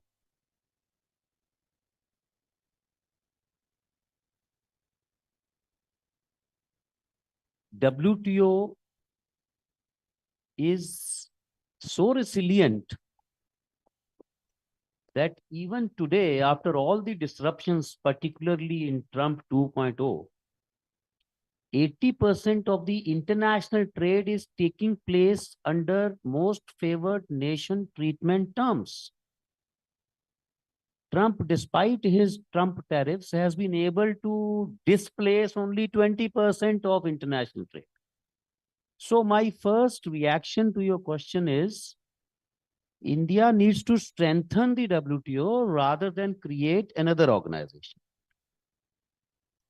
But if you insist, as budding Viksit Bharat netizens and citizens, that we need to have another organization, then we have to look at the pathway that India has taken since 2021 of speeding up its signing of free trade agreements, which cover substantially all trade between the negotiating parties like Singapore, like, we had Oman, Dr. Charan Singh mentioned the EU and US, we had with EFTA countries, Switzerland, Liechtenstein and others, with Australia, with New Zealand. We are currently negotiating with the GCC bloc in Middle East. If we do these spaghetti bowl of these free trade agreements, which cover substantially all trade between the negotiating partners, we will, from an Indian standpoint, have a collection of countries working together with same aims, or at least with agreed aims. You can call that another organization. I think that is the way to create another WTO. Say, there has been a talk about a WTO minus the US.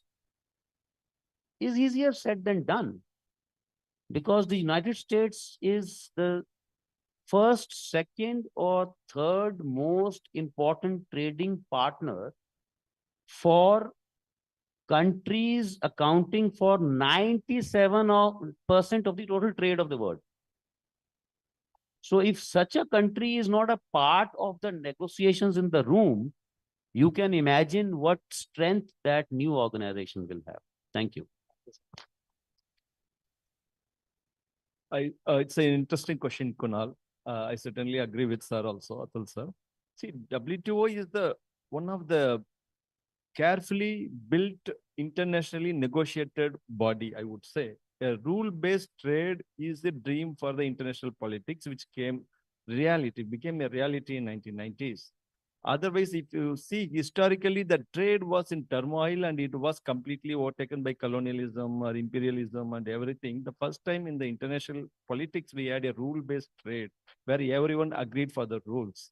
But somehow a bad time had happened and some national interest of some countries had overtaken the international rules. So it may be a temporary phenomenon and it may pass over. But how to navigate these turbulent times is the strategy that we have devised for our Indian side. Within the WTO rules, there are some leeways which we have capitalized now, like free trade agreements and preferential trade agreements. FTAs and PTAs are the agreements which are under WTO. It is allowed under WTO where we have capitalized now because there is block in the world trade. That is happening now. We are going to harvest the benefit of this in the coming years. Interestingly, if you see top 10 economies, so 80% of the trade are within them. So we had to focus on bilateral trade with the top 10 economies rather than creating a block.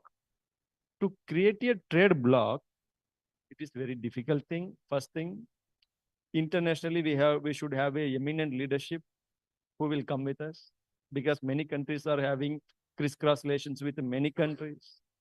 It will be difficult. A diplomatic leadership had to be emulated by us, which is very difficult considering our economic position and our interest. Second thing, I would say ASEAN is one of the successful bloc, ASEAN, Association of Southeast Asian Nations. 10 countries, they became a bloc and it became a very successful bloc. But Indian neighborhoods itself is having a problem. Now we are struggling with the SARC. So now I don't see any countries with India as a leader will form a bloc as of now. And it is very not advisable one, as Atul sir said. Yes, WTO will revive in coming years. This temporary phenomena will pass away. During this time, we will successfully do trade through FTAs and PTAs.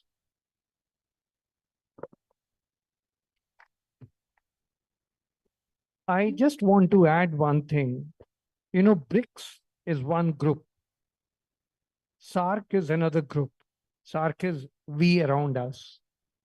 But you know, I have one view. These are very young, bright guys. And we have lived our prime. In 91, 92 or so, I was not sure if euro will come into existence. But there is an economist who later on got a Nobel Prize who conceived that euro countries should come together and only then they will be able to battle America. Right? And they came together. Nobody could believe that euro could come out as one single currency. I was at Harvard in 2003. I saw the battle between Larry Summers, president of Harvard, from a family of policymakers, and the president Trichy from ECB. And I was worried that Larry Summers will punch Trichy in a minute. The battle, the argument, the heat in the room was so intense that Larry said, "How could you do it?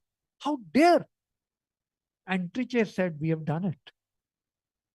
Right? So you never know. Times may change. I myself, for the last 10 years, have been arguing it'll be really fun to have great India again. They were all part of us. And if we become great India again, Nepal, Bhutan, Bangladesh, Sri Lanka, and Pakistan, always part of us, the Brits put them away. Afghanistan also, Brits only made them give away in 1900, right? They were all part of us. Why will the Indian currency not beat euro if that happens? It may happen. Then that effort required to bring in, create a block That we need to initiate. Young minds like you can provide a lead, start writing, start thinking, visualizing. Why not? Thank you. Due to the parity of time, I will not take the more questions. I'll forward all your questions to the panelists. Okay. And as we have to plan the quiz, but we were not able to take it because of the parity of time again. So this is the QR code is there. I will forward to all the groups in the classes, and whatever the result, you can collect the quiz prizes from the Lakshmi ma'am office. We will display the result to map. Okay. So I will forward to all the groups. So now let's begin to the moment of appreciation. I will request Sanjeev Bansal, sir. Yes.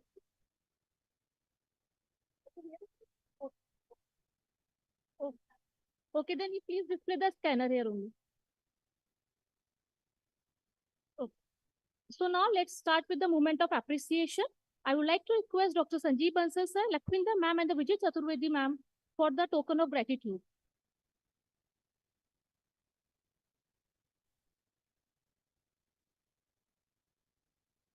May I now request Dr. Charan Singh to kindly accept our token of gratitude.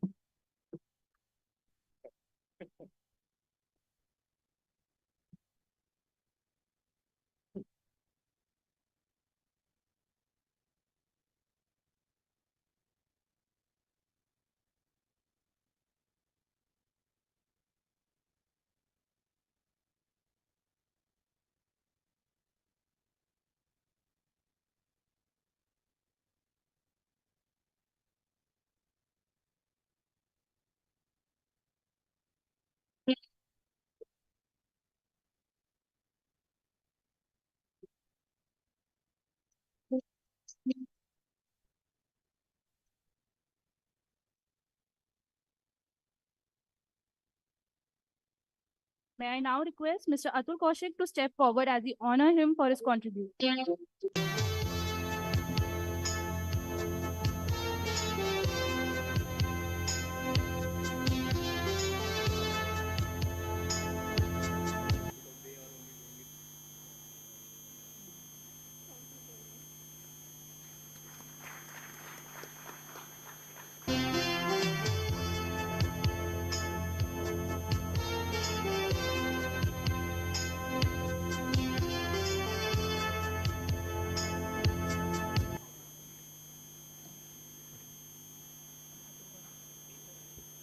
May I now request Mr. Atul Kaushik to step forward as we honor him for his contribution.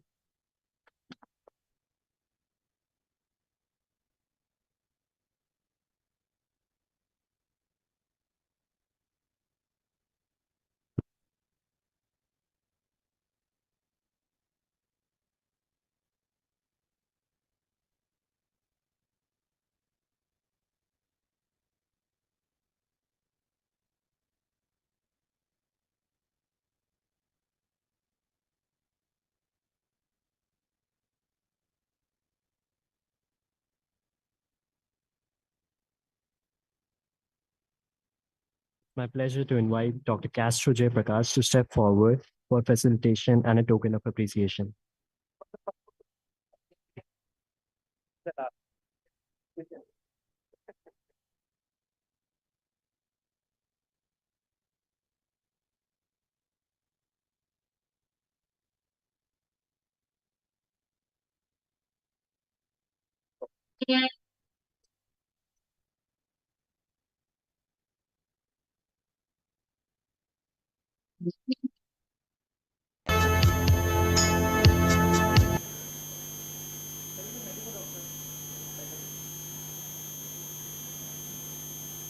We would now request all the esteemed dignitaries to join us for a group photograph to conclude today's engaging finance forum.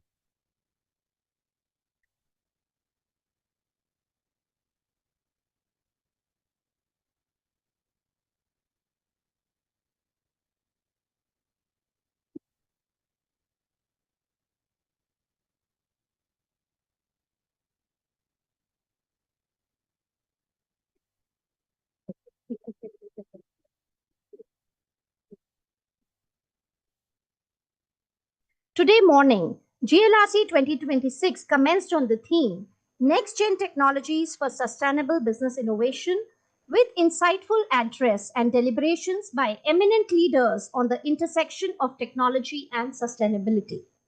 As we navigate rapid technological change, conscious leadership becomes the inner compass guiding innovation with ethics, empathy, and purpose.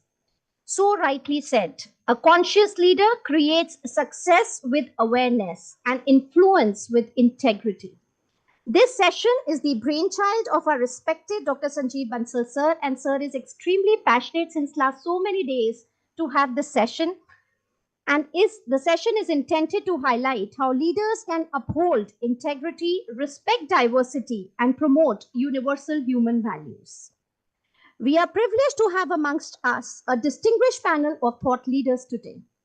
Yogi Balakrishna, founder president, Vedant Vidya Sansthan Trust; Dr. Mandeep Singh Chatwal, CEO and co-founder, Intellectual Punjabi Chamber of Commerce; Dr. Naushad Alam, senior vice president, Axis Bank; Ms. Stella Miller, lay leader, Christchurch. I take this very proud moment to introduce our very august panel to all of you. Yogi Balakrishna, sir.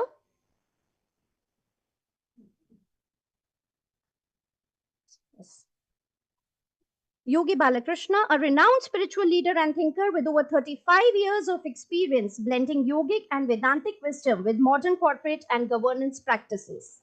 Supported by his leadership roles at NTPC and SAIL, an award-winning author, his talks and writings inspire conscious leadership, ethical governance, and inner balance in today's dynamic professional world. He brings a rare and powerful synthesis of spiritual wisdom and corporate experience, inspiring leaders to lead with clarity, ethics, and inner balance. A huge round of applause to welcome Yogi Balakrishna. We have amongst us Dr. Mandeep Singh Chatwal, an accomplished business leader and global trade advocate, known for driving strategic initiatives in trade, investment, and international business collaboration. In recognition of his contribution to international commerce, Dr. Chatwal was appointed Honorary Trade Commissioner for Uruguay, reflecting his commitment to enhancing bilateral economic ties between India and Uruguay.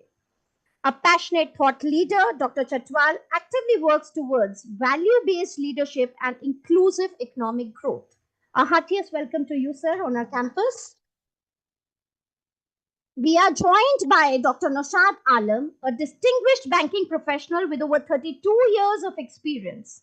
He is a founding member of Axis Bank and a former leader at PNB's Merchant Banking Division, along with being a motivational speaker and author. He has led teams across Delhi, NCR, Haryana, and Northeast India. He stands as a mentor and leader whose experience and vision continue to shape the next generation of banking professionals. A heartiest and a very warm welcome, Dr. Naushad Alam. We are also joined by Ms. Stella Miller, alumna of Hansraj College and the Delhi School of Economics.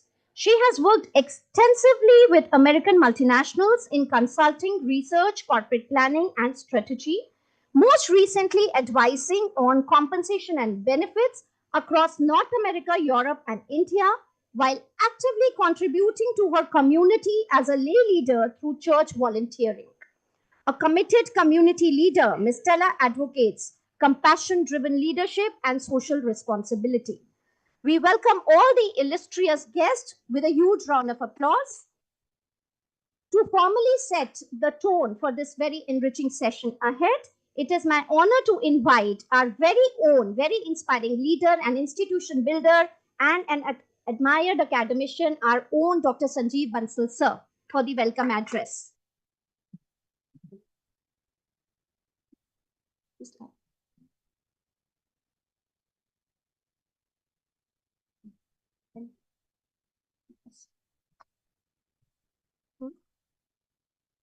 Good evening, Adab, Sat Sri Akal, Namaskar.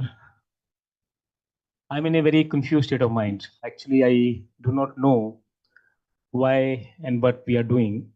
I was just going through a poem which is very close to my heart because I was in a dilemma that what we are doing. So सुबह होती है, शाम होती है, जिंदगी यूं ही तमाम होती है. And while going through this, I just came across a beautiful poem. If you all permit, I can just recite that. It's a poem by a old poet. My soul has a hat. It says, I counted my years and realized that I have less than to live by. Then I have actually lived so far. I feel like a child who won a pack of candies. At first, he ate them with pleasure, but when he realized that there was little left, he began to taste them intensely. I have no time for endless meetings where the statutes, rules, procedures, and internal regulations are discussed. Knowing that nothing will be done, I no longer have the patience to stand absurd people only, who despite their chronological age have not grown up. My time is too short. I want the essence. My spirit is in a hurry. I did not have much candy in the package anymore, and I want to live next to humans. Very realistic people who know how to laugh at the mistakes,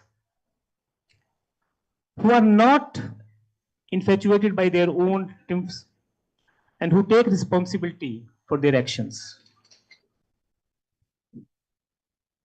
In this way, human dignity is defended and we live in a truth and honesty. It is in essential that makes the useful. I want to surround myself with the people who know how to touch the hearts of those who had strokes of life, have learned to grow with sweet touches of my soul. Yes, I am in hurry. I am in hurry to live with intensity that only maturity can give. I do not intend to waste any of the remaining deserts. I am sure they will be acquisited much more than those taken so far. My goal is to reach and satisfied and at peace with my loved ones and my conscience. We have two lives, and the second life begins when you realize you have only one. It was very beautiful poem, and I was just wondering that what it means. There were a number of things which I was not able to grasp. Then I discussed among some of the friends. Everyone in this room is actually a soul traveler. Many people have the mistake of calling soulmates only for their spouses, but actually it is not so. So I feel there are only two type of souls, like souls and unlike souls, and I feel all of us united here are like souls. So when in every conference of ours, I basically take one session for ourselves. So last time we did a Kavi Sammelan. Before that, we had Nizami Brothers. Before that, we have a Speak Make program. So this particular session is not for GLRC. This is a extension of GLRC. That is why I have not invited any of the students. I just requested some of the close friends, some people whom I felt they can understand. And this is basically the idea for. Now the word is here conscious leadership. Now, one of my scholar actually gave me this word when we were discussing his PhD topic. So he said, why not? And he discussed about certain topics. And we came to the conclusion of conscious leadership. So when I discussed with Dr. Vijay, Dr. Lakhvinder, and all the team members, then we said we can have a session on conscious leadership. But it should be basically given the point of view of all the major faiths of the world. So I just searched in my group. If you just see, all of them are actually business people. They are all now. Miss Taylor has a past of business. Now she has into a different life. Mr. Yogi Balakrishnan, when you will be, he's a regular in Speaking Tree of Times of India, and when you will be listening to him, you will understand what he basically does. So is Dr. Noshat, Dr. Chatwal. So I thought, why not start with a session, and it should be basically a beginning. If some people come today, I was not expecting many of you will be coming. So, but that is why I chose a smaller venue also. But then I'm extremely thankful that many of you have actually come. So in case if you feel that this is actually the right kind of forum, so we can take it further also. So without wasting much of the time, I'm just starting with the permission of all of you, the session. Pooja, aap baithe? Yes. So let them among these four. So I will be only listening to them. So where to start with? We have a saying in Punjabi, "Ji aaya nu," and then we say "Pehle aap, pehle aap." So where to start with? Naushad साहब, actually Naushad साहब पे मेरा थोड़ा सा अधिकार है क्योंकि ये मेरे स्टूडेंट रह चुके हैं. सो और एज ए टीचर इन्हीं पे बोल सकता हूँ. तो बाकी लोग वैसे मिस्टेरा से बात हुई है आज, अगर इन्होंने ज्वाइन कर लिया पीएचडी तो next time Dr. Chatwal is already a doctor, but there is always a second life, so we can always start a new PhD also. So Naushad साहब, पहले तो ये वर्ड कॉन्शियस क्या होता है यार? कॉन्शियस लीडरशिप तो बाद में आएगा, but what is conscious? I mean conscious is awakening something of, what do you mean by conscious? Conscious is within. Who am I? Location. Who am I? Either I am above the line or I am under the line. Above the line, curiosity, learning, opening the gate for others, having ownership, giving control, empathy. Below line, I'm so much, I'm something, I have achieved this much. So this is consciousness, the different style of leadership we have. We have autocratic, we have participative, we have conservative leadership, we have servant leadership, transformative leadership, transaction leadership. All the styles, one thing is common, and that is consciousness. So here I would like to say one thing that in spiritual terms we say, I'm audible? Yeah. So in spiritual terms we say, it's a old saying, it's a decook abhorring. ऊपर वाला जो करता है सब अच्छा करता है.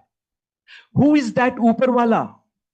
In spiritual terms, ऊपर वाला is and he is the supreme leader. But ऊपर वाला cannot be physically everywhere. So ऊपर वाला appoints leaders to run the institutions, to run the organizations. And the biggest quality of ऊपर वाला is that a leader has to be accommodative. So much disobedience on the earth is happening. So much disobedience. But still that upper wala, that God, that leader is letting the world run smoothly. So that is what leadership. आपसे पूछा तो मैंने conscious था, आप तो leadership भी बता रहे हैं. Anyhow, but the moment you give it to a business person, he has all the right to say so. So he has taken it to leadership. So doctor Naved ने इसको ऊपर वाले को लीडर बनाया. लीडर बोला आपने? I came across a very small video few days ago where there was a video by a church where the gentleman was saying about a king. He used a word I shared with many of my friends where he was saying that like Saudia's king actually golfers, and many golfers went there. So he just asked one of the top golfer, "What do you want? What do you expect from me?" The golfer said, "I want a club," and he said, "Okay." And then the golfer went back to the US and he waited like when the club will come. And then came after months a deal of 500-acre club by the UAE king. And he said, in the last, this preacher said very beautifully, he said, now king is king. You may have said a club, which is basically a stick in golf, but for the king, this club is something else. And when you speak about the king of all, then for him, it is totally different. I was just, Yogi ji, I was reading this algebra of awakening, 6 sigma, 6 Copa path. I do not know. You write too frequently in speaking tree also. Now, what do you feel? There are virtues, there are different gametes, but when you speak about conscious leadership, so what do you feel about it?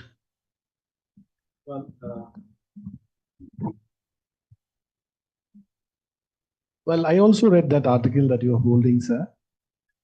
6 sigma minus 6 copper. And the article says about that you should cultivate the virtues and master over the vices that you have. If you look at any human heart, we all are capable of vices, we are capable of virtues. So the duality in our heart. So that's one thing. Now, let me address the subject matter of consciousness, which is very tricky, sir. Because I say tricky because more than 100 Upanishads are attempting to answer this very question, attempting to point what the consciousness is. So given this time, revealing what the consciousness is, I have to be maybe Adi Shankara or something. Even for him, it is difficult. But let me try it. So you are listening to me, sir, yes or no? I am speaking. So to speak, I have to be conscious. To listen, you have to be conscious. To make a meaning, also, you have to be conscious. So here is one personalized consciousness is trying to connect with another consciousness. Understand that? So that's I call Vayaktik Chetana, a personalized consciousness. Now we have to ask ourselves, is this consciousness which makes me, a speaker, a listener, a father, a teacher, so many things, is it just captured in this body? That is the very question we have to ask ourselves. Let me give you an example. Like Veda says, that consciousness is who there is. Sarvam idam khalu brahma. He says there's nothing called consciousness. Nothing other than the consciousness. Everything is consciousness, a manifestation of consciousness. And yet Dr. Saab is asking, what is the consciousness? I mean, you are the consciousness. The speaker is the consciousness. The listener is the consciousness. This blessed space is also within that consciousness. Now, if you look, let me give an example to make a sense of what consciousness is. If you look at this bottle, this is a certain space. Yes or no, sir? This bottle has a certain space. You see this room, the room has certain space. Is there a difference between the space in the bottle and the space in the room? No, sir. Even this glass appears to define the space, but if you break the glass, the space in the bottle is the same space as space in the room. So too, if you break the walls of this room, the space called room is actually the space called space, that limitless space. So to the consciousness which is manifesting in me as Yogi Balakrishna, the consciousness manifesting you as so and so person actually is the same consciousness. Even though we appear to be defined by the body, mind, sense, but trust me, you are beyond that. And that we have to find out, and that is what consciousness is. Another dimension I want to bring about the consciousness is that it is not something, it is not an object to be indicated like this. And the Veda says, idantaya vastu nahi hai, idam cha idanyam. I can't say that. Because it is all pervasive. Anything all pervasive, you cannot point, this is the consciousness. So it's a very, very profound question, sir. And I may be failing to answer. I'm trying to just indicate, give you certain insight. Because if I answer this in 10 minutes time, you have to be enlightened. There, right there. Anyone who understands this question, what is consciousness, is worth touching the feet. That's my understanding about consciousness. Thank you And so yet I very try much. to indicate that. Thank you so very much, sir. And you are absolutely right that even, I mean, you have said 10 minutes. I feel if you believe in the concept of reincarnation, of even resurrection also, then even in 10 births or 10 lives also for some, and for some basically in many lives. So if you believe in, Sheila, what do you think? I mean, what's your take on this? You are a preacher. I was very happy to see your profile. Have I taught you anything, by the way? Do you know? All right. So continuing this, like, conscious. So this is perspective of Yogi Balakrishna. So what do you say about it? Okay, when I was invited to speak on conscious leadership, I have a very different perspective, and I hope to present the Christian perspective here. In all my studies, for a long time, when we spoke of different concepts, leadership, management, all of that was very limited. No one really explored or even thought that there was a spiritual aspect to it. So in that, I'm very grateful, Dr. Saab, that you and Amity University have brought into focus something which isn't often explored. So I really appreciate this opportunity to be here. When I think of conscious leadership, I believe that there is a reason why each leader is there in that position. And now in this current economy, which changes, with the snap of a finger, the complexity of the environment keeps changing, The demands from various stakeholders keep changing. In all of that, I believe that the leader needs to think about, is this it? My shareholder value, profitability, my employee engagement, attrition, customer service, or innovation. The metrics are so many. And sometimes a leader, by dint of extreme hard work, lots of good luck also, can achieve some of those goals. And the Bible is very interesting here.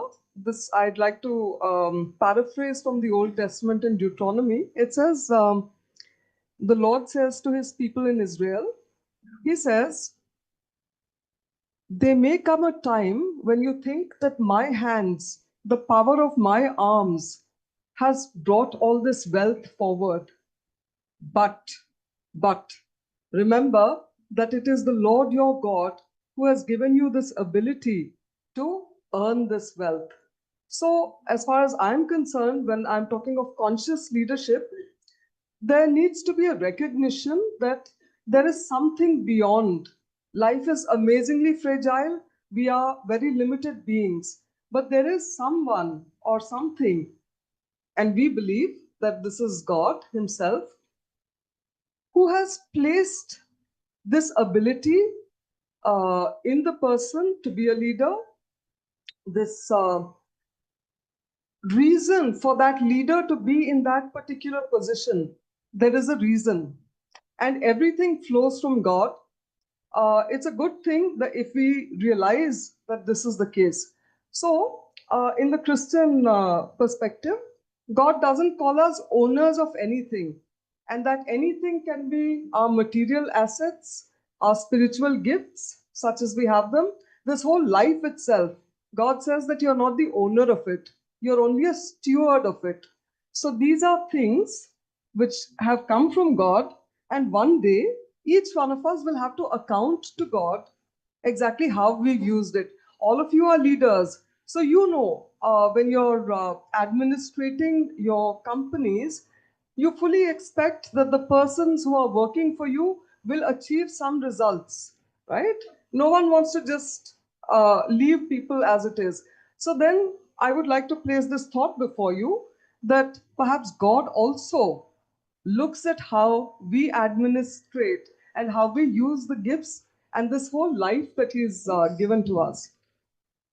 So that is how I view conscious leadership, where a leader is aware that everything that he or she has is to be used for a particular purpose, for a purpose which is pleasing to God.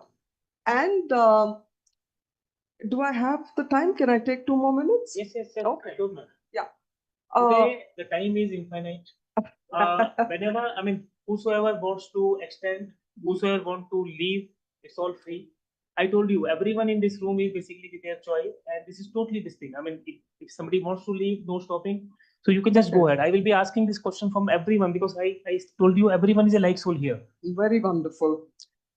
So that was one thing which I did want to put across, that there is a concept of stewardship. So everyone is here with a purpose, and what is this purpose? And as we believe it, as we understand it, the purpose is primarily to serve the people, that is both men and women, who are created in God's own image. So there are many ways in which leaders can serve, but when they are conscious of the fact that the people, the neighbor sitting next to them, has been created in God's own image, that changes the quality of leadership. So the thought process itself changes. Now, this is at a later stage, perhaps, I would like to speak of the servant leadership that Jesus Christ embodied. He set an example of it. For the leader, there are 10,001 treasures to achieve different things. And sometimes they may succeed also, as I said. It's a good thing to remember that if they have succeeded, it is because the Lord has an intent and a plan for them. And it would be good for each one of us to think about what could be this plan. We believe that it is to serve, to be like someone who considers the upliftment of society, who aligns themselves to that in the role that the Lord has given to them. Thank you, Ms. Taylor. Before I proceed, I just wanted to introduce everyone with a wonderful guest whom I met yesterday only. And again, as I said, everyone whosoever meets you is basically with a reason. Mr. Tariq Faridi. So Mr. Tariq Faridi is representing ZTV.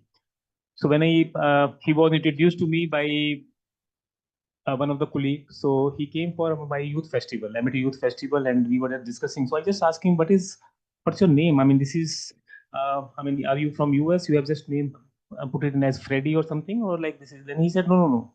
I am, and I'm basically from the, from great Farid Saab. I'm in dynasty of great Farid Saab. So I was just, amazed. How it can be. So I just said, like, this session is basically for you. I am so happy, Tariq, you are here.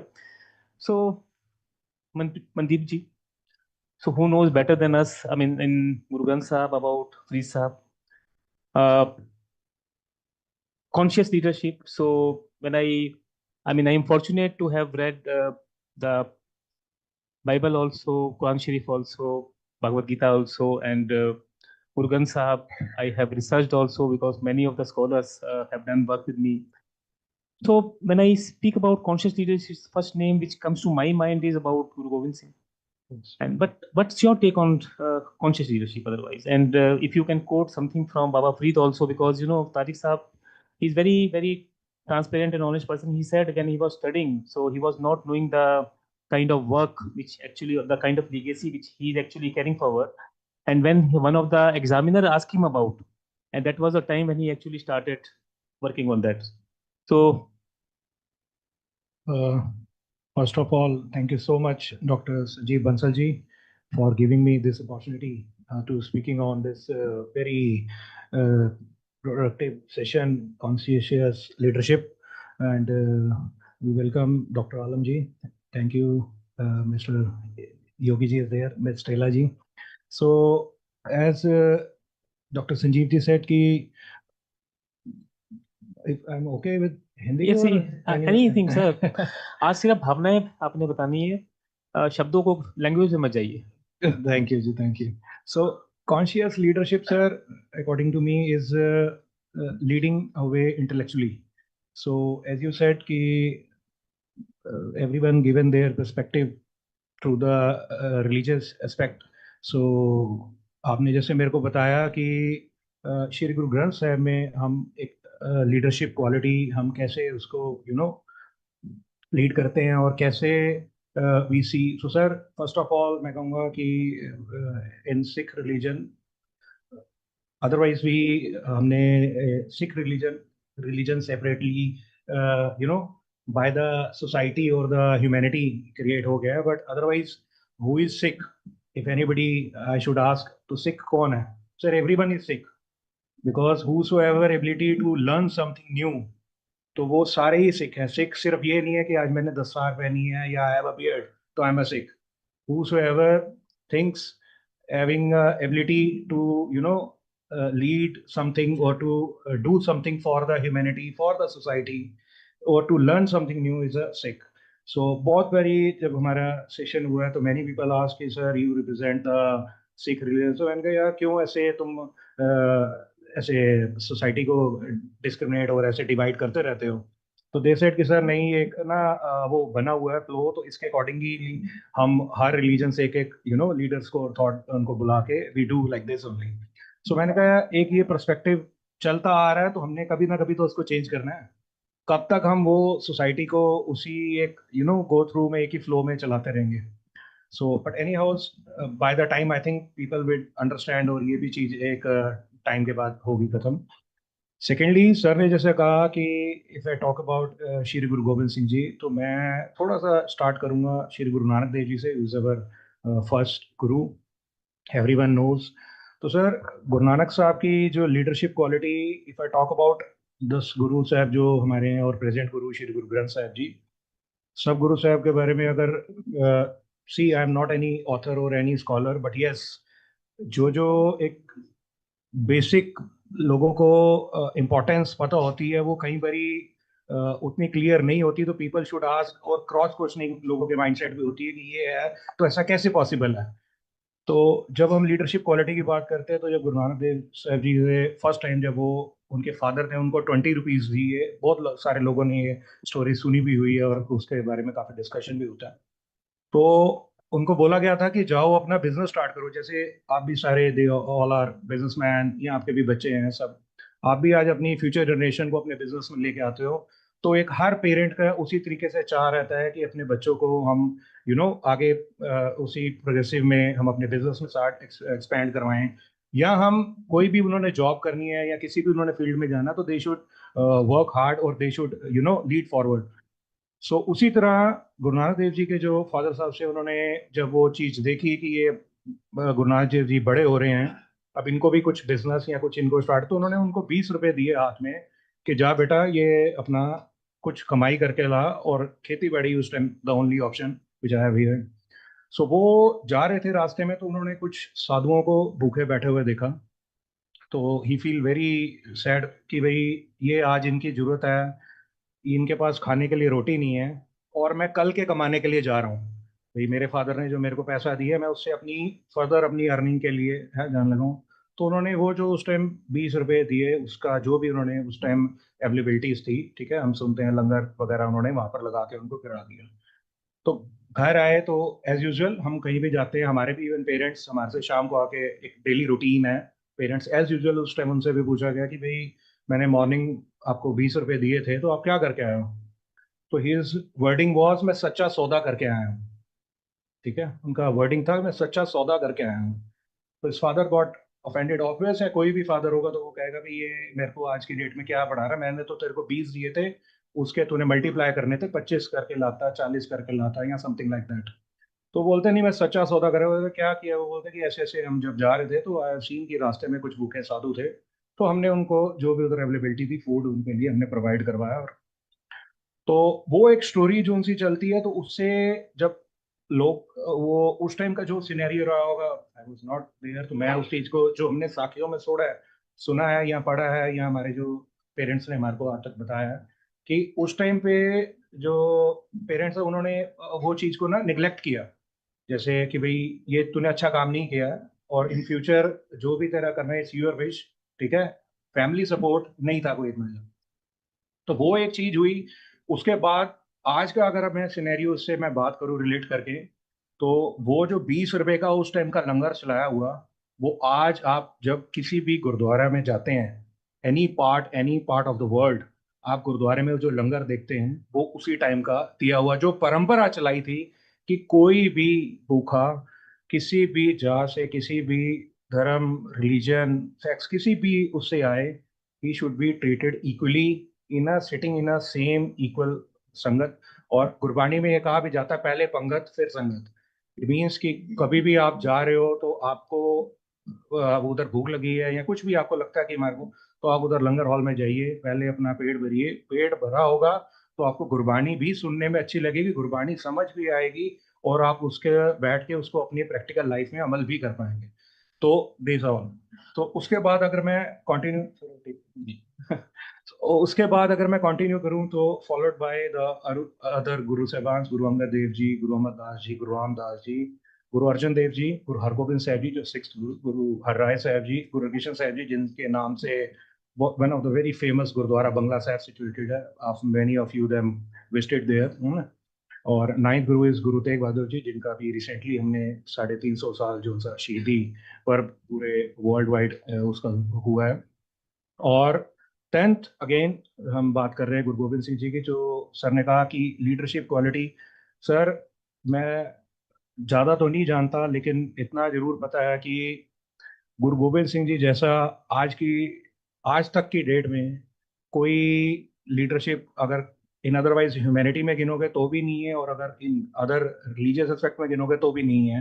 Because एक जो संत और सिपाही का जो उन्होंने बेमिसाल जोड़ दिया है, वो आप प्रैक्टिकल भी जीवन में कभी भी देख लेना, हम उसको डेली लाइफ में भी आजमा के देख लेंगे, तो वैसी leadership quality I don't think so कहीं देखने को भी दूर दूर तक मिलती है। वो जो एक मिसाल जो क्रिएट करी है, वो सिर्फ आई थिंक वर्ड्स में तो हम बयान ही नहीं कर सकते हैं।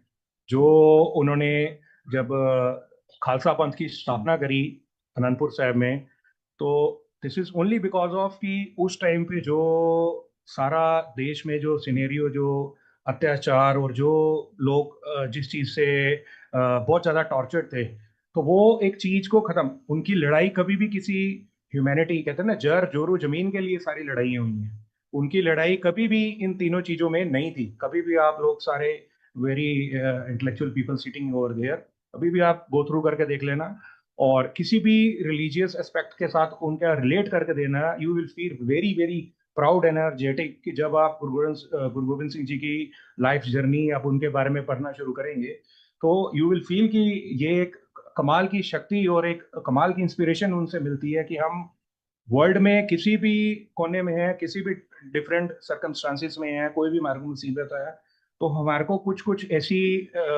यू कैन से उनसे इंस्पिरेशन लाइंस है, जैसे मैं कोट करूंगा, देश शिवावर मोए हैं शुभ कर्मन ते कबहू न डरूं और सो जब चाहे लड़ूं निश्चय कर अपनी जीत करूं।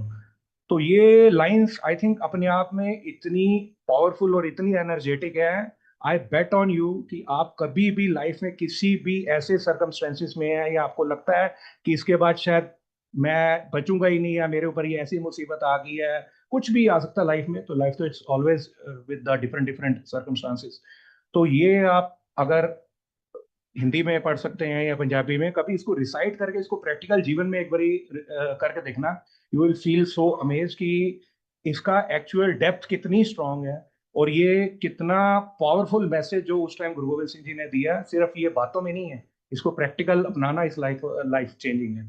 सो यही सब चीजों के साथ मैं again I am very very thankful to Thank you, Dr. Mandeep ji. So, as per the Sikhism, naam japna, kirat karna, van sakna, and van sakna is, I think, the crux of everything. Where basically, sharing. And so Vivekananda went to all the places. He was never ever satisfied with the replies of Paramhans Ramakrishna ji, and always he said, and always Paramhansa Ramakrishna always said to him, "Naren, you will not believe me. When will you believe me?" And ultimately, when he visited all the places, ultimately he realized that at the last, it's only the service of mankind which basically matters. But again, the basic question remains: is consciousness only awakening or something else? Naushad sahab, आपकी जब मेरी बात शुरू हुई, then you were saying something related to this only in the beginning when we were discussing earlier. Quran? About Quran Sharif, yes. Actually, how to keep consciousness in a right way, in a right place.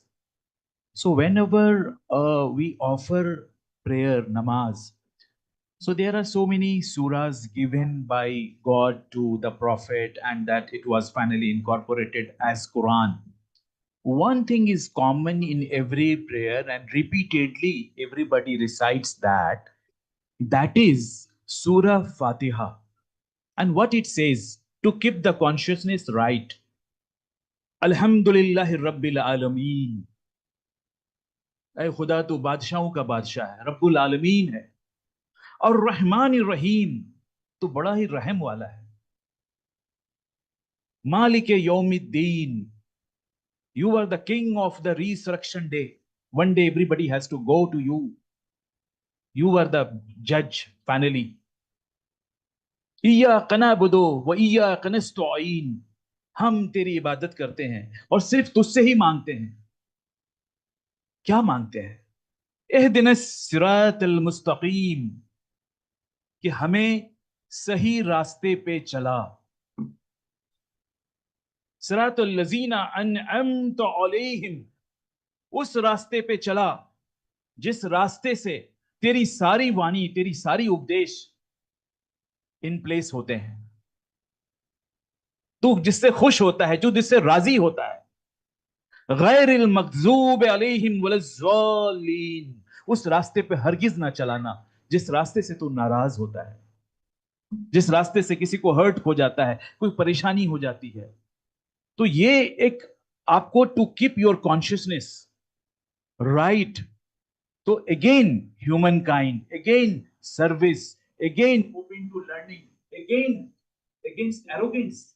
Arrogance is the biggest sin, because the shaitan which came on the earth because of arrogance, because he did not go down to Adam on the God's instruction, and that is how the world was created. So arrogance we have to cut down. Every time we are a learner, every time. I started my PhD in leadership under Dr. Bansal, ma'am, my guide, at the age of 50. So at the age of 50, I did my research in leadership.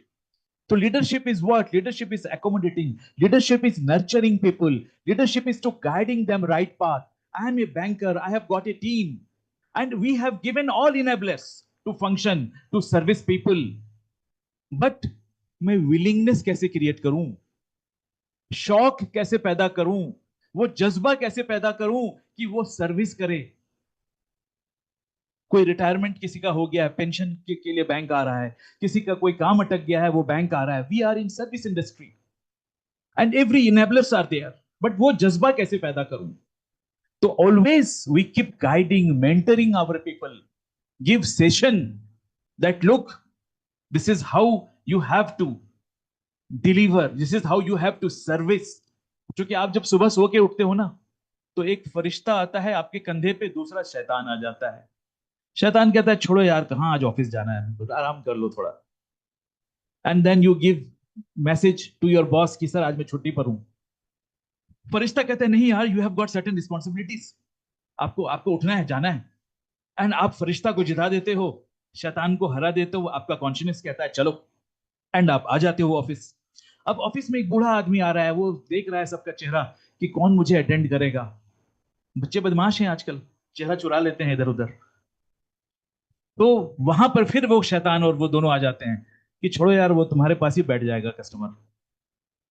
वो फिर फरिश्ता कहता है नहीं नहीं, तुम देखो क्या है, एंड फिर वो देखता है.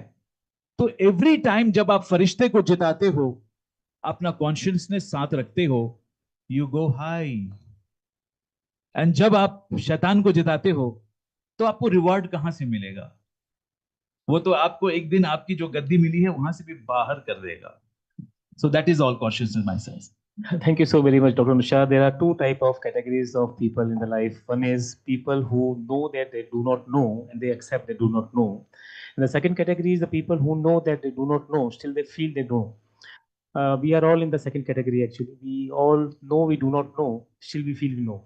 So, but Yogi Balakrishna, you have read a lot, and as Ms. Sheila spoke about conscious leadership as per the Bible, as per Guru Granth Sahib, as per Quran Sharif. What do you say about conscious leadership, the experts which we had in Hinduism? Well, to put it this way, conscious leadership in Hinduism is that a leader has to be deeply awakened within first. When you talk about leadership, the first question that leader has to ask, am I able to lead myself well? Because if I'm not able to lead myself well, then why am I leading this team? And for leading oneself well, nothing less than a deep awakening will be required, sir. Else the Veda says it will be a case of blind leading blinds. Unless you are deeply awakened within, is it not like a blind person leading another group of blinds? And Veda says in these many words that avidyam antare vartamana swayam dhira panditam manyamana janghanyamana pariyanti moda andhe naiva niyamana yathanda. So there is a great responsibility on the leadership for self-awakening. To self-awakening, that's a Hindu way. And self-awakening means the consciousness that is in me appears to be limited, but actually a limitless consciousness it is. And when we see that connection, which is actually no connection of this limited being to that limitless consciousness, leader exhibits limitless possibilities. And with that ability, the leader leads. So in a very simple way, to put the crux of Hinduism, in a model called Saral. A leader has to be very simple to lead in this complex world. I will give a paradigm which is derived from Hinduism only. Let us call this paradigm as a Saral. Whether yes stands for seeing objectively. Most of the time we see according to our own psyche, our own coloring. Are we able to see things as they are? So the first tenet is seeing objectively. Then align well the different sets of values operating each day. The universal value, the organizational value, the personal value. Seeing the convergence of those values is very, very necessary for a leader. That Gita says Swadharma. And he utilizes the Swadharma and Nidanam Shreya, Paradharmo Bhayava. So S and A. R means a leader has to be a very reflective person. He has to reflect regularly about how to solve a problem, how to bring harmony in the organization, how to take organization from this place to that place. SAR. Then another A is acting in the sense of service, acting with a commitment of dedication, which is utilized in Karma Yoga. And like you offer your action to the Lord, to the Almighty. Then your action becomes worship. And this whole thing becomes Karma Yoga. Because when you offer your action to the Lord, whatever result comes is acceptable to you because it becomes prasad. Then the final A is that the L is to lead by example. I'm asking you SARAL, Saral, to seeing objectively, aligning well the values and the goal of organization and the aspiration of people, reflecting regularly, rather being a reflective person itself, and then action with a understanding of dedication and service, and finally leading by example. You have to be the lesson that you want to teach other, because your action speaks louder than your words. So that is for me the leadership, the conscious leadership, according to the essence that Hinduism teaches. Thank you, Dr. Thank you so very much, sir. So many of you may be thinking why we have conducted this session. So idea was basically to put the people in the pond. I have done that. Now, if there are turbulences, if there are some questions, I will be just asking everyone, whomsoever I see, they are all eminent people. Group Captain Chordia Sahab, you are a wonderful writer and you are a prolific reader also. Only one question. So the topic was conscious leadership. I had presented before you 4 stalwarts representing 4 different faiths. My question to you is, after listening to them, can we say anybody is saying something different? Aren't these 4 people saying the same thing in a different way? That was actually the objective of this very session.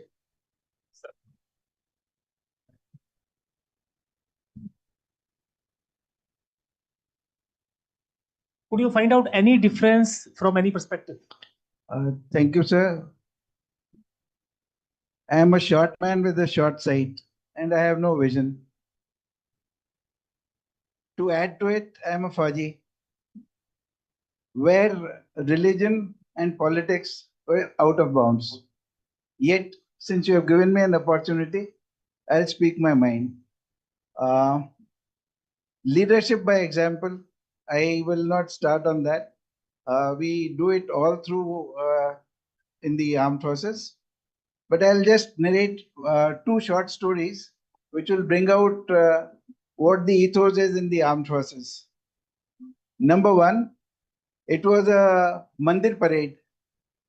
Most of you will know in the armed forces we have a central place where all the Sarv Dharma is there and we go for worship.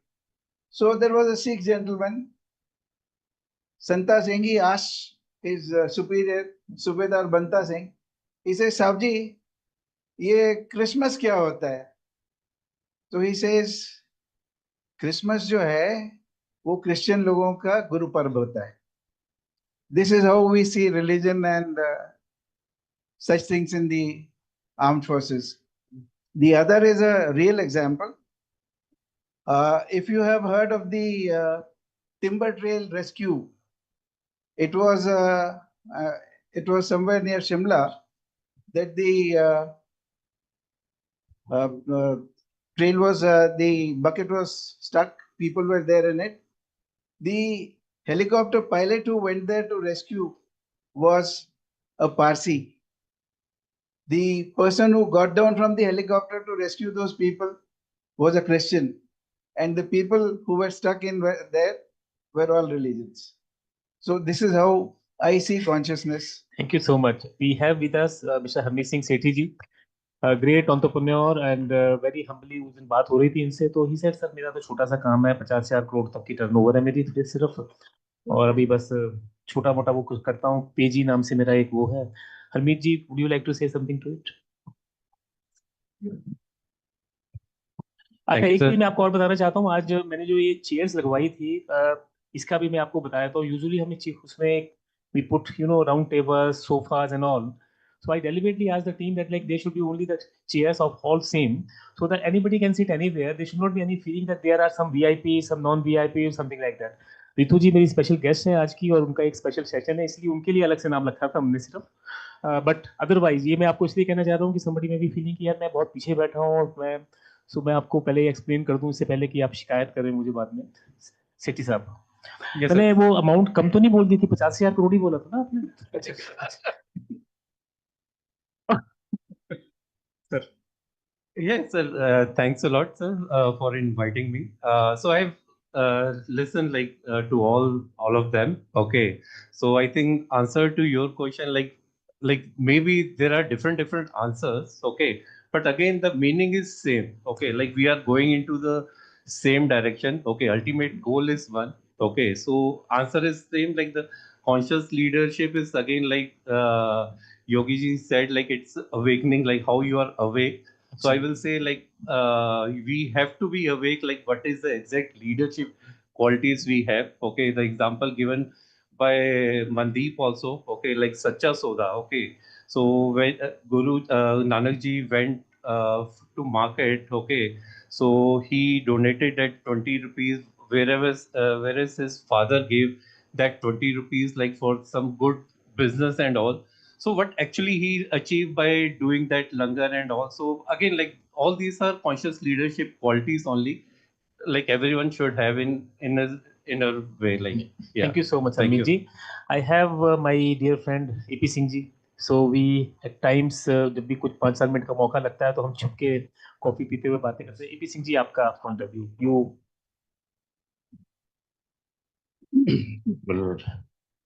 Well, I agree with Yogi Balakrishna ji when he says it's very difficult to define what is consciousness. It's a matter of awareness. It's nothing concrete. It's a matter of awareness, and it's a matter of awakening as well. So unless you are able to realize your own self as to who am I, unless that question arises in your mind, which Maharshi Ramana used to ask himself all the time, and he used to say also, Koham, Koham, who am I? Who am I? Unless that question arises in your mind and try to get an answer to that, I think the consciousness eludes you. Then you are working in a rut. You have fallen into a rut, and then it becomes mechanical, because we are living as human beings. We are living at three levels. One is the gross physical level. The second is the astral level, that can be equated with the mind. And third level is the causal level, that is at the level of spirit. Most of lives are spent without trying to understand as to what is the spirit all about. But yeah, when we come to Vedanta, as Yogi was referring to, the one thing that we realize immediately and that Vedanta teaches is that all of us should know that essentially we are all one. There is a complete unity. There is a oneness of humanity.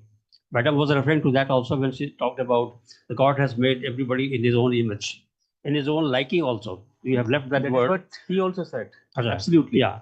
So he made him not only in his own image and in his own liking. So if everybody is fashioned in his own image, then we can't discriminate. There is no discrimination, isn't it? There is not only equality, it's a oneness. So you cannot feel that you are separate from others. You are just a part of the entire one consciousness. And consciousness, well, we are a field of consciousness.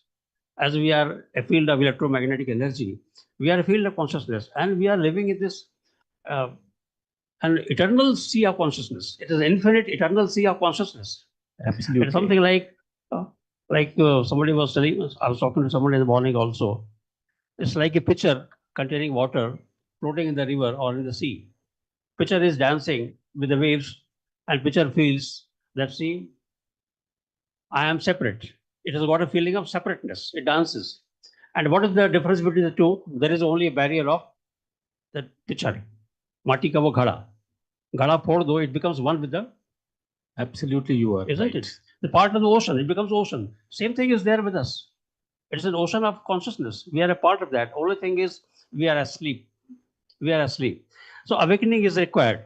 And awakening will happen. It will happen. There are two ways. One is you make your own effort, and effort has got to be made. And second is, well, the grace of the Guru, if somebody gets it. So that rarely happens. But for us, what is imperative is that we have to make efforts. So effort means there can be two ways. One is when you are consciously sitting for meditation. Okay, sometimes you are devoting to yourself, trying to go within yourself in order to understand who you are, in order to get an answer, who am I? I'm not a name, APC. I'm not this body which will perish because everything is perishable. So then gradually you start realizing that everything is getting changed. Everything is changing. Nothing remains the same. I was young like a child. I became youthful. I'm getting old and I'll pass out tomorrow. So nothing remains. Everything is impermanent. Once this feeling of impermanence dawns on you, everything is impermanent. Sab nashwar hai. Nothing is going to continue. Then perhaps awakening starts. And second is, during your karmas, during your routine life, right from morning to evening, you have to practice mindfulness.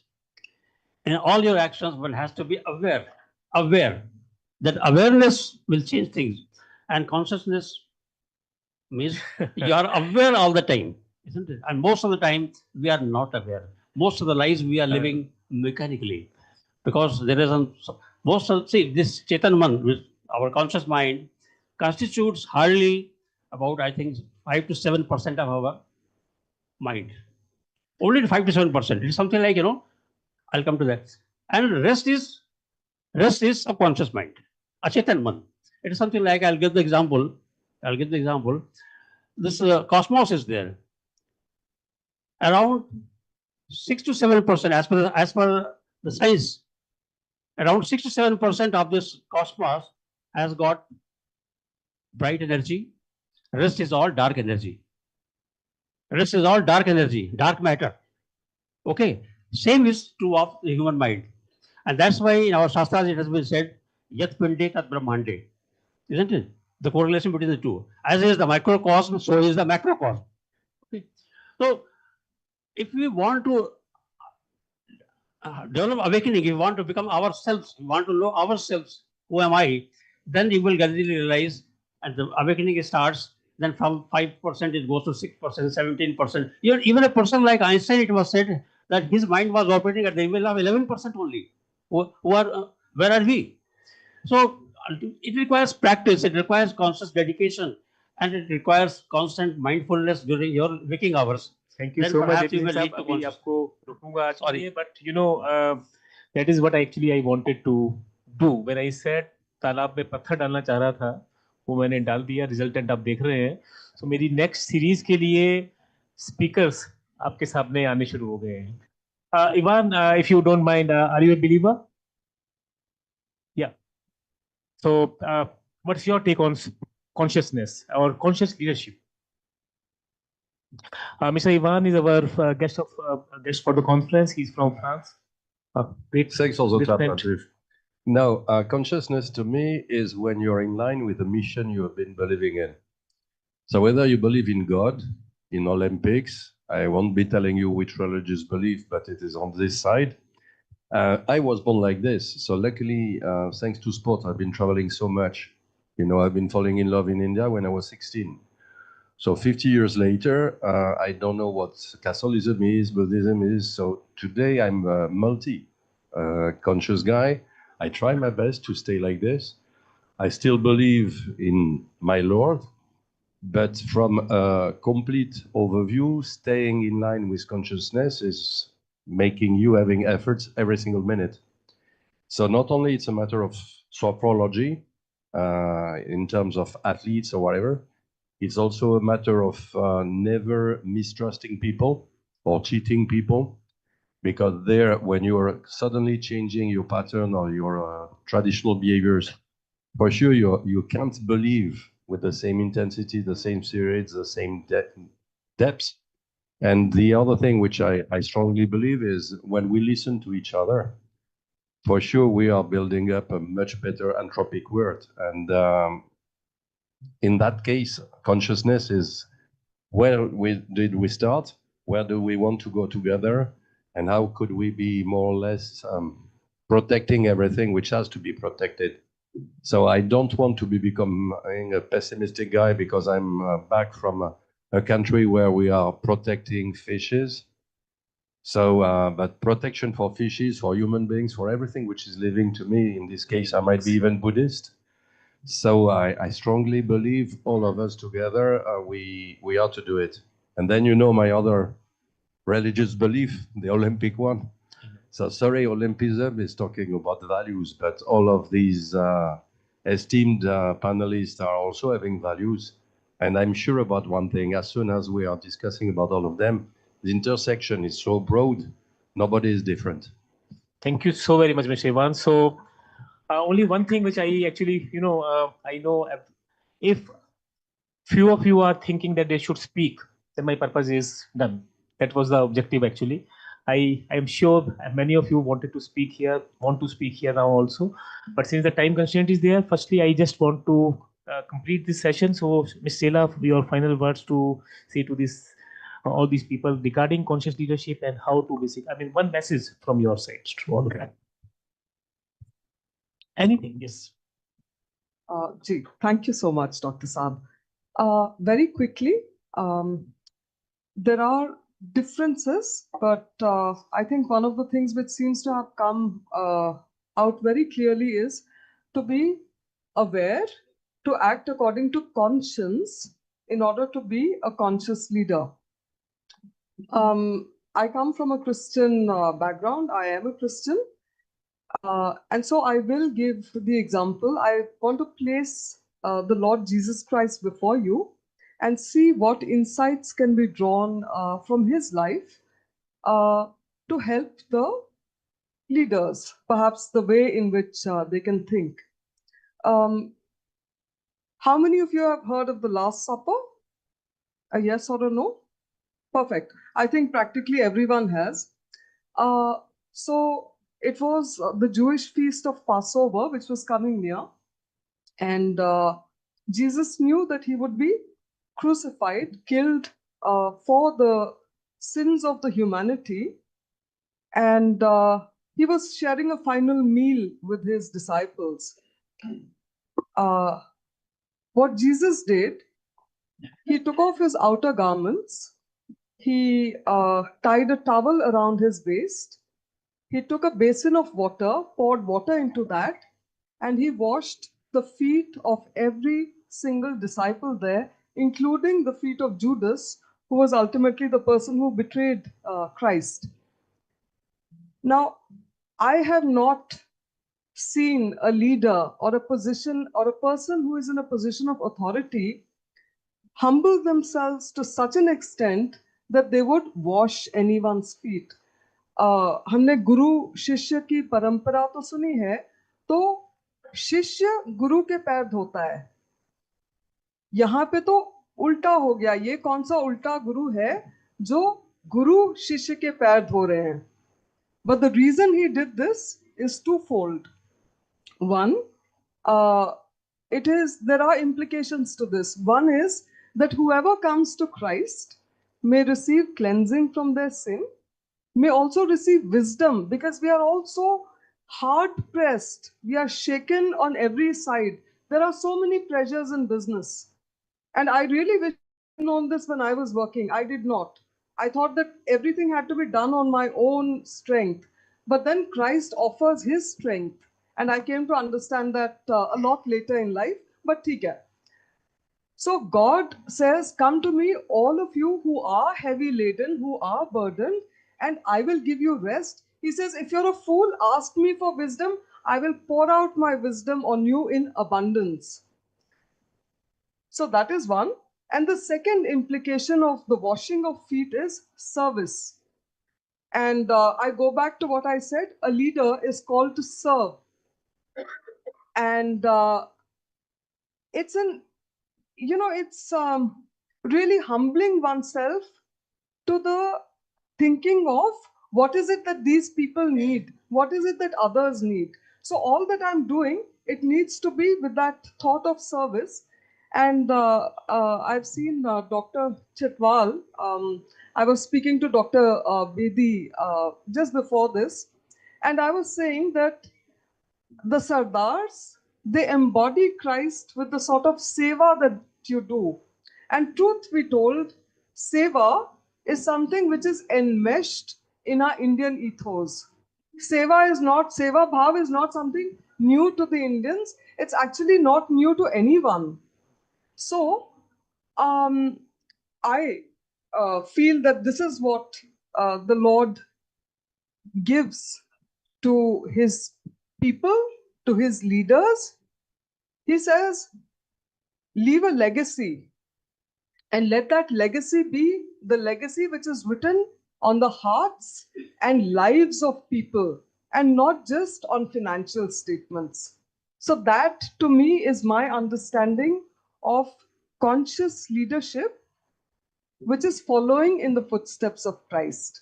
So this is all that I wanted to say. Thank you. Thank you so much, Ms. Stella. So, ultimately, when I sum up, it is Naam Japna, Kirat Karna, Van Chakna, actually. So, in summary, if you say, of all the religions, so basically we have to share, we have to do our karmic deeds, and we have to pray. That is what the crux of everything is, and ultimately, at the end of the day, it's basically the service of mankind. So, friends, since we have another very beautiful session here, just for a few more minutes, we would be having a high tea after this, and I request all of you to please be there, and you can just take as much time if you wish to be with all these speakers. And definitely, by seeing your presence, I am very encouraged now, so I can have another session in a bigger auditorium sometime later, if you all permit. And we would be having more speakers. AP Singh sir.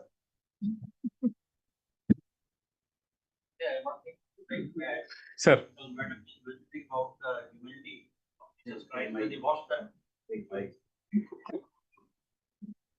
Definitely. We don't question it. We have got by absolute regard for Jesus Christ because he was God realized soul. But when it comes to washing of the feet, I would like to tell you that this Mahabharata happened 7,000 years back. Jesus Christ was only 2,000 years back. Since then, the Christianity started. But when the AD starts, before that only he was there. No? But during the times of Mahabharata, when Indraprastha was formed, when Pandavas were exiled from Hastinapur, Khandla Desh was given to them, that you be happy there across this Yamuna only. So here, Indraprastha was created because of Lord Krishna's interference, and Vishwakarma appointed it. Then when everybody was invited for Rashtriya Yagya, when everybody came, Lord Krishna took one job for himself, that any guest who is coming, including Duryodhana and everybody, he'll be washing everybody's feet. And he washed everybody's feet there.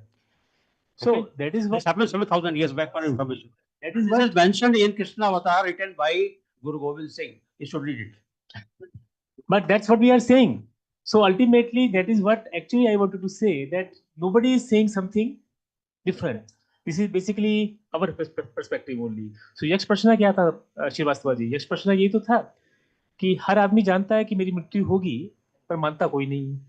So that is what the problem is. So objective of this particular session was this only. Dr. Pooja, please. Thank you so much. Such an engrossing session. Heartfelt thanks to our distinguished speakers and also to the very enthusiastic cohort of people who have joined us for sharing their very profound perspectives on what conscious leadership is and how it is rooted in awareness, responsibility, and purpose. Ladies and gentlemen, we now move to a very special and a meaningful moment. As we've already set the path for conscious leadership based on the discussions and deliberations by our eminent speakers so far, We all know that the most beautiful and significant role in the founding years of an individual is the role of the parents in imbibing the values of consciousness. And in this direction, a remarkable step has already been taken by Dr. Ritu Gupta, who is a pioneer in coaching children, adolescents, and parents, a senior consultant, pediatrician, and certified life coach. Dr. Ritu Gupta blends medical expertise with transformative coaching to empower parents, adolescents, and families through conscious parenting. She has been doing this incredible work in the field of conscious parenting and has authored a powerful book titled Raised by My Children. This book offers heartfelt reflections and valuable lessons on parenting, growth, and mutual learning across generations. We are deeply delighted to launch this book on the mega platform of GLRC 2026 and a special segment of conscious leadership aligned with the theme today. I now invite Dr. Ritu Gupta to kindly join us on stage for the launch of the book. May I request all the dignitaries to please join for the book launch? May I request ma'am to please brief us a little about the book and her incredible work. Thank you so much. So first of all, a very good evening, and thanks to all the esteemed guests present here, the dignitaries, all the friends, and all the respected faculty.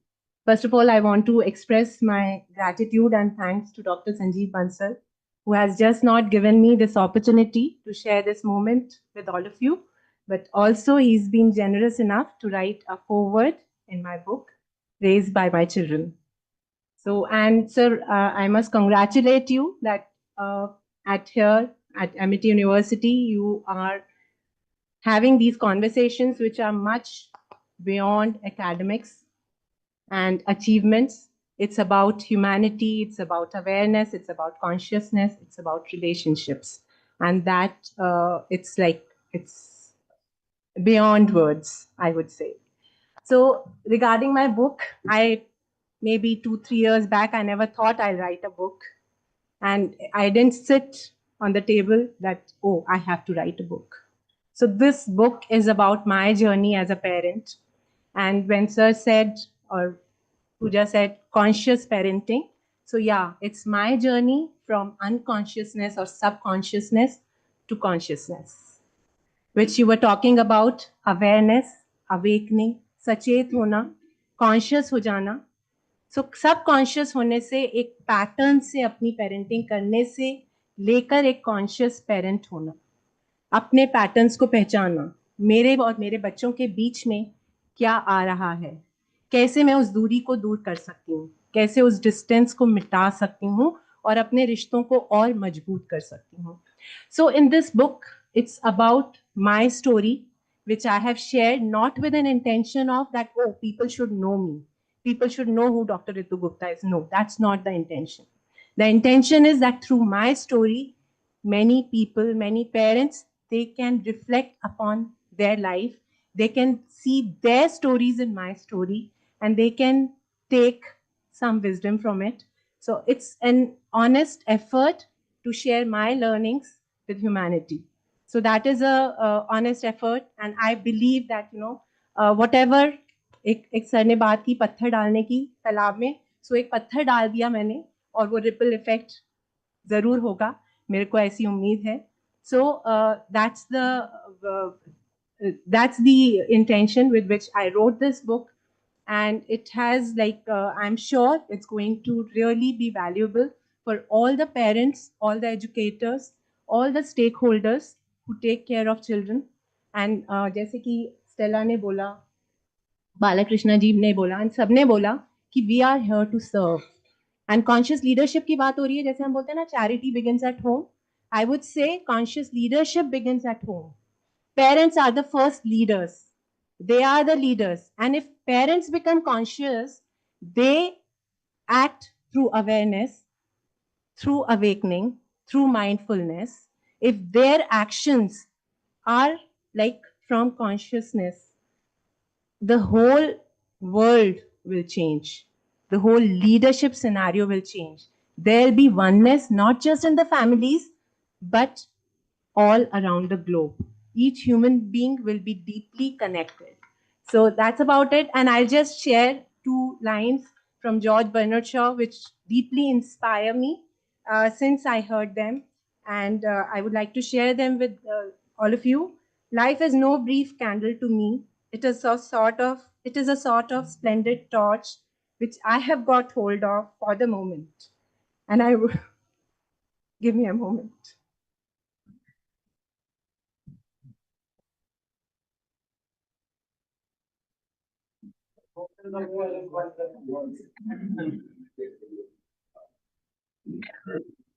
And I want to make it burn as brightly as possible. But she can go with this also till I sleep. Thank you so much, Dr. Saab. Can I request the husband of Amit also to join us, please? A renowned Let me just complete, yes, sir. So before handing it on to future generations, George Bernard Shaw. We can all come in. We can, I think, so it's an honor.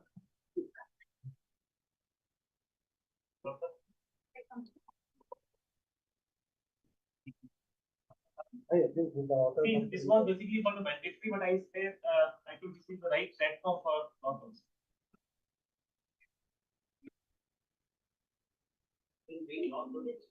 Yes, sir.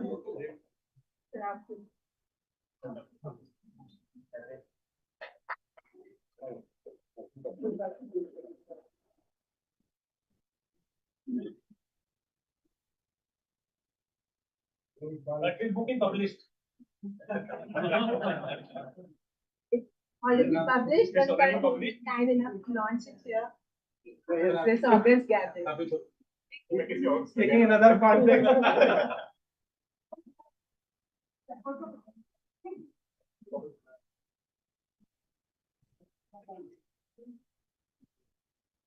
I was so impressed by the title itself, Doctor. I mean, raised by man. So I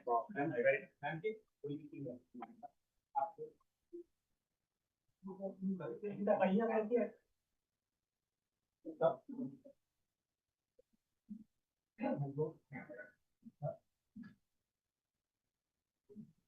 Thank you. Girls and children are our mirrors, and they are here to raise us. So it's up to us. They are our gurus, they are our mirrors. So, and they are on the soul journey with all of us. So we are here to serve them, and we are here to learn a lot.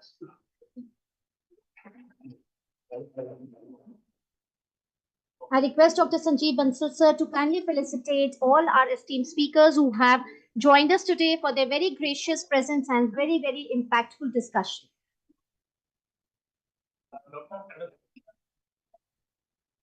So without any order, we can start, or yes, sir.